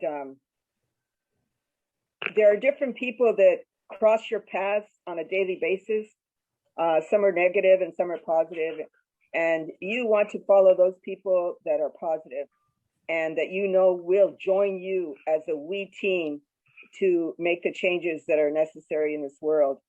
I started my organizing when I was actually in junior high school because I got this award for, being a smart Chicana. But anyway, in high school, I organized back in the 60s, I organized one of the first Chicano organizations on campus. And what I want to say about that is that wherever you go, you have the opportunity to organize for the betterment and the good of others, organize for the betterment and good of even your organization. Amazon, look what those workers did. They decided they wanted to form a union, and they weren't afraid, even though they got intimidated. They weren't afraid, and they went out there to try to organize a union. So as you head toward your future, you're going to see a lot of challenges. Some of those you're going to take on, and some of those you're not. But those that you take on, do it with passion and do it with conviction, because that passion and that conviction is going to make sure that you win. Thank you for participating, and I'm so glad that you joined us. I think part of you registering for this symposium is a step that you made for your future. And as you go over all the different panels that have been presented, you're going to pick a little bit of here and a little bit of there, and it's going to impact. We've tried to present a little bit of history. You're right in Monterey County in the Salinas area where many of that history happened. And we hope that you learned a little bit about us and what we did and the important work that had to take place back in the early 70s after the boycotts. Thank you very much. I'm Steve Albert. I teach economics at MPC. And for those of you who are here, I'd love to get some questions. There's a couple questions written in the chat room by David, which are kind of forward-looking. And before I get to those questions, I have a list of questions that I'd like to ask. But if it would be okay, I'd like to kind of push you back to the time of the 70s and if I'm picking up on this right, you were young lawyers, and what it felt like in terms of the 70s and the culture that surrounded the 70s and what you were doing there and the impact of all of that on your own motivation, I guess. And if you felt like you were young lawyers at a time doing something that was of its time. We were not, Carlos, Shirley, and I were not lawyers. We had our BAs, our bachelors, and Mo was the only lawyer here in the panel.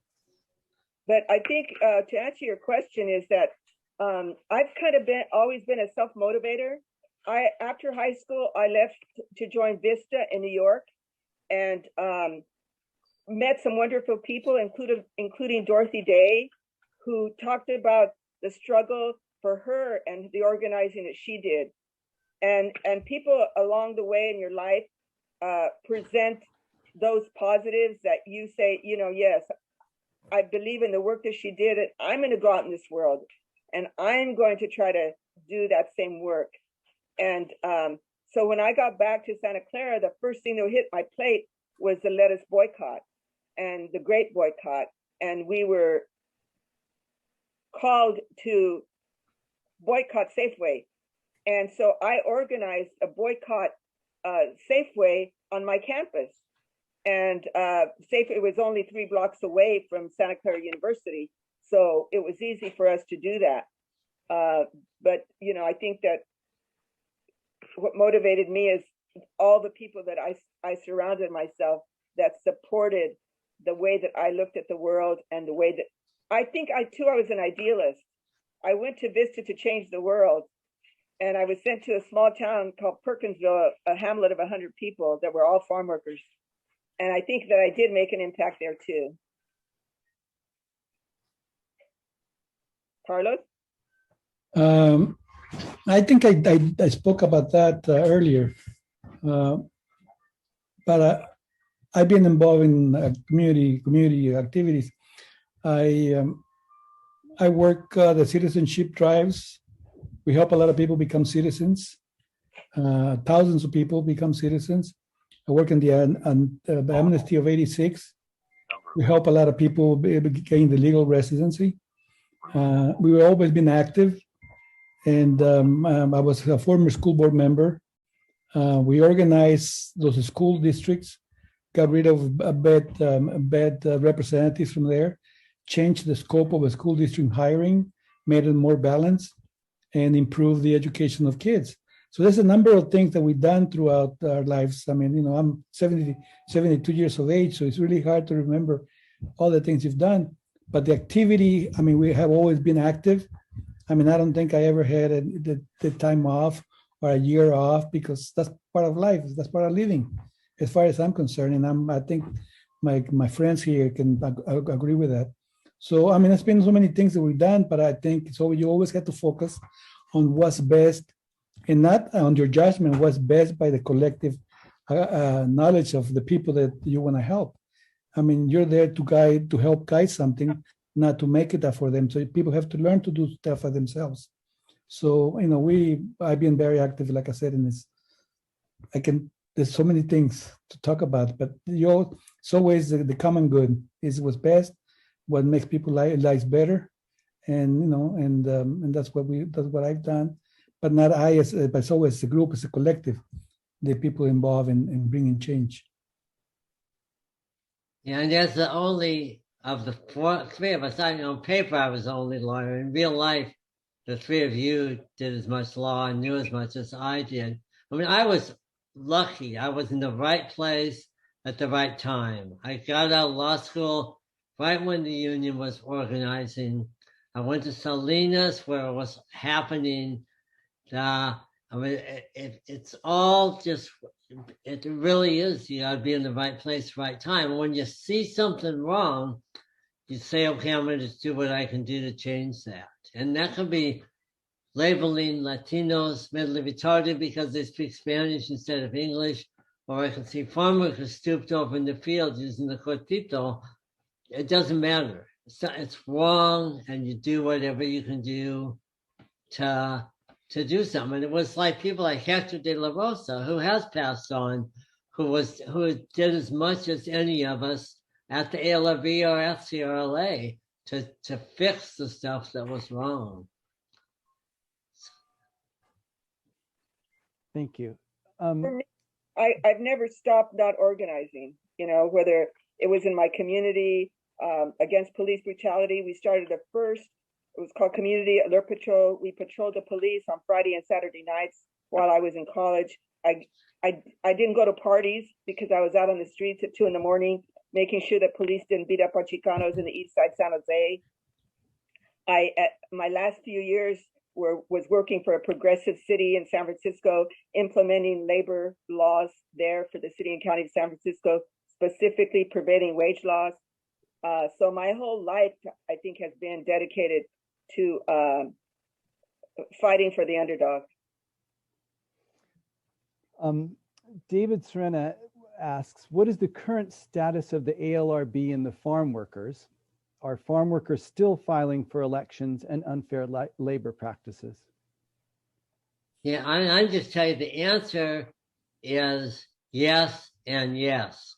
I mean, it's not, you don't hear about it anymore because Caesar's gone really now, and they're doing it. They're still, I just get messages from Mark Grossman, who's like the spokesperson, and they are still winning elections, and they are still filing unfair labor practices. If you subscribe to the UFW newsletter, you're finding that they are addressing other issues like pesticides in the field, minimum wage. They're not only organizing to try to bring workers into the union, they're also organizing against other issues that are affecting our state and affecting our country. And they'll ask you to sign a petition every now and then, or maybe once a week, against certain against certain discriminatory practices that are taking place. the other day I got an email about the water in the fields. So I think the organizing is not as intense as it was in the 70s. In the 70s, there were over 1,000 elections. And now you maybe have a handful here and there. And they're still, like in Garawal, they're still fighting a bureaucracy. We left. So, I don't think there are any too good people that remained, and new people got hired. We weren't there to educate them, to talk about how you aggressively enforce the law. And so what you have is you're having elections being held within the LRB structure. And I don't think you have that encouragement taking place by field people. No, they don't have the staff and they don't have the funds. But that's exactly what the Republicans did when they came into office in 1983. They started cutting back on the hiring, cutting back on the funds to have enough people to investigate, and they discouraged any acts of worker education. Consequently, people who didn't want to just become bureaucrats, the best people left the agency to do other things, and they have become very successful. Successful lawyers, successful or moved into other agencies where they have also done things that are like in the labor commissioner's office. I think about Carlos, you worked there for a while, didn't you? Where? Labor commissioner's office. Yeah, I work with the Labor Commissioner's Office, the Department for Employment and Housing, and I'm currently doing some work for the Attorney General's office. So we have moved on, to have more impact. The LRB, when we left, we thought we could do better. And because we were not just going to be shifting papers and making believe that we were actually implementing the law, because that was not the case anymore. You mentioned thousands of votes in the 70s. I'm wondering how the ALRB managed to be present at all those voting situations, or were you able to be? Yeah, we were able to. They were not one right after the other. You scheduled them, every 2 days or every other day, because those elections had to take place in the fields, and so they were not all at the same time. And so if you might have an election going on in Salinas as well as the same time going on in Oxnard. And so it became manageable. We didn't sleep. Some of those elections were at 2 or 3 o'clock in the morning. For example, in the Central Valley, they have a place called the Oyo, and that's where all the farm workers would gather and get on the buses to get transported to the fields, either in Yuma or down to Blythe. And, we were out there making sure that they knew that 2 days from that day, they were going to be voting in an election, and that we wanted to make sure that they, were encouraged to vote. And I'm very curious about that process. When you are at the moment of voting or at a vote, you're there to make sure all the rules are correct and people are encouraged and not discouraged, and there's no shenanigans going on. I imagine that is what was happening at that moment of the vote. Yes, we made sure that, like, for example, in many of the elections, the foreman and the superintendent wanted to be standing there with their arms crossed, like, you better vote for the company, type of thing. We had to make sure that they were away from the voting area, that the workers were pulled out of the fields to vote, and make sure that all workers came out of the field to vote, that not one stayed in there. And we'd go out in the fields and say, okay, it's your turn to come out and vote, and make sure that they understood the process. We explained the ballot very carefully.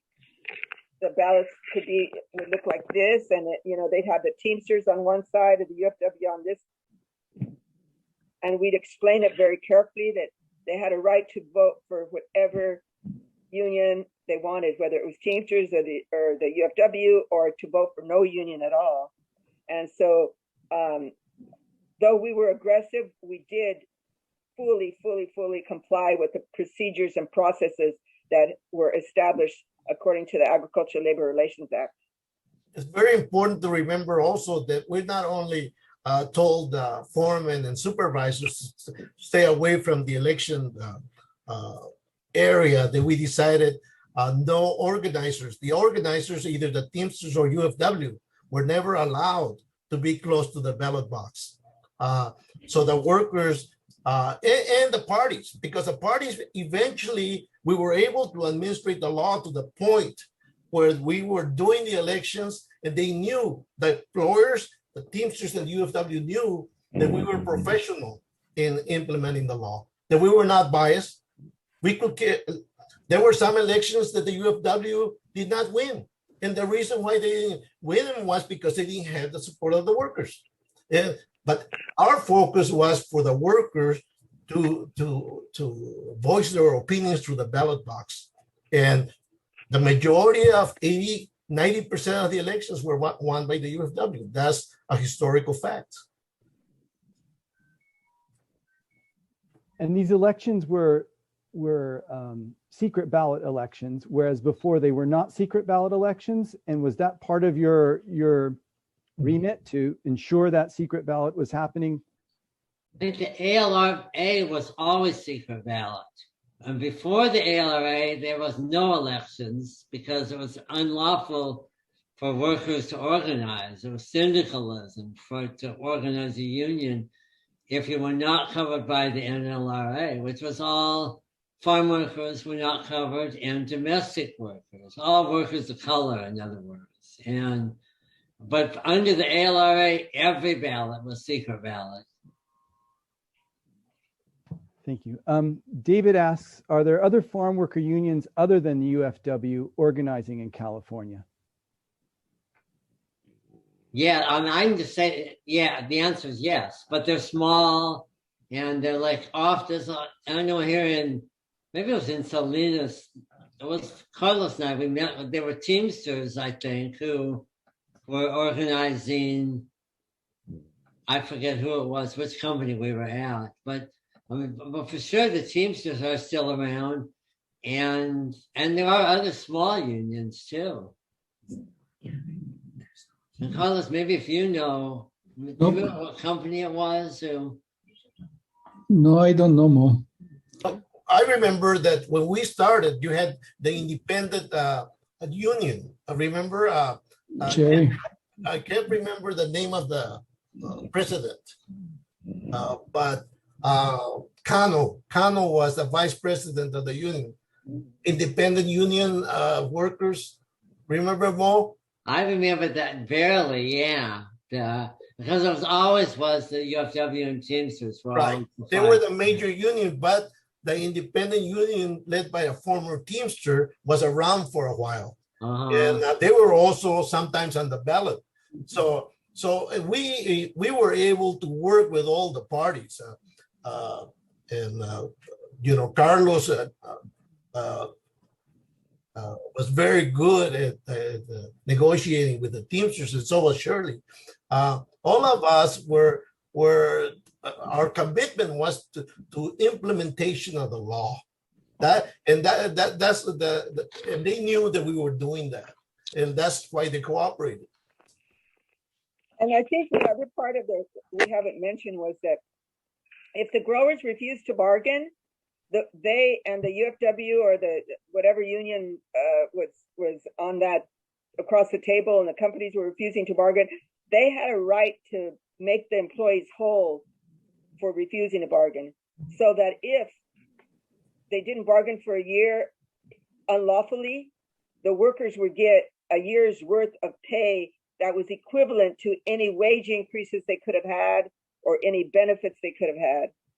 And I calculated many make-whole cases where workers got the difference between what they were making and what they would have made had they negotiated a contract.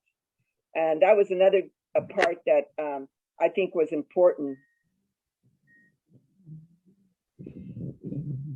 Another member from the audience, another question. Are are your families following in your footsteps? Yeah, I'm just talking for me. The answer is yes. I have a son who is with the public defenders in Colorado, representing mostly natives. I have a daughter who's teaching mostly Spanish-speaking kids in Southeast San Diego.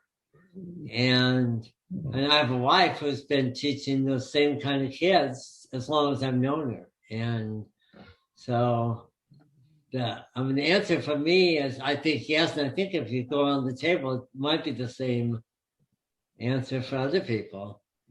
I know Luis has a son, a lawyer. I have a partner who's an artist, and he's done art classes for farm worker kids in Soledad and Gonzales and low-income children in San Jose. And he's also worked for a nonprofit housing corporation, making sure that, you know, the residents were treated fairly. It's called South County Housing in Gilroy. I have a son that went into prevailing wage investigations. He was hired by the labor compliance managers. He has done $1 million audits. It's not farm work, but it's construction workers. A lot of them are immigrants, Latino immigrants, Asian immigrants. And he's done $1 million audits in restitution. For example, if you're a plumber in San Francisco and they pay you $12 an hour, where the prevailing wage is $100 an hour, he would calculate that difference. So he's followed in that footstep. He was laid off during COVID, and now he's looking to go back into the prevailing wage field. And my other son, he decided to be a DJ. And he's living in San Francisco and just really enjoys music. And he's also done a lot of DJing for, you know, companies, nonprofits that don't have, you know, can't pay him. He's volunteered his work for that kind of thing.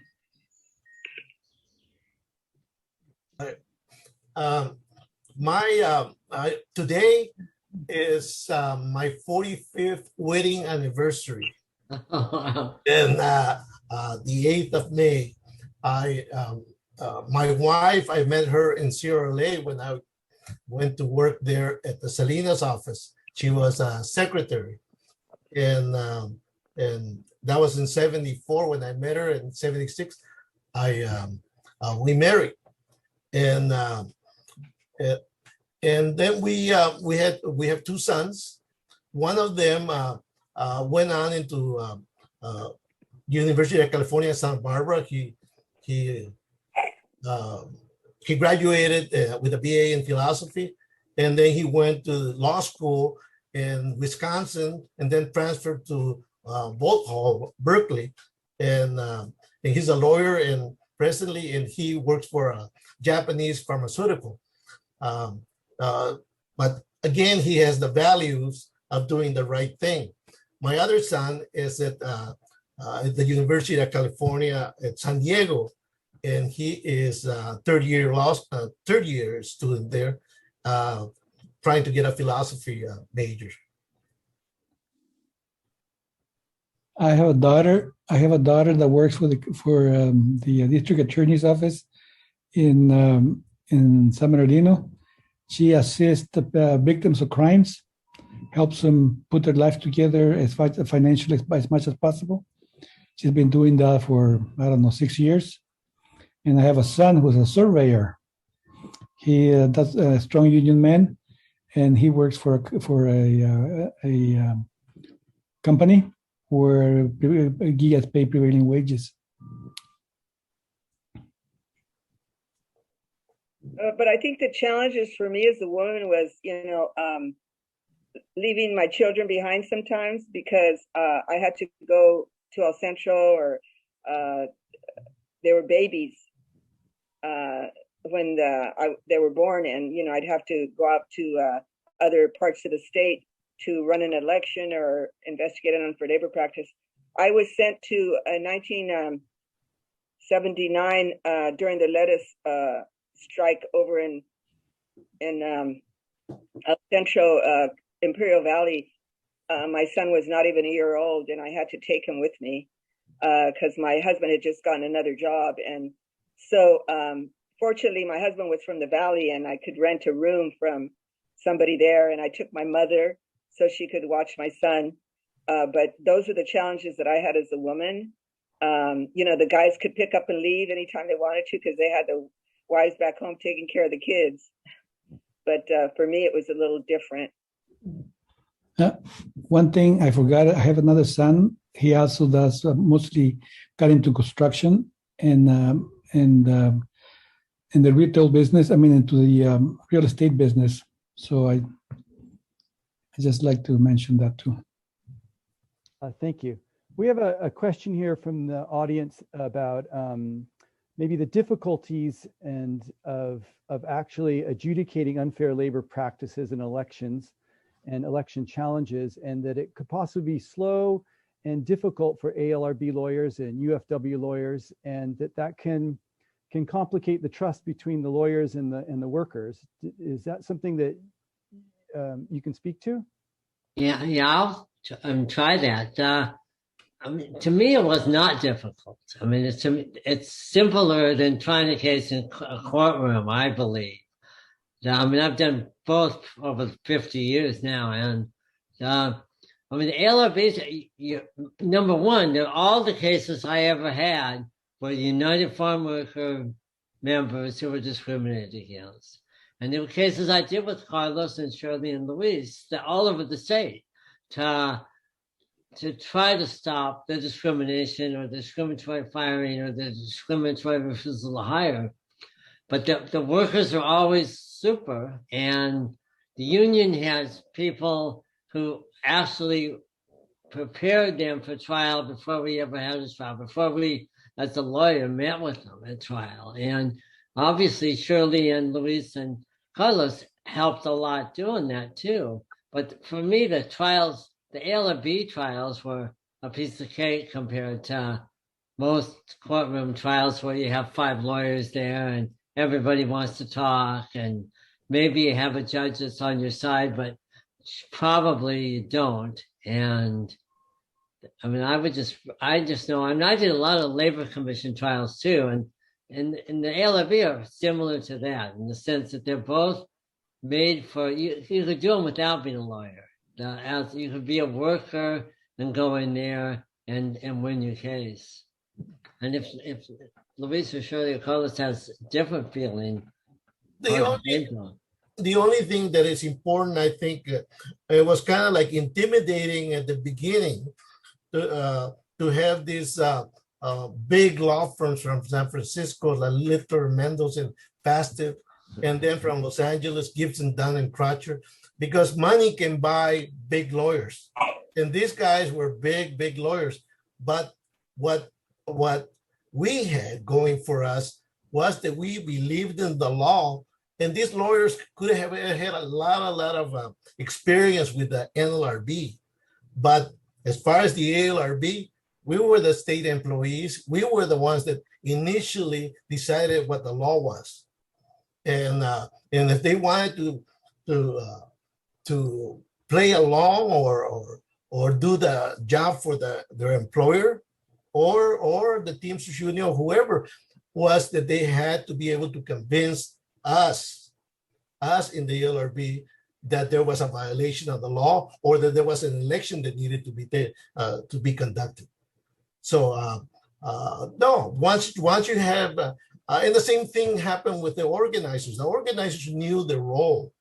You have heard from Salvador Bustamante, Jose Renteria. These were people who took positions of leadership, and they were professional within the context of the representation of the workers that they were representing. So I think that happens in every field.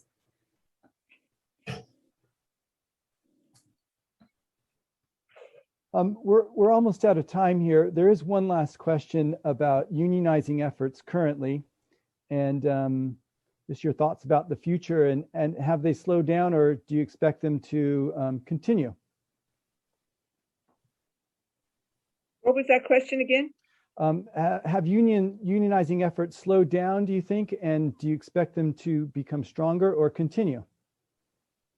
No, I think the union's effort is gonna continue all across the state, not only with farm workers, but I worked in San Francisco. It's the biggest union supportive town in all of California. The power of the unions is so incredible because the unions were not getting anything done, accomplished through going through the state, the Department of Industrial Relations. So at that time they talked to Willie Brown, and he established standards enforcement, and that's where I went to work, so that we could investigate much more quicker than the bureaucracy of the state. And we did, and we accomplished that. And I found that in working with those unions, they were still out there. As a matter of fact, I think when I was there, I did this case for the electricians, and the guy, the electrical company says, "How can I resolve that?" And I said, "You can resolve this by becoming a union company. I think if you become a union company, then you can work more closely with them and never break the law, because pretty much they operate by the books." And he did become a union company. And so I think that moving forward under this administration, that they're going to support unions and the work that they do. I'll tell you, I never went to work for a non-union organization after I left the LRB. Even if it was a nonprofit, I made sure that they had a union, because I know the benefits of it. And I know that farm workers that joined the union back in the 70s and the 80s, my hairdresser's father helped to organize Dorigo and Salinas. He is so proud of the pension that he gets to this day from the UFW. And though it's not a big pension, it still helps with the rent, So I think they're here to stay, and I think they're going to become stronger under Biden and Harris. We're out of time, and I want to thank you all. I find it fascinating, and for you to put in the effort and come. And I'd like to thank David as well. It's been a great day, and I'm going to stick around for the rest of it. Thank you, guys. Thank you guys very much for participating. Thank you, David. Guys. Sí se puede.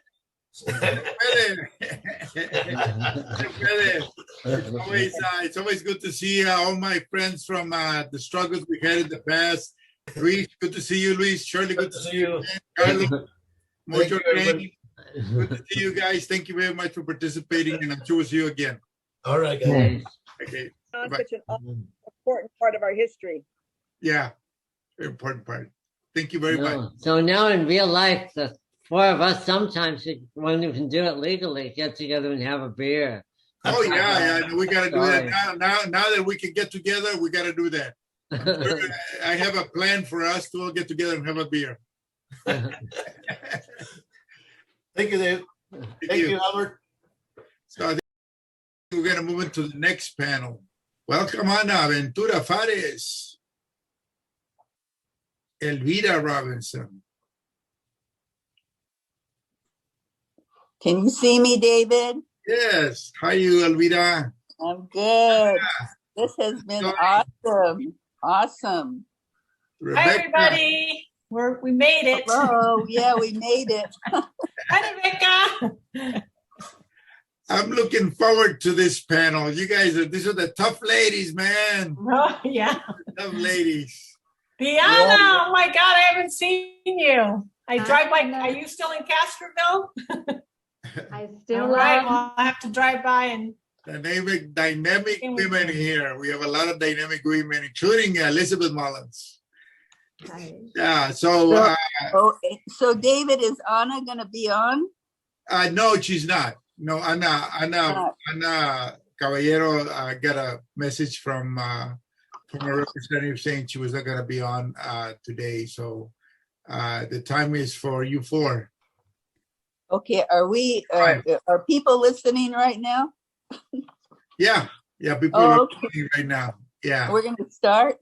Okay. Yeah, you can go ahead and start. I'm gonna get off, and you guys can start. Go ahead. All right. I'm ready. Good afternoon, everyone, and all of you students that are listening today. It's been a wonderful day. We've had very inspirational speakers all day, and I'm so excited about this historic Chicano Symposium. And I want to thank my dear friend, David Serena, for putting this together, and the Monterey Peninsula faculty and staff. You've been wonderful. I'm Elvira Zaragoza Robinson. I'll be your moderator for this panel, and you're going to be hearing from the first Chicana elected officials.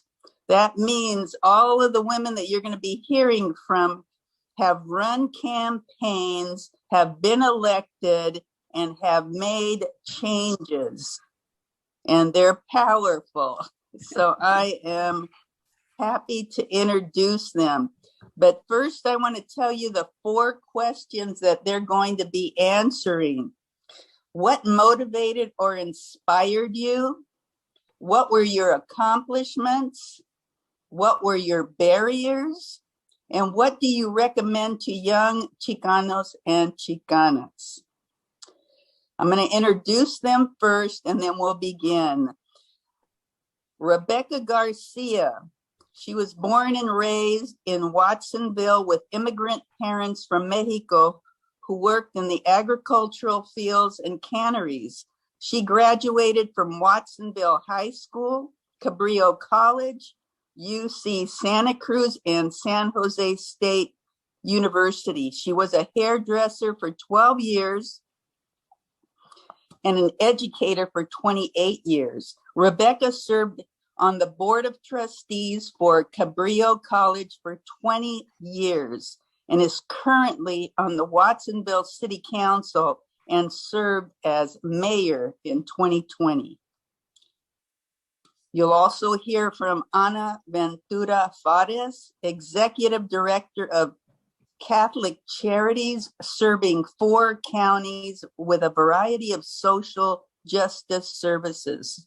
Before that, she was the Equal Employment Opportunity Officer for 22 years of the County of Santa Cruz government. She was on the Watsonville City Council for 8 years, the Library and Planning Commission, an attorney for California Rural Legal Assistance in Salinas, and a plaintiff in voting rights cases in Monterey County. Diana Jimenez, Deputy Director of Aging, Adult Services and CalWorks, DSS, and former North Monterey County Unified School District Board Trustee for 16 years. Joining us on our panel is Elizabeth Mullins, instructor from Monterey Peninsula College. She's going to be helping us at the end of our discussions. She's going to be gathering questions from the chat and then asking us those questions when we're done. And I'm Elvira Zaragoza Robinson. I'm an attorney. I've been a lawyer for over 40 years. And I'm in private practice now in Hollister, although I had been a deputy district attorney in Santa Clara County as well. I was the board trustee of Gavilan College for 20 years. I'm a mentor to many people and an organizer of leadership conferences. And I'm proud to be on this panel. So let's hear from Rebecca Garcia first. Thank you, Elvira. I'm so pleased to be here with you and the other colegas as first elected Chicanas. I was 6 years old when I started elementary school in the 1st grade. I was a Spanish speaker, but I did know how to count to 10 and say my ABCs in English. However, I could not understand what the teacher was saying. In 1 year, Mrs. Stringari taught me to speak, read, and write English to the extent that I was in the highest English reading group. I wanted to be a teacher just like her. Some of my friends would say they were going to college, so I decided I was going to go to college to become a teacher. Unfortunately, at the end of my junior year at Watsonville High School, I spoke to my counselor and told him that I would need his assistance to apply to college in my senior year. He looked at me and looked in my eyes and said, "Oh no, you're too poor to go to college. You need to become a secretary, but not just any ordinary secretary, but a medical secretary." So in my senior year, he enrolled me in shorthand, business machines, and typing. And upon graduation, he enrolled me in a secretarial program at Cabrillo College. I dropped out on the first day of class because I didn't want to be a secretary. I wanted to be a teacher. Instead, I became a hairdresser for 12 years, but I never lost my dream of being a teacher. In 1989, Watsonville won the lawsuit to change from at-large elections to single-member district elections. After that win, we went to Cabrillo College and said, "If you don't go to district elections, we will sue you." Consequently, they established 7 districts countywide, including a portion of North Monterey County. District 5 consisted of all the city of Watsonville. For the 1992 election, a white woman who had served several 4-year terms in what became District 5 decided not to run. I decided to run, and I was elected the first Chicana trustee to serve in the history of the governing board existence since 1959. That is 33 years without Latino representation. The reason I ran was because I remembered being told in high school that I was too poor to attend a university. I wanted to make sure that low-income Latino students could use Cabrillo as a stepping stone to transfer to a university and select whatever career they wanted. I was 30 years old when I started Cabrillo and received a BA and a teaching credential from UC Santa Cruz at the age of 35. I was grateful to Cabrillo in helping me become a teacher. I wanted to give back to Cabrillo, and that's why I decided to be elected to the governing board. I served as the only Chicano for the next 20 years until I resigned for political reasons. It took me 2 years to learn the system of community college. I was one of 7 votes for 20 years. The first encounter that I experienced where Latino voice was needed was when the Chicano faculty decided to celebrate Dia de los Muertos by building altars in the administration building. Beautiful altars were built, but after a few days they were taken down because several faculty members complained that it was a religious celebration and was contrary to the belief of separation of state and religion. I immediately spoke to the college superintendent and explained to him that Dia de los Muertos is not a religious holiday, but a cultural celebration to honor the death of our ancestors. I told him that if ever another issues relating to Hispanics, which what we were being called at the time, ever came up again, to check with me first before making a decision. Because I was the only Chicana on the governing board, I often was not listened to. Every year at the board, we would get a report on the faculty and staff demographics of the college. Every report would show that the faculty were primarily white, with very few Chicano faculty members. But it showed that there was an increase of Chicano employees at the lower staff level. So every year, I emphasized the need to hire more Chicano faculty and asked how that could be done. And it took me about 5 to 6 years of my advocacy to finally have the interview process result in Chicanos as being hired. But even as recent as 2019, the Cabrillo Chicano Latino Affairs Council advocated for a change in the hiring process to hire more Chicano faculty because they still remain underrepresented. I remembered that at least 2 governing board meetings, I advocated that Cabrillo become an Hispanic Serving Institute, but I was ignored. An Hispanic Serving Institute, for those that might not know, HSI, is a federal program that provides federal funds to institutions that are at least 25% Hispanic. The monies are aimed at providing better programs for Hispanic students for their success at community colleges. It wasn't until one of my white male colleagues advocated at a meeting that we should look into getting more federal funding by becoming an HSI, that we began the process. And we were awarded the designation, and we received thousands of dollars to begin a STEM program at the college. The white students took advantage of the STEM program, but nothing was done to encourage Hispanic students to also take advantage of it. Cabrillo became an HSI, but the college remained the same. It remained a white dominant institution. Today, 44% of the student body are Latinos, but the culture has not changed. The good news is that the current superintendent wants to make Cabrillo a true HSI, which means he's working with faculty to establish an ethnic studies program.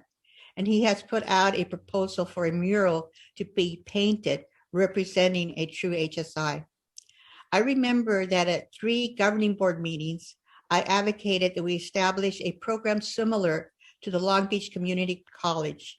They had a program that worked with the Long Beach Unified School District to promise to make them eligible for college.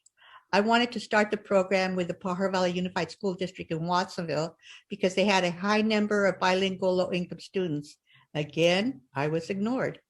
But several years later, the superintendent took the promise idea and created a program where now every 4th grade students from PVUSD visits Cabrillo College in hopes of motivating them to begin their higher education at Cabrillo. Again, I had been ignored, but when the white superintendent suggested it, it was a go. For 20 years, I was a strong advocate for Latino students, faculty, staff, and community. My advocacy took many forms. I even asked at every meeting where a consultant or a company came for board approval, I would ask how many Latinos and how many women applied for the position.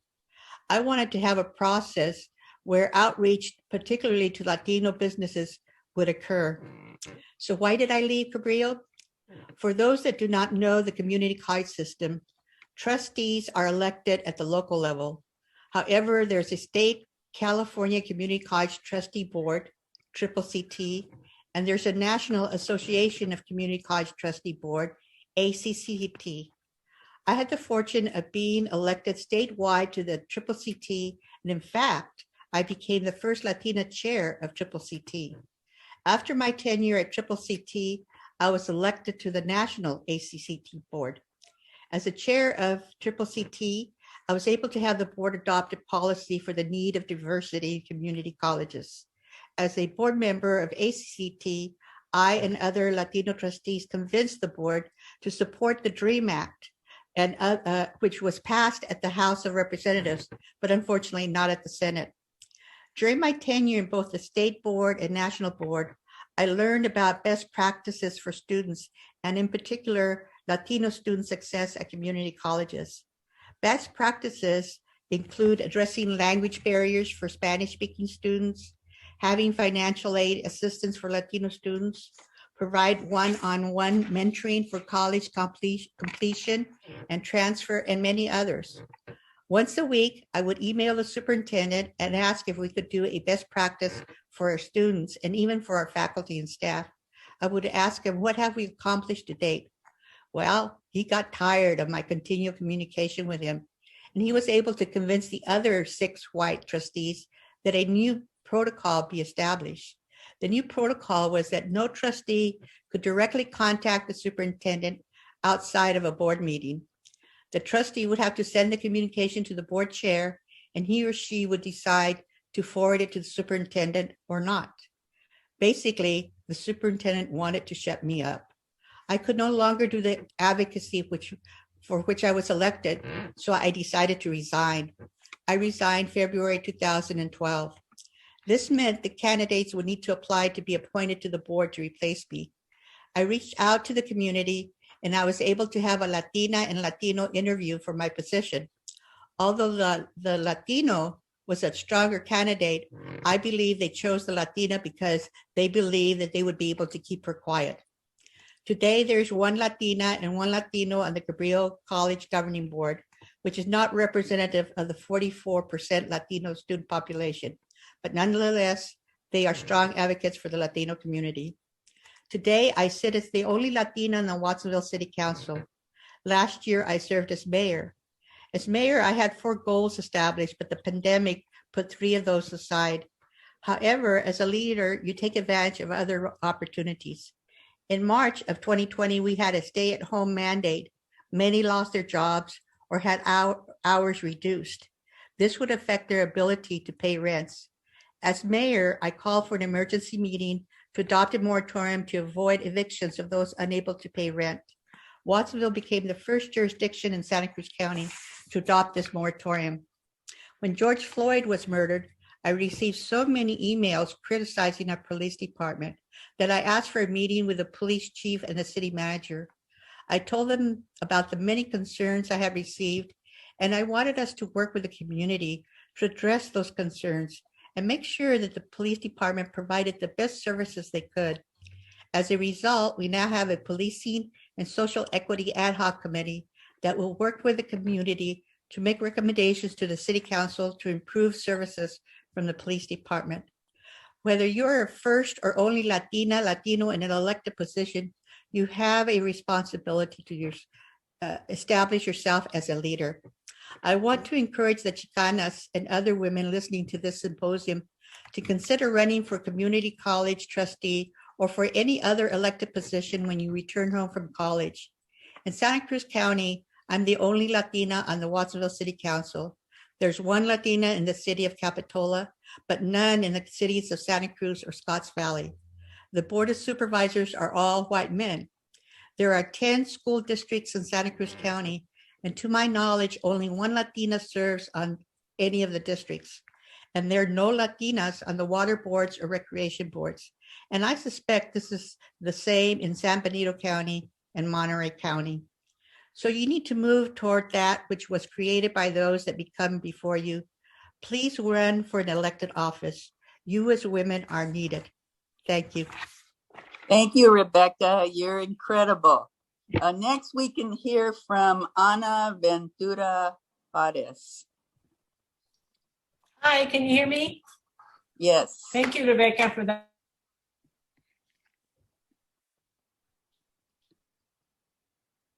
Oops, she's frozen. As you were talking, it made me think of some of the things that there's so many connections between the other people that we also heard. For me, you know, I was born in Imperial Valley. I was a migrant student, lived in Salinas, in Watsonville, El Centro, and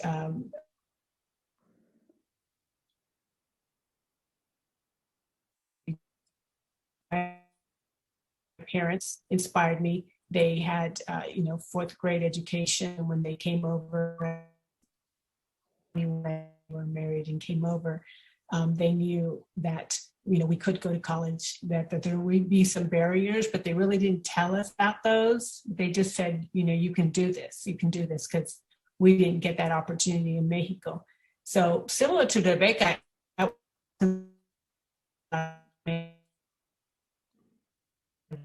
said, no, you don't go. Mexican girls don't go to college. I guess the one difference is that I did tell my dad that, and that will help you.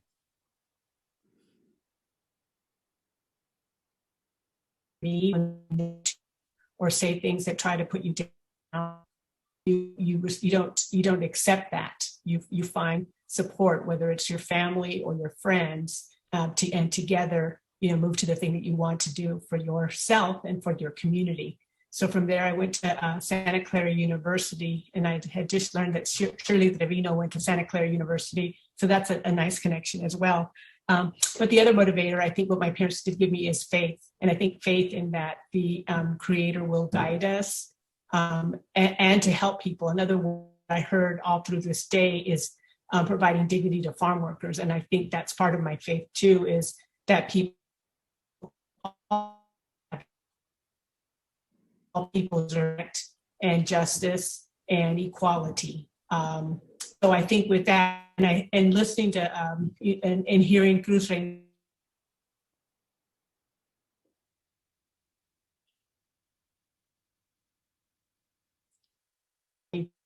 and so help farm workers. I did want to become a lawyer when I was in high school. So I went to Santa Clara, and I went school in Seattle. And after law school, I guess I do want to say to students that you will pass things, you may fail at things, but don't again, or people say no to you. It took me 4 times to pass the bar, and at the 3rd time, I was going to give up. And again, my day.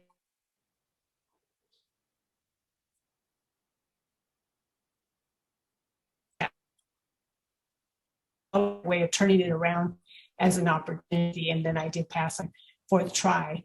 And I went to go work at CRLA for 5 years. And again, I think it was Cruz Reynoso in his obit that said he was not a good CRLA attorney and he went on to do other things, which that's not really true. But I worked at CRLA for 5 years, doing a lot of education on landlord training, landlord-tenant law. But what intrigued me, where I got into politics, which I didn't know I was going to, was Salinas, Monterey County had an affirmative action plan, and CRLA got to monitor that plan on county government. And again, listening to Rebecca, it all kind of ties in on, you could be advocating, organizing, like we heard in our prior presenters, and then it's like, how is government providing those services, whether it's city or county? And, are they hiring, are they not discriminating? Are they having equality in the questions to people? Do they have artificial barriers? And all that is when I started to learn a little bit about put in, but at CRLA, I got to meet La Raza lawyers. So lawyers that we heard in the morning, and Jesse Sanchez, who died many years ago, who was one of the main organizers in East Salinas. I got to be with them.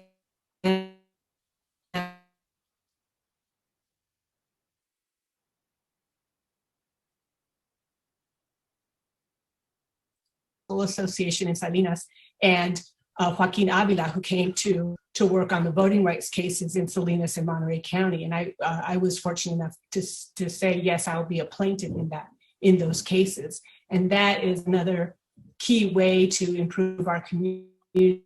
A little bit about what Rebecca was saying is that you get to, once you have fair district lines where communities can actually vote for the people they want, regardless of color.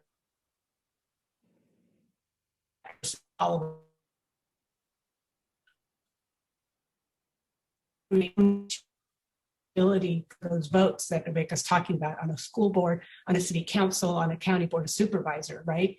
So little did I know right now when I'm all the people this morning that as a plaintiff, as a CRLA attorney, as a plaintiff for this cause, then after when I looked in the newspaper, an equal employment opportunity for Cruz, and he had a quote in the said, the county board of supervisors cares more about salamanders than people of color.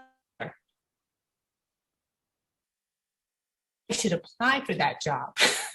And so I did, knowing that little seed of EEO and how, making sure that the services are culturally, seen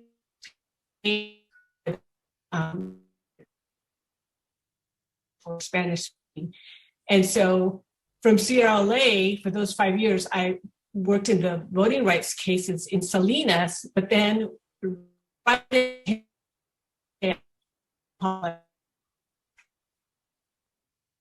ed that Congressman Farr was having, and I was there speaking on behalf of migrant students. And this man named Oscar Rios, who had just won his city council from the voting rights case fight that was appealed from Watsonville with people like Rebecca and a lot of other good people in Watsonville with Cruz Gomez versus Watsonville. We had districts in Watsonville that Watsonville, then also first city councilman, definitely in California. He said, "Hi, who are you? You should be on one of my commissions. Who are you? Oh, I'm from CRLA." So that I got to the library commission, then the planning commission, and then during that time is when I got hired in the Equal Employment Office for Santa Cruz County government, and I was there for 22 years. And during this time, I was also on the city council, but it was very an important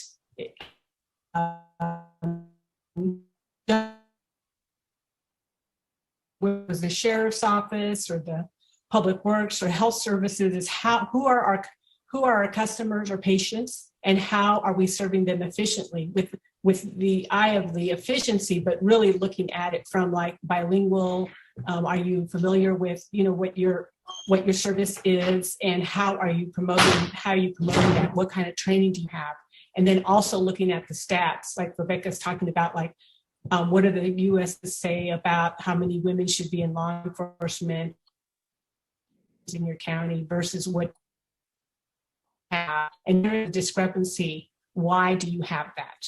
So that was like I loved 22 years. And I saw how the community services and my work at city council.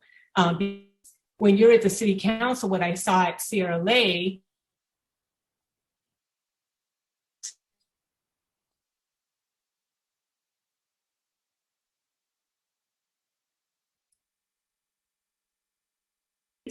right next to a migrant camp. So I went to a city council at CRLA in Salinas saying, this is not right. And they put a hold on it because there was a lot of us there. And then they couldn't do anything about it because it was not zoned for, it was zoned for industrial, it was zoned for residential commercial mix. And Rebecca knows what I'm talking about. And it's not, so they couldn't put it there anyway. So they held it. But then the next meeting, what did they do? A zone where you could also have hazardous waste, which was outrageous. So we appealed that case, and that was the first environmental justice cases at a CRLA, and that's was critical. How I saw that combination of like the CRLA advocacy with city council, and then of course the courts where we sometimes have an appeal, and of course we've heard this throughout the day. All those connections where we need the organizers, the advocates, the lawyers, people in government, people in city, in positions, elected positions, to together make a community that's better for all of us, especially people vulnerable and are in need of having somebody to have representation. So that's I don't know how many minutes I have to add the first question. I think I'll kind of just stop there and proceed and hear from Diana. Well, Diana wants to go last, so I'm next. And so what motivated or inspired me, just like most of the people today, we have uneducated parents that work in the fields and us that worked in the fields, and we wanted a better life. We wanted better education. My dad went to the military, and he came out and he said, I expect the best from you. So that was in my head all my life. I had to do the best that I could. And when I was young, the only Latino Chicano teachers were only Spanish teachers. So they would say, oh, Elvira, you're going to be a great Spanish teacher. I said, okay. So I went to San Jose State, and I was going to be a Spanish teacher. But then this one Spanish teacher who had been a lawyer in Spain pulled me over and said, no, Elvira, no, you're going to be a lawyer. And so that changed my life. But the most important influence in my life was going to school at San Jose State just when the great boycott was starting, and the exploitation of farm workers. And Cesar Chavez and Dolores Huerta led the attack. El Teatro Campesino and my friend Luis Valdez were having teatros all over the colleges, all over the streets, showing how badly the farm workers were being treated. And so this started our Chicano student movement at San Jose State. And so we were protesting. We had outspoken Chicanos. We were picketing. We were boycotting. We were marching. We'd go to class and run and go and picket in front of Safeway. And we were fighting as students, not only against the treatment of the farm workers. It opened our eyes and said, we want a better education. We said, we want to see more of us, more Chicano teachers. We want classes that are relevant to us. So we started big protests on this campus all over California, and it spread all over the United States. And that was together with the fight against the farm worker treatment. And that stayed with me all through my life. What were my accomplishments? Everything in my life has been done with a purpose. It never had anything to do with notoriety or money. I knew the only way I'd get through college or law school was connecting with others. So we would always create groups, other Chicanos. If we're going to compete against those other students, we have to help each other. So we did that in college. And then in law school, we did the same thing. We had to compete against rich, white students at Santa Clara University Law School. And we knew the only way we could do it is by pushing each other 6, 7, 8, 12 hours a day studying until we made it to be lawyers, and so that we could fight our fights in our community. And I was the first Chicana district attorney in Santa Clara County. I fought for fairness and justice in the courtroom. I handled literally thousands of cases and tried numerous jury trials. I fought against the DAs that advocated to kick off minorities from the jury. And they thought that was the only way they could win a case, like whitewashing the juries. And I used to have big arguments. And I said, no, we can think, we can decide cases, and we should have a voice on juries. And also, I was the first Chicana president of the Raza Lawyers Association, which was mostly men. Back then, it was, this legal field was a men's field. I mean, I was the only Latina. I was one of the very few women in that time. So I was very proud to be the first Chicana president of the Raza Lawyers. And what we did again was support each other in the courtroom, create scholarships for students, mentor students, and encourage young people to become lawyers. I was the first Chicana elected to the Board of Trustees of Gavilan College in Gilroy. My purpose and my goal was to advocate for the success of Chicano Latino students, to promote programs that would make our students successful. Just like Rebecca mentioned, Puente, Mesa, Trio, STEM. We created a Latino advisory committee. Also, another purpose was to get other Chicanos elected to boards throughout the state, and to city councils, and to board of supervisors, and at the same time be active in the Democratic Party. Other Chicano trustees like David Serena, Rebecca, and I, well, we connected from the different colleges, and we created a state Latino trustees. Why? To mandate changes for our students.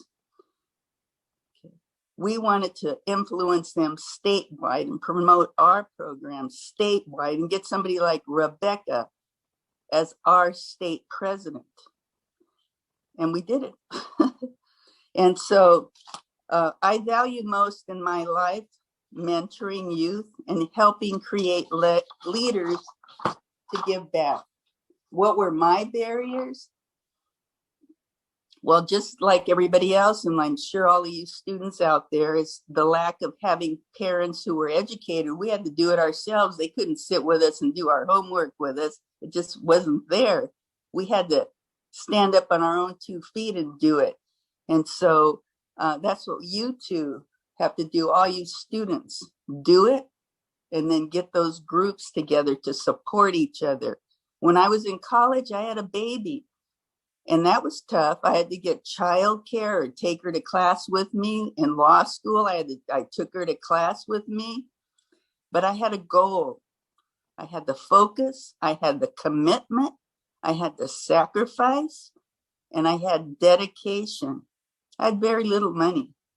All these wealthy students at Santa Clara University would eat in the cafeteria with their delicious meals, and I would only have enough money for a cup of coffee. But again, when you're focused, that doesn't mean anything. What do I recommend to you, Chicanos and Chicanas? Have a vision. Dream big. And I know other people have said that, but you have to do a little bit more. Look at your dream or your vision daily. Write it down. When you write it down, you can see it. You have to focus and you have to plan. You have to work really hard because nothing comes easy. And we have to work twice as hard or 3 times as hard. But don't let anybody tell you you cannot do it, because you have to believe in yourself and have faith. Connect with others. That's very important to have mentors in those groups. But I believe in 3 things: mind, body, and soul. I had a class on that I taught. And I teach kids that, and I'm writing some kids' books on your mind. Take care of your mind. You have to rest. You have to relax sometimes. You have to meditate and take breaks because your mind can crack sometimes. We put so much pressure on ourselves. So balance. Take care of your mind. Take care of your body. There's so many lawyers. I see them, they don't exercise. They work through lunch. And I said, no, don't do that. I exercise every day. I don't care what I do it every day, and I eat right. Take care of your body. You take care of your cars. You go take them in, you get them furbished, you get gas, you check the tires. Do that for yourself. I do yoga. I walk on my treadmill. Elvira, you're frozen. And always never forget where you came from. Yeah. Okay. You were frozen for a while there, Elvira. Oh, I was? Yeah. Oh, where did it freeze? Yeah, I don't know why it froze. Anyway, good luck to all the students. And I want to introduce now Diana Jimenez. Good afternoon, everyone. It is my honor and pleasure to be with you today. And I'm also so honored to be in the company of Elvira and Anna and Rebecca, who I have the utmost admiration for. So I wanted to be last because I always love to hear what people have to say, especially people like yourselves who have set the foundation for many of us and done a lot of the hard work, so that those of us that come after you or with you, we can hopefully be a little more successful, and students can also rise up because of what you have done. So thank you so much. So again, my name is Diana Jimenez, and I'll start with motivation and inspiration. So for me, definitely the way I grew up has inspired me, and then also being a young mother of 3 young boys that are now young men. And so in regards to my childhood, I'm a 6th, 7th generation Texan on my father's side, but my parents, they worked and I worked as if we were all undocumented, meaning my parents followed the crops all over the United States. They traveled from state to state, and as a result, my 7 brothers and sisters and I were all born in different states, and they followed the crops. And so at some point in my life, I also became a farm worker. I dropped out of high school when I was 14, and I preferred to actually work in the fields and the strawberry fields, packing sheds, and not be in school. I really was not able to function well in high school. And I'll tell you why I dropped out. What I know in my experience is that when someone drops out of high school, it's not like, okay, tomorrow I decided that I will no longer go to school. It's a process that happens when you're teeny tiny, I think. And for me, it began in elementary school. My brothers and sisters and I, we were one of 3 families that went to predominantly all white school. And we were very poor and didn't fit in. Somehow we ended up in a middle upper class elementary school, even though we lived in a house that probably should have been condemned way before we ever moved into it. But we suffered a lot of I guess what you call now bullying, but it really was discrimination. Just as an example, like if my brothers and sisters and I would stand in front of the food line and they separated us, free lunch was on one side and the students that paid were on another side. But if we stood in the free lunch line, we were surrounded almost really daily, and we were made fun of because we were getting free lunch. And so anyways, just going through that and not really fitting in and not being accepted. I think by the time I got to high school, I'd rather work in the fields than struggle with fitting in and all of that. So that I never forget, and I hold on to those experiences because they have helped me as I've aged and matured and gotten involved in different things. And so my second motivation for me really are my children. They're the reasons why I have done a lot of things and stood up for a lot of things, such as standing up against racial profiling in our small community, and really taking a strong stance against it and trying to make changes. So those, I guess, again, my childhood, where I grew up, and then being a young mother has motivated me. Some of my accomplishments, and I'm going to start with that, and then I'll explain why. Although I dropped out of high school and I had to work in the fields and packing sheds and pick all kinds of crops, I ended up graduating from Hartnell College and CSUMB.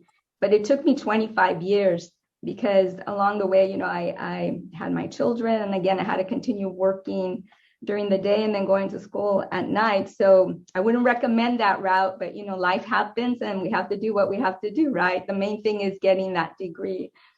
And then I also have served on 17 different boards and commissions, and not all at the same time. I think the most was 7, but these are commissions that I really felt passionate at different times. For example, the Mental Health Commission. I had a brother who suffered from depression, and toward the end, it was bipolar. And then at the very end, he ended his life. But I saw the injustices and the inequities in accessing mental health services for him, and that instead of helping him at what refers to as the shallow end of the pool, he had to get into the very deep end of the pool, and even then it was so hard accessing services. So that motivated me to join the Mental Health Commission and basically be a thorn on the commission side to try to influence change and access, especially in poor communities and Latino communities, for behavioral health services. And kind of the same, those same commitments followed me as I joined other commissions like Chispas Housing, because of my experience growing up poor, living in barracks, traveling all over the different states. And by this time I had my own house with my husband and my children. I saw that so many other people were suffering and were still where I was as a child. And I felt like I needed to do what I could to advocate for housing for people who needed it and still need it, right? Because it's so difficult right now. So I've also served on the redevelopment committee because in the little town where I grew up, we would, there's so many apartments. But at the time when I was a young mom, there were no parks. for me to take my children, and we could not afford to take my children to Disneyland or things like that. Just a decent little water park helped. And actually, that's when I met Ana Ventura, who, with her help, she was a lawyer then, and the help of my friend Philip McGuire, I remember going to their offices, and we would go through redevelopment law, study it, so that we could find out, like, why isn't there any money for a park? Why is it that all these apartments and business parks are being built, but nothing for our community? And it turned out that millions of dollars was coming into our small little community, but the decision makers were basically the business people, who were basically the landowners, who were making all that decision about the monies where they should be spent. And although our little town had like 87% Latino population, not one Latino served on these committees. So we were not represented in regards to our needs, such as a decent small little park for our kids. So I became a thorn on the redevelopment committee side as well. And anyways, I feel very proud and honored of the fact that I am the deputy director over several branches in the Department of Social Services, one being Aging and Adult Services, and the other one, CalWorks Employment Services. And I say this again, not because I'm bragging, but because my first experience with Department of Social Services was coming in as a young mom and needing to apply for services and Medi-Cal. And I remember going into the building back then, it was really kind of cold, government looking building. And the person who assisted me, this was like a low time in my life where I needed help. I just felt like I was being looked down on, and it was cold, and I told myself, if I ever, number one, I want to know what her job is, because I want to have her job. I want to apply for it. And I did get that job. It was eligibility worker.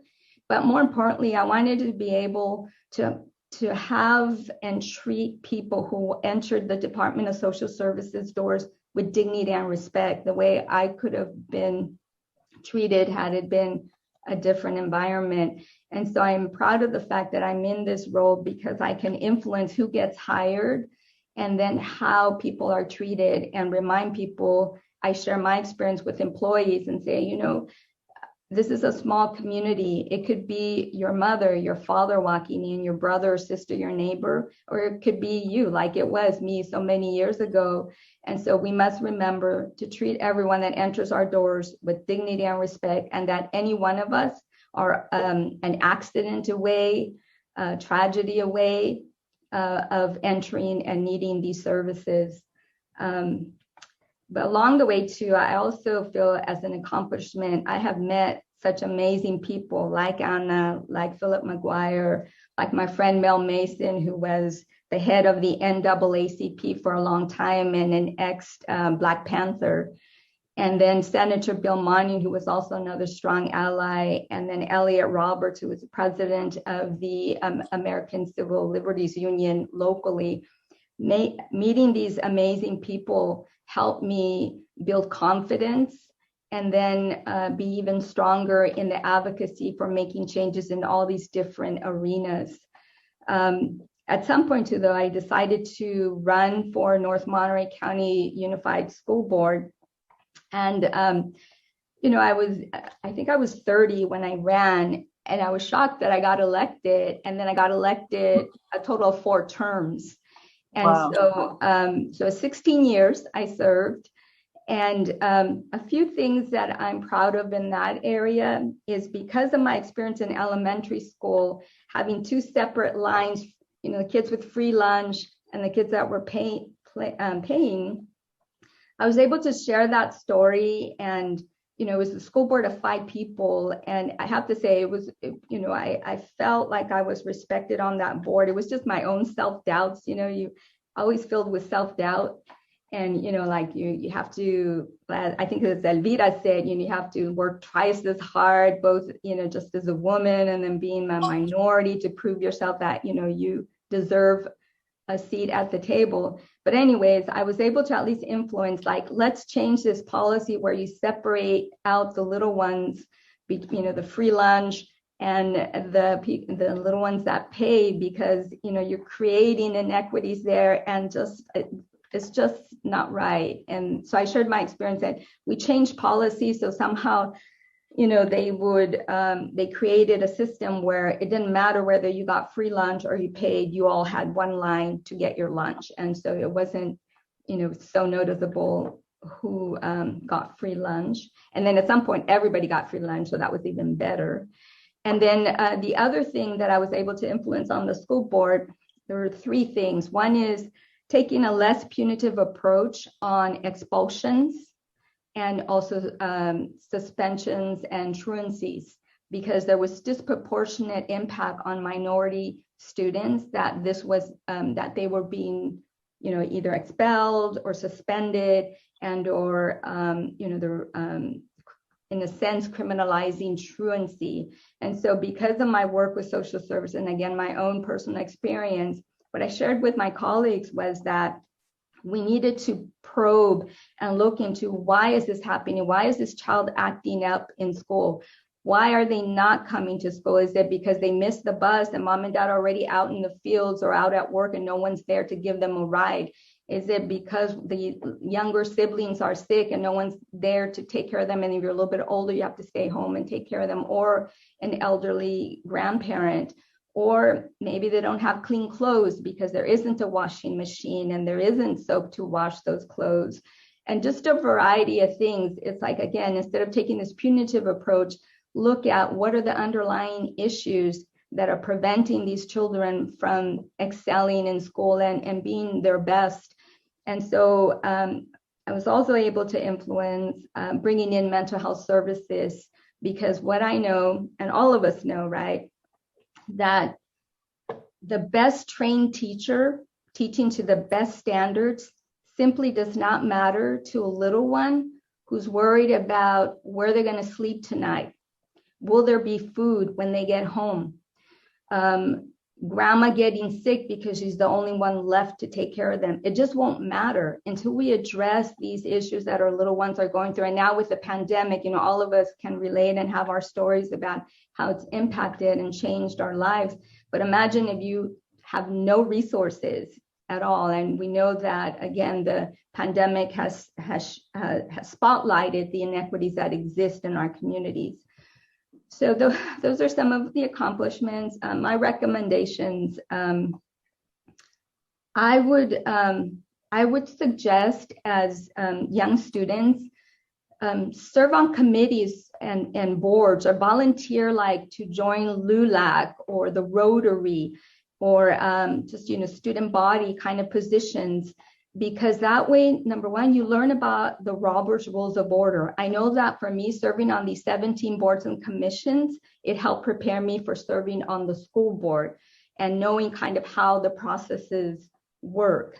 And then the Brown Act, Robert's Rules of Order, because, for me, like I always like I would, whatever the assignment was, I would study and study and study to make sure, like when I was present, that I didn't mess up, because I just felt like so much pressure on these boards, and especially the school board. I felt like, as the only Latina, like there was so much pressure on me to be, to do well, right? And not make a fool out of myself, basically, which sometimes I have done, because I'm usually the one that walks out with toilet paper on my shoe, but that's, I guess I can get beyond that one. But also what you learn on these different boards and commissions is really negotiating, the art of negotiation and the art of persuasion. How do you work? Because you yourself on any board, you cannot make the decisions on your own. You need the other board members, or at least the majority, to join you, whatever it is you're advocating for, so they can move forward. And so that's an important lesson that I had to learn, being the little thorn on people's side for a long time, that, I'm not going to get anywhere just to to make this stance and, say what I need to say, and then no one's supporting me. So it's a hard lesson, but it's something that, will help you with advocacy for whatever it is you're trying to move forward. The other thing that I've learned, and I would recommend to you, is remember why you are there on these boards and commissions. because if you lose sight of that, it's easy to get wrapped up on your ego. And I've seen that, I've seen, because of all these boards and commissions, I've seen how people have forgotten that we are there to serve the community and serve the people who have trusted us to be on these boards and commissions. And we need to do right by that. And it's not about us personally and our egos. And then I also recommend that believe you can and you will, but you need to believe it, because I for a long time I didn't believe in myself. That's why I dropped out of high school and felt less than. And just believe you can, and that you deserve it as much as anyone else. And as Elvira said earlier, though, it's also important to have dreams, but set goals and develop a plan, or actually multiple plans. Like I always had plan A, B, and C. Like my first plan, right, was not to drop out of high school. I wanted to graduate from high school, and I wanted to go to college right after high school, but it didn't work out quite right? So I had to come up with plan B and C, because again, life happens, and there's all these twists and turns, and you just got to be prepared for it. Because if you only have plan A and it doesn't happen, you could be totally devastated because you didn't have a backup plan. So have backup plans. And then when you're graduate from universities or whatever you're doing in your life, and you're successful, and successful, I don't just mean financially, but just, you're in a good place, pay it forward to other students or other people in the community who need you. And you don't have to be rich to do that. You don't have to have a big, important job, because, I remember getting involved just as a young mom trying to advocate for parks. I didn't have much money, but I just felt it was the right thing to do. So just pay it forward. And as Elvira said, don't forget where you came from, because it's important. You have a story and it matters, and you matter. And with that, I'll stop. Thank you very much. Elizabeth, can you check to see if we have any questions? Or David, do you have any questions for us? I do. We have a few questions that have come in while people have been talking. Thank you all so much. And please, if you have a question, please click on the Q&A button and bring your question up, and I will ask it to the committee.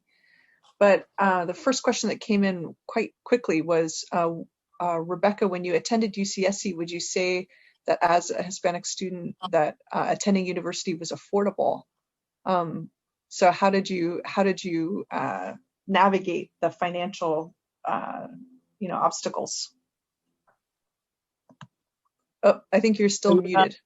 Muted. I can't believe after a year of being on Zooms, I still have to be reminded to unmute. In 1980 is when I transferred from Cabrillo College to UC Santa Cruz, and higher education was not affordable then, just as it's not affordable now. And while I was at Cabrillo, actually, I was a part-time student because, as I mentioned, I was a hairdresser. So I worked 3 days a week as a hairdresser and went to Cabrillo 2 to 3 days a week also. And at that time, I was married and had 2 children. So transferring to UC Santa Cruz was not affordable, could not be affordable to me. However, Cabrillo College, as all community colleges, as all UC colleges, as all CSU colleges, they have scholarships. So I had applied for a scholarship and I received a $1,500 scholarship. And so it was that scholarship that allowed me to pay my fees to UC Santa Cruz. And as a result of that, when I retired in 2012, when I retired from UC Santa Cruz, I remembered the importance of scholarships. And if you remember, in 2011, Governor Brown then had passed the DREAM Act, which allowed dreamers to apply for scholarships. So for 3 years, more or less, I tutored individuals and groups of Cabrillo College students, dreamers, to apply for scholarships. And to my knowledge, every student that I tutored received a scholarship. But in addition to that, I also thought in terms of a legacy that I wanted to leave for Cabrillo. I donated quite a bit of money. I borrowed from my, not my retirement, it's that investment that you make. I forget what it's called. 401k? What is it? The 401k? Yeah, it's similar to the 401k, but for education. I borrowed from that, and I gave to our foundation $10,000 to establish a scholarship for first generation students, particularly. So since 2012, at least one student gets a $500 scholarship from the scholarship that I formed. So there's many opportunities for scholarships, because it's not only the universities that have scholarships, but many different types of institutions have scholarships. And you can just Google and you will find all the availability to find scholarships. In fact, I have a former student that I tutored who's now doing her master's at CSUMB, and through her BA and now in her master's, she's only been able to attend because of scholarships that she has received. Well, in addition to scholarships, you can also get loans and grants that can help you get through. Don't let anything stand in your way. Right. Thank you so much. Second question from Kendra Cabrera. What are some of the biggest challenges facing Latina and Black Indigenous people of color, or Black Indigenous people of color women today, in your opinion? This is for everybody. I mean, anyone can jump out into that one. I could answer too. We could all answer, I guess, a little bit. I think, Deanna kind of mentioned a little bit how our self-doubt, because of our experiences, words that have been said, or bullying, or just condescending, or no, you can't go to school. So I think right now,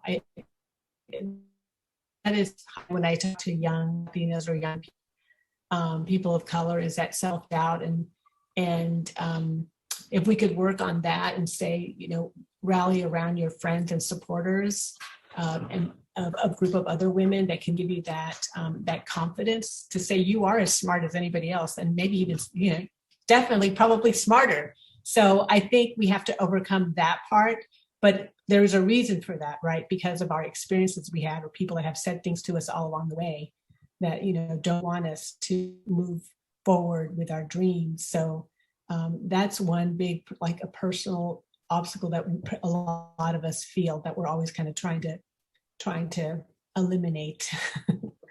And if I could add to that is, in 2018, I actually have 12 millennial women in my living room. I and an executive director of another nonprofit brought them together to try to convince them to run for an elected position or apply for boards and commission, because it's all about policy. And one of the things that I saw in that 2-hour meeting I had at my house is what Anna mentioned is, first, they lacked the confidence that they could run for an elected position or even apply for a board or commission. And that lack of confidence in part came because of the internalized oppression they had to deal with. And in terms of that internalized oppression, it's a result of all the trauma that they've experienced. And the trauma that was shared that evening in my house was some came as I said, dreamers. They came at the age of 5, 6 years old, and the difficulties they had, not speaking the language, going to school, being bullied. Others had parents who still worked out in the fields. Others talked about the difficulty they had in the universities. And so it was that lack of confidence and that internalized oppression that needs to be dealt with and overcome to say, yes, I can do it. That's right. And like Anna said, connecting with other women that can empower you, just so they can see your potential, but a lot of times you can't see it yourself. Right. So that's really. Isn't that true though? I mean, we became who we are in one sense. I mean, when I'm listening to you all, it's like we have a plan, but I never planned to be the EEO officer, be the mayor, be the, all that. It's because people around me believed in me, right? Yes.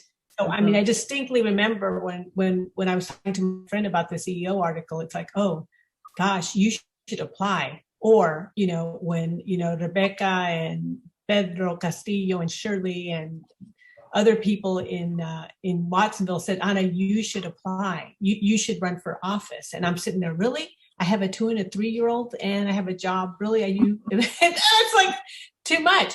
But, they encouraged me and they said, you can do it and we will help you and we will help you with your campaign and my mom will help me with the kids. And my husband was all in, like, no question, just whatever needs to be done. So I think that's critical too. It's knowing that people will see you. And as we come together to try to help the community, we all have our different talents, and people will say, okay, you'll be the campaign manager because you will, and you can do this, and that's the way we can become successful, is that we're all together. We see each other's unique talents, and then we kind of, decide amongst ourselves who's going to do what at this particular, time to do. That's very important, because otherwise, I mean, I would have thought that on my own, but because I had those good colleagues, and after redistricting, with the person that was running in my district at the time, an article about how he didn't like how Mexicans had clothes on the lines, and that's what he was complaining about.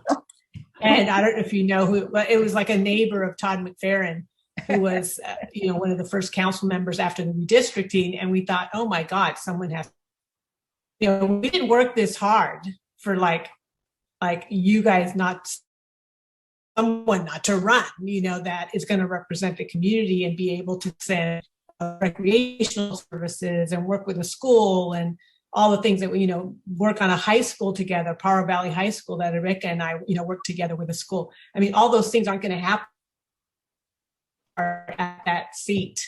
And the other important thing is that the people, I think one of my priorities for when I was on a council is to have people feel welcome there. All people feel welcome, from students to farm workers, to seniors, to everyone there. Because when you're there at the table making a decision, you've researched, you could figure it out. But if the whole scene in front of you is everyone that is against what you think, it's different. So I would say you got to go to the meeting. You got to show that this is something important, whether it's, housing or a park or rehabbing the, safer communities, whatever the issue is. And that's why I really want to put a shout out to teacher Delia Mendez from Watsonville High Social Studies. She sent her students, like the whole time I was there, you had to go to a council meeting and you had to take notes and report back. And I know some of those students are doing amazing things right now. Luis Alejo was one of those students at one of those meetings, to learn. So I would also add that,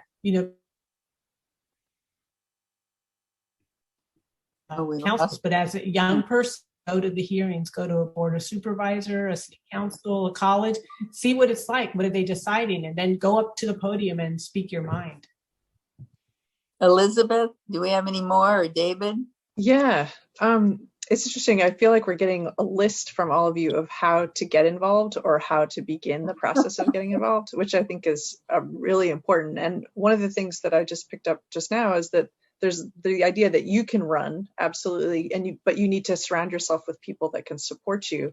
So what are the supporters that, how can we support a woman who wants to run? Like if I'm not the woman that's running, what are the things that a woman needs to run to be able to really be a part of an elected office?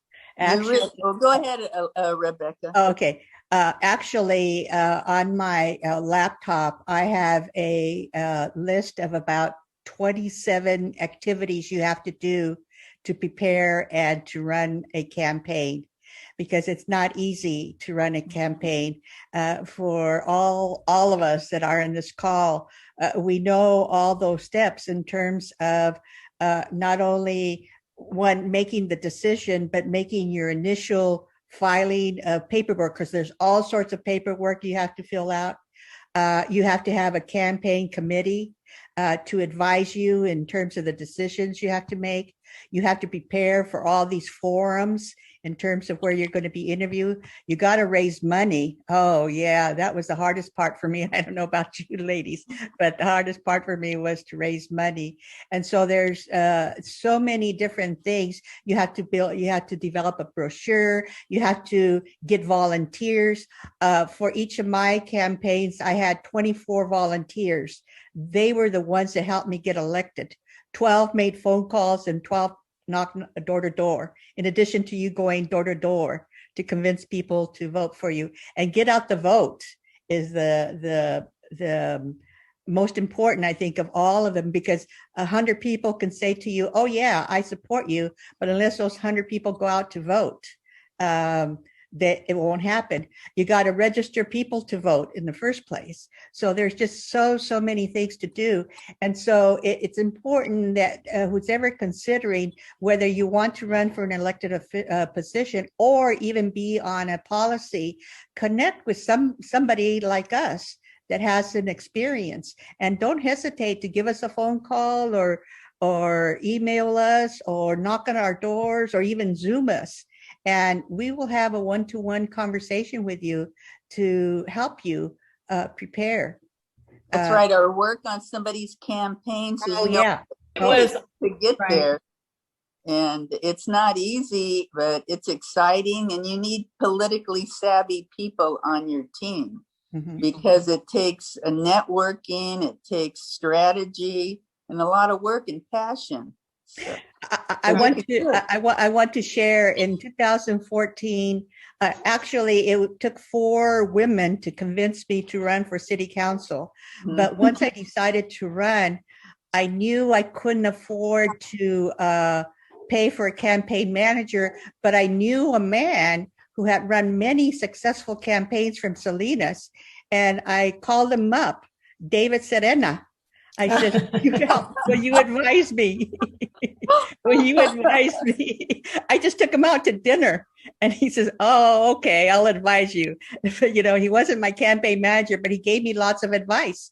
And I ran my campaign based on how he knew how to run and win campaigns. So you do need to reach out to somebody that has that experience. Yeah, and I would like to also add that, you know, obviously we're political committees, and you have to get in some situations you have to get endorsed by them, and those are people who are usually very politically active, and they're supervisors and mayors and senators. So you know, those the higher up you go, you have to also get the endorsement of their you know, if that's who you if you want to be endorsed by people, because that's kind of one of the first things to do, right? You need to make sure that someone else isn't going to ask before you ask, and they say yes, and then it's over. You know, you didn't get that endorsement. But there's a lot of good handbooks on that. But I would say that for the students, you know,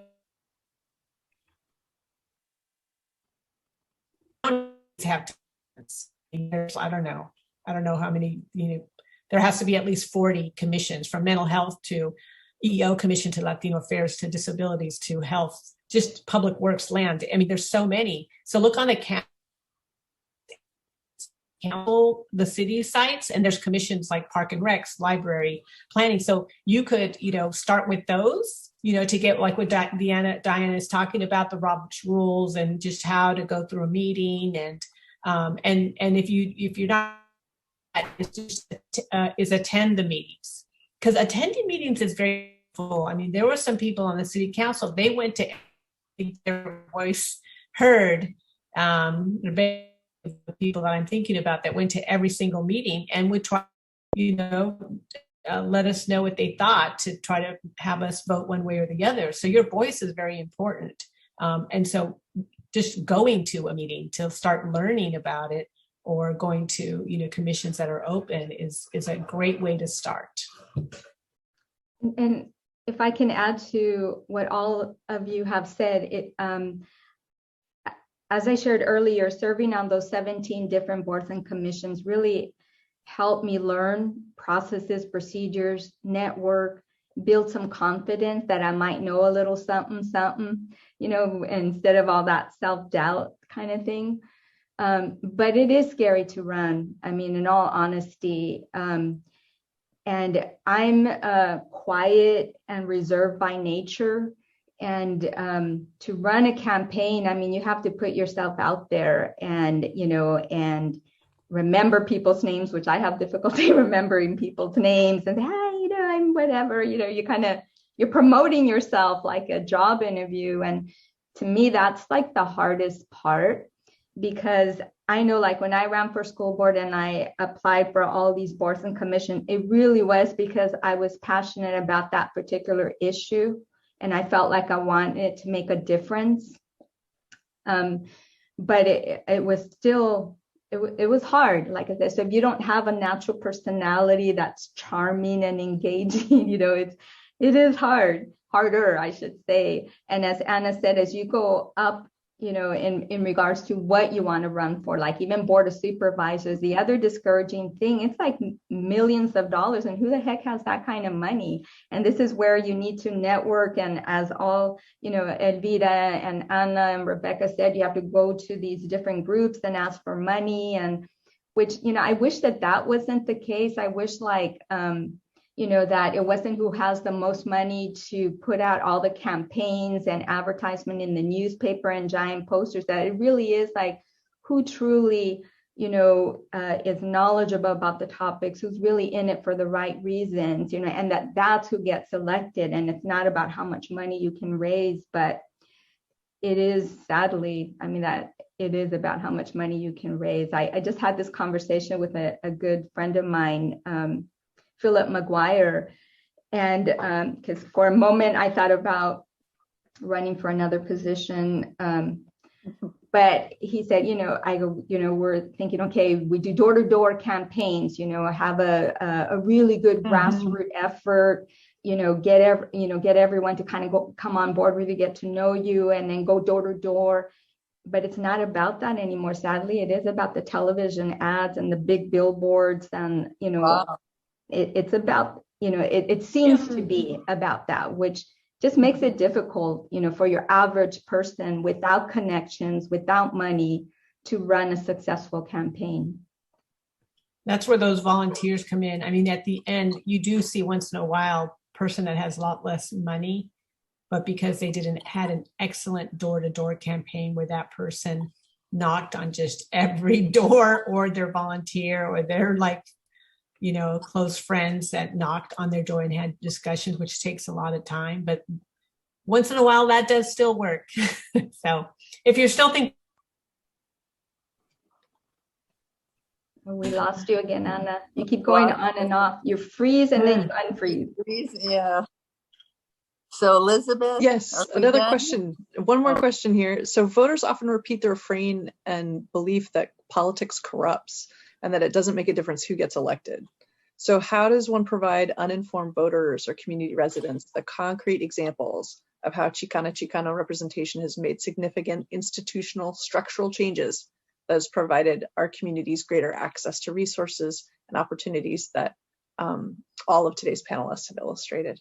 So what are some concrete examples of how representation has made a significant institutional change? I can give you one example, and I'm not sure if that addresses what the students or individuals' response, but what I've known, like for grassroots efforts, it's hard to get people rallied up to a cause, although there's been more of that now we know what's going on nationally and all the systemic racism that exists currently, and just the terrible things that are going on in our nation. It seems like we're going backwards instead of moving forward.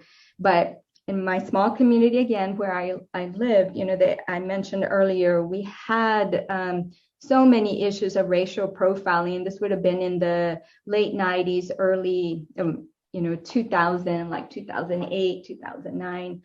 And so I, as a mother of 3 young men, I saw what was happening in my little community. It was always assumed you're guilty until proven innocent. There were pretext stops. And then what I learned is my community was being used as a training ground for the sheriff's department. And so, so it was again assumed that you were a gang member, drug dealer, carrying weapons, and just constantly people were being stopped, especially young men, stopped for pretext reasons. And so I observed that, and then I witnessed it even as my boys got older, and said, this is wrong, this is not right. But as I think it was Rebecca or Elvira said, like when you live in a community that's been oppressed for a long time, you just, it's hard to get people to stand up against the oppression that you've been subjected to for generations and generations. But this is where the allies came in. This is, I knew, like myself, and even with our League of United Latin American Citizens, by ourselves, it'd be very difficult to make structural changes and draw attention to it, because already we were being, I think at one point in the news, I was listed as being more caring about gang members than I was about my community. And just a lot of stuff. I mean, a lot of things happened with that. I paid a big price for standing up against this issue. But I knew that I had to form alliance. This is where like the NAACP and Mel Mason, the ACLU, and other civil rights groups, that there was a civil rights coalition group that was formed and led by now Senator Bill Monning, which was powerful. And so like, if you Google me, Danny Jimenez, look up Castroville and sheriff issues, and you'll see some of the articles, so you can see some of the things that happened. But having that coalition, I remember we held this press conference one year, the day after Christmas, to draw attention to it, because the message really was, we're not anti-law enforcement. We're not, right? We need law enforcement. And, none of us want a drug dealer living next to us, or, a thief stealing from us. We don't want that. But we also don't want to be treated as if we're all lowlives, criminals, gang members, drug dealers, and all of that, which is really what was happening to my community. But we also, our issue was the abuse of authority from some of the individuals in law enforcement, because let me tell you, I also had allies in law enforcement. But they had to be sort of incognito, because that would be, like it would probably end their career if they even aligned themselves with what we were trying to change. But the community saw that this was wrong. And so we were able to successfully hold 3 different community meetings with over 200 people in my small town that said no more. And we established a connection with the Department of Justice back then. So we had organized people to file complaints locally with the sheriff, at the state level with the lieutenant, at the state level, and then with the Department of Justice at the federal level. Using those strategies, again, forming coalitions, following their processes about how to file complaints locally, state, and then the national level. And then also, honestly, using the media to draw attention to these injustices, all of that helped. And then it helped our community know you're not alone, and this is not okay. This would not be happening in Pebble Beach, what they're doing to our community. It would not be happening in Carmel Valley. Why is it okay to do it in a predominantly minority community that's poor? You can just come in and use us to train officers in our community and just do what you can. And the price for that is, we had young men wrongfully identified and as gang members and or arrested and or tickets, and they became part of a process that then later on impacted them really for the rest of their life.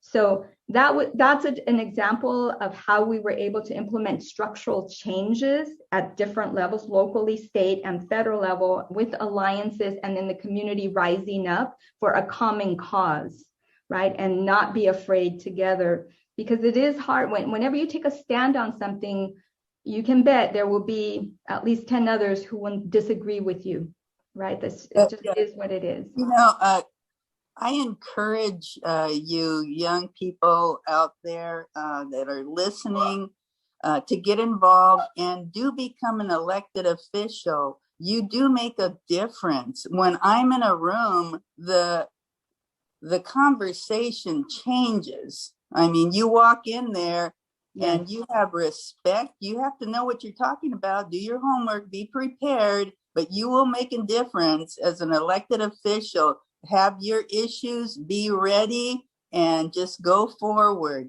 and just advocate for whatever you want. And sometimes you get it, sometimes you don't, but just keep pushing. And you do make a difference. Look at what David said earlier, that Luis Alejo advocated for an assembly bill, and now we're going to have a law mandating ethnic studies in high schools. I mean, that's awesome from one individual. It just takes passion and know what you're doing. I would agree, Elvira. It does make a difference. It's scary to be there, but you can make a difference in these, especially at the local level and these boards and commissions. That's right.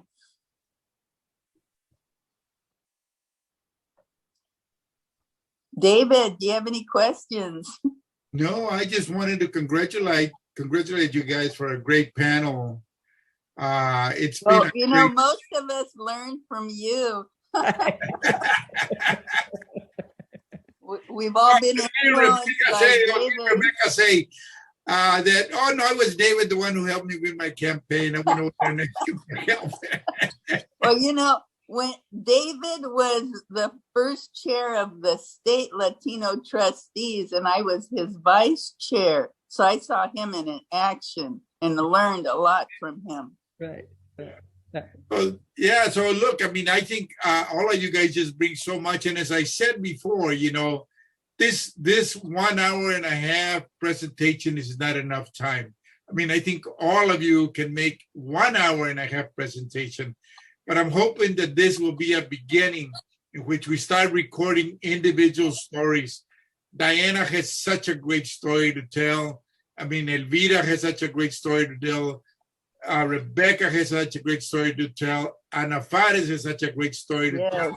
And we need to be able to tell the stories of how powerful Chicanas have been, the important roles they have taken in their community, how much success they have had. I would like to have, for example, in the future where we have, you know, a group of students coming in and listen, and they're listening in a interview style type of program. Yes, that's a good idea. A couple of moderators like that. Yeah, that's a couple of moderators and just talk about some of these issues and give ourselves more time on some of these issues, because there's just so much more to tell. There's so much more story to tell. This is the beginning. I'm anticipating and I'm hoping that we can expand on this for future virtual symposiums or programs we can do at MPC, CSUMB, and Hartnell, and bring more light to the struggle of a very successful Chicanas. I mean, all of you come from farm worker backgrounds. I mean, that's the key. And so I'm just really, really delighted with you guys, all the work you have done. Well, I want to thank Rebecca, Anna, Diana, and Elizabeth for a wonderful panel. And I want to thank David Serena for a phenomenal project, and the Monterey Peninsula College faculty and staff. It was awesome today, all day. I've been here since your introduction in the morning, David. Thank you very much. Okay, guys, so I think this is the last session. And Happy Mother's Day to all you. Oh, yes. Oh, thank you. And to you. Happy Mother's Day. Moms probably. So thank you all for a great job. And I hope that we can, we should connect again. I'm going to be looking towards you guys to provide more guidance and input in some of the other programs that I want to do. Okay, together great. with the faculty and staff of MPC, we should be able to put on some good programs. Thank you, David. Good Thank night. you, everyone. Have a Good good night, afternoon. everybody. Bye-bye.